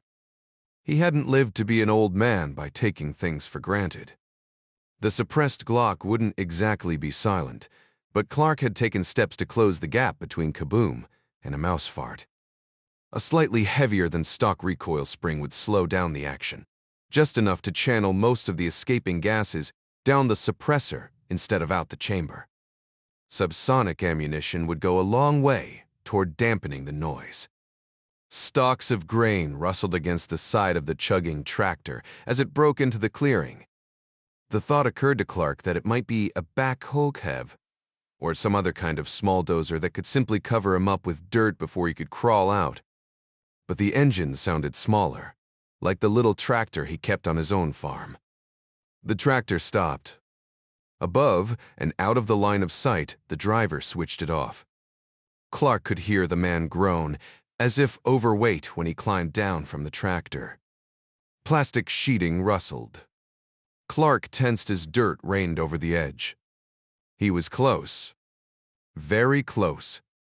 Any moment, he would look over the edge, as people did when they neared a deep hole. Clark heard another sound that he couldn't quite make out. He just decided it was probably a shovel blade being driven into the dirt. followed by the scrape and subsequent ignition of a match. The smell of cigarette smoke drifted down into the pit. Clark listened as the man unzipped his trousers and, smoking and singing a narco corrido or narco ballad called Cuerno de Chivo, relieved himself less than 10 feet away. The song's title literally meant Horn of the Goat, but that was a euphemism for an AK-47 rifle. Singing around, the cigarette clenched in his lips, the man did up his zipper while he droned on about blowing the heads off his enemies with the horn of a goat. Clark took a deep, relaxing breath. Pissing beside the grave of a dead girl, happily singing about bloody murder. 2 strikes against this guy being an innocent bystander. More grunting and groans came from above, and then a heavy thud as the man dragged something into the dirt from the back of a trailer or cart. He sang with gusto about the joys of killing, and then dumped another young woman into the hole. Clark ignored the falling body, focusing on the edge, waiting. Clark fired twice when the man looked over to admire his handiwork. The 9mm rounds took the man low, angling up through a distended belly to tear through his diaphragm, blow out a lung, and then bisect his heart from bottom to top before lodging in the back fat near his left shoulder blade. Blinking stupidly, he tried to swallow but could muster only a ragged cough. The cigarette dropped from his lips, followed by a stream of frothy blood that cascaded down his chin like something from a Quentin Tarantino movie. A half-second later, his knees buckled and he toppled over the edge, landing on top of the other bodies with a heavy thud. The dirt walls of the grave had absorbed much of the noise the Gemtech didn't suppress. Clark doubted anyone at the house had heard a thing. Even so, he stayed focused on the lip of the hole above for a full minute, just in case the fat Mexican had any friends he hadn't heard. He took a moment to check the new female body. Another young woman, perhaps 15 or 16. This one had dark hair, but like the first girl, she looked larger than the description of Magdalena. This one, too, had been strangled before she'd been dumped naked into this dirt hole. Clark choked back the hatred in his gut. The dead man faced him, eyes glazed, mouth open and full of dirt and blood. This fat singer of grisly ballads was an evil bastard, to be sure. But he was a gravedigger, a gopher, not a ringleader. Clark was not one to keep count of the people he killed. The dead took care of that for him. He told himself early on, when coming to grips with his chosen path in life, that if killing ever became commonplace, it would be time to step away. That never happened, though he had to admit that emotionally, some people were easier to kill than others. Satisfied that it was safe to climb out of the grave, Clark left the Gemtech attached to the Glock and stowed it on his belt in a small leather scabbard called a Yaqui slide. It was open at the bottom to accommodate the suppressor. It seemed cruel to leave the girls exposed to the heat of the coming day, but he didn't have time to do anything about it. Instead, he scooped up the 2 spent casings he'd fired and dropped them into his pocket before climbing out of the hole. Mutterife was smart enough to keep the brush and weeds mowed short in a full 50-meter swath around his house. But there were a few old pickup trucks that provided just enough cover and concealment that if Clark moved quickly, he could cross from the edge of the field to a brick pool house without being spotted. He smiled despite the situation and kept to the tall Johnson grass while he skirted the property. Long years of just this sort of action had taught him to keep a wary eye for signs of dogs, old chew toys, piles of crap, bones. Fortunately, Mutterife didn't have this added layer of security. The home itself bordered on palatial, belying the junked vehicles beside it. Heavy draperies covered 4 gabled windows on the upper floor. A 3-car garage stuck off toward the old trucks, forming a natural barrier between the pool house of matching red brick and the road. Groomed redbud trees alternated with black lampposts on a huge circular drive out front. Clark knew from an earlier drive-by that the iron gate over the cattle guard out front was secured with a chain and padlock. That was good. People put too much faith in locks, and too much faith made them lax. leapfrogging from vehicle to vehicle. Clark took less than 2 minutes to make it to a 4-foot chain-link fence surrounding the backyard and pool. The sun was high now, adding dazzle to the surface of the blue water, and, to Clark's way of thinking, illuminating far too much of the nude woman who sipped a drink on a floating chair while reading a magazine. Dark hair was piled high on her head. A pair of oversized sunglasses hid her eyes. Clark guessed her to be in her mid-30s, but the bruises and scars on her fleshy body said those years had been hard ones. It was impossible to feel sorry for her, though. She was sipping fruity drinks in a pool, while at least 2 girls lay dead in the dirt less than 100 meters away. A black smog lay poolside, just outside her reach, on a folded pink towel.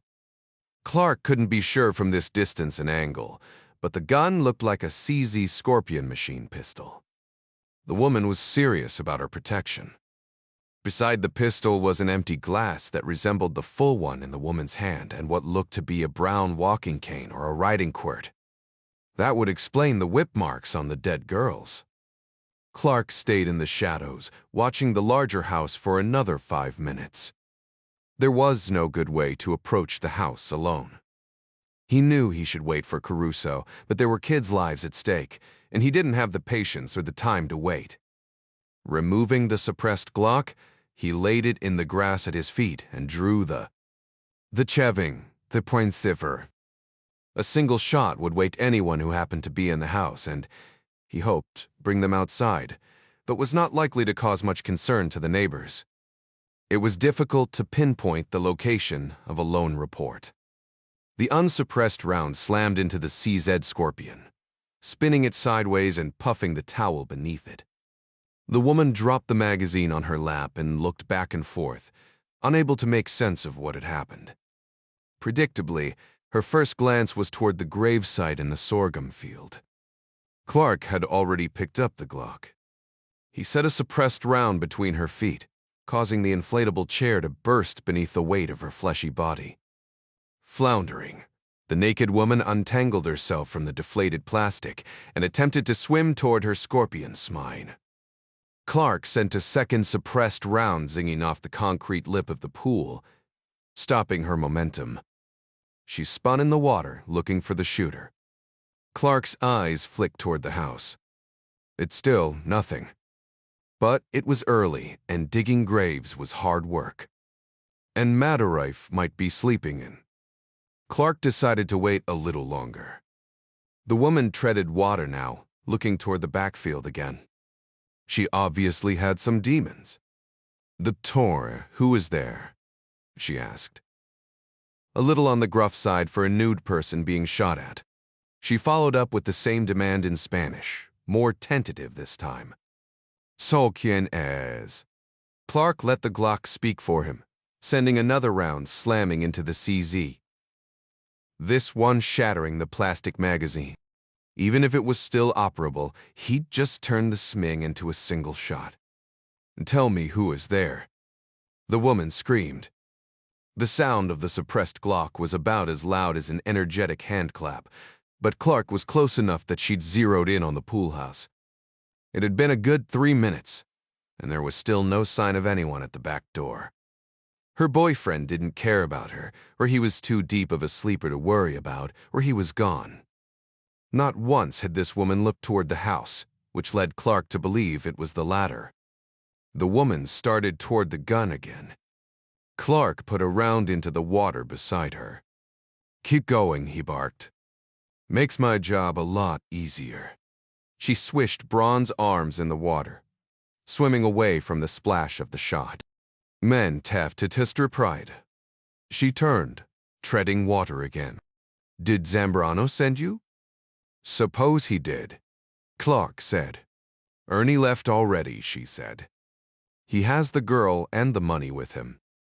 "I see," Clark said. He let her stew a while, then said, "And suppose Zambrano didn't send me?" The woman shook her head. "You are not police," she said. "Police would let me put some clothes on." "Lady," Clark said, "the last thing I want to do is sit here and look at your fat ass." The words seemed to bother her worse than the shooting. Mopitre. Clark decided to drop a bomb and see how she reacted. I think you may know something about my little girl. The woman gave a tremulous shake of her head, but she couldn't help another glance at the sorghum field. I don't know, cut the shit. Clark barked. Who else is in the house? No one, Tevachira quit. Clark put another round into the water, half hoping it would hit her. It didn't, but it had the desired effect. She held up both hands, kicking with her legs, barely keeping her head above water. Who is your girl? Magdalena, Clark said, gambling again. The woman sputtered. You lie. It would have been a scoff, had she not been working so hard. She comes from Parrot, who got her from Dorian. I know all about her. She has no friends in the States. Anyway, she is gone. Where? Depression freeze. Where? Why should I tell you? The woman said. You will only kill me. Clark gave an honest chuckle. I'm a half a breath from killing you anyway. Let's try this. What's your name? Loop, the woman said, coughing from a mouthful of water. And you work for Matarif? If you can call it that, Lupe spat. I am his prisoner like all the other girls. Not in man. Is that right? Clark nodded despite the fact that the woman did not see him. You sure as hell look like a prisoner, sitting around in the pool drinking fruity umbrella drinks. Rewind. Tisprikleta de Ponta. How do you say it, the girl in charge? Lupe said. His bottom bitch. I can believe that last part, Clark said. Okay, Lupe. Tell me again where Matarif Fernie is. He has gone to deliver your girl, Magdalena. Deliver her to who? Zambrano, she said. Can you believe it? The man can buy any girl he wants, and he picked that little whore. Where is Zambrano? Lupe laughed hysterically. They do not tell me those things. She pointed to a ring of purple bruises on her neck. I told you. I am a prisoner myself. Clark groaned. Ernie's cell number, then. He calls me, she said. Not the other way around. He is a very careful man. Let's say you needed to tell him something important, Clark said. Where would you start? He will come back home, eventually. Probably not for a few days, though. I like it when he is away. I'm sure, Clark said. Who would know where to find him? Lupe raised her hands again, grinning stupidly, thinking she'd use her body since it had served her in the past. She kicked upward, bringing her breasts above the surface. Search me, senor. Clark sent another round, zipping into the pool. Inches away. The smile bled from her face. Last time I asked, Clark said. How do I find Zambrano? She spat into the water, then wiped a hand across her face.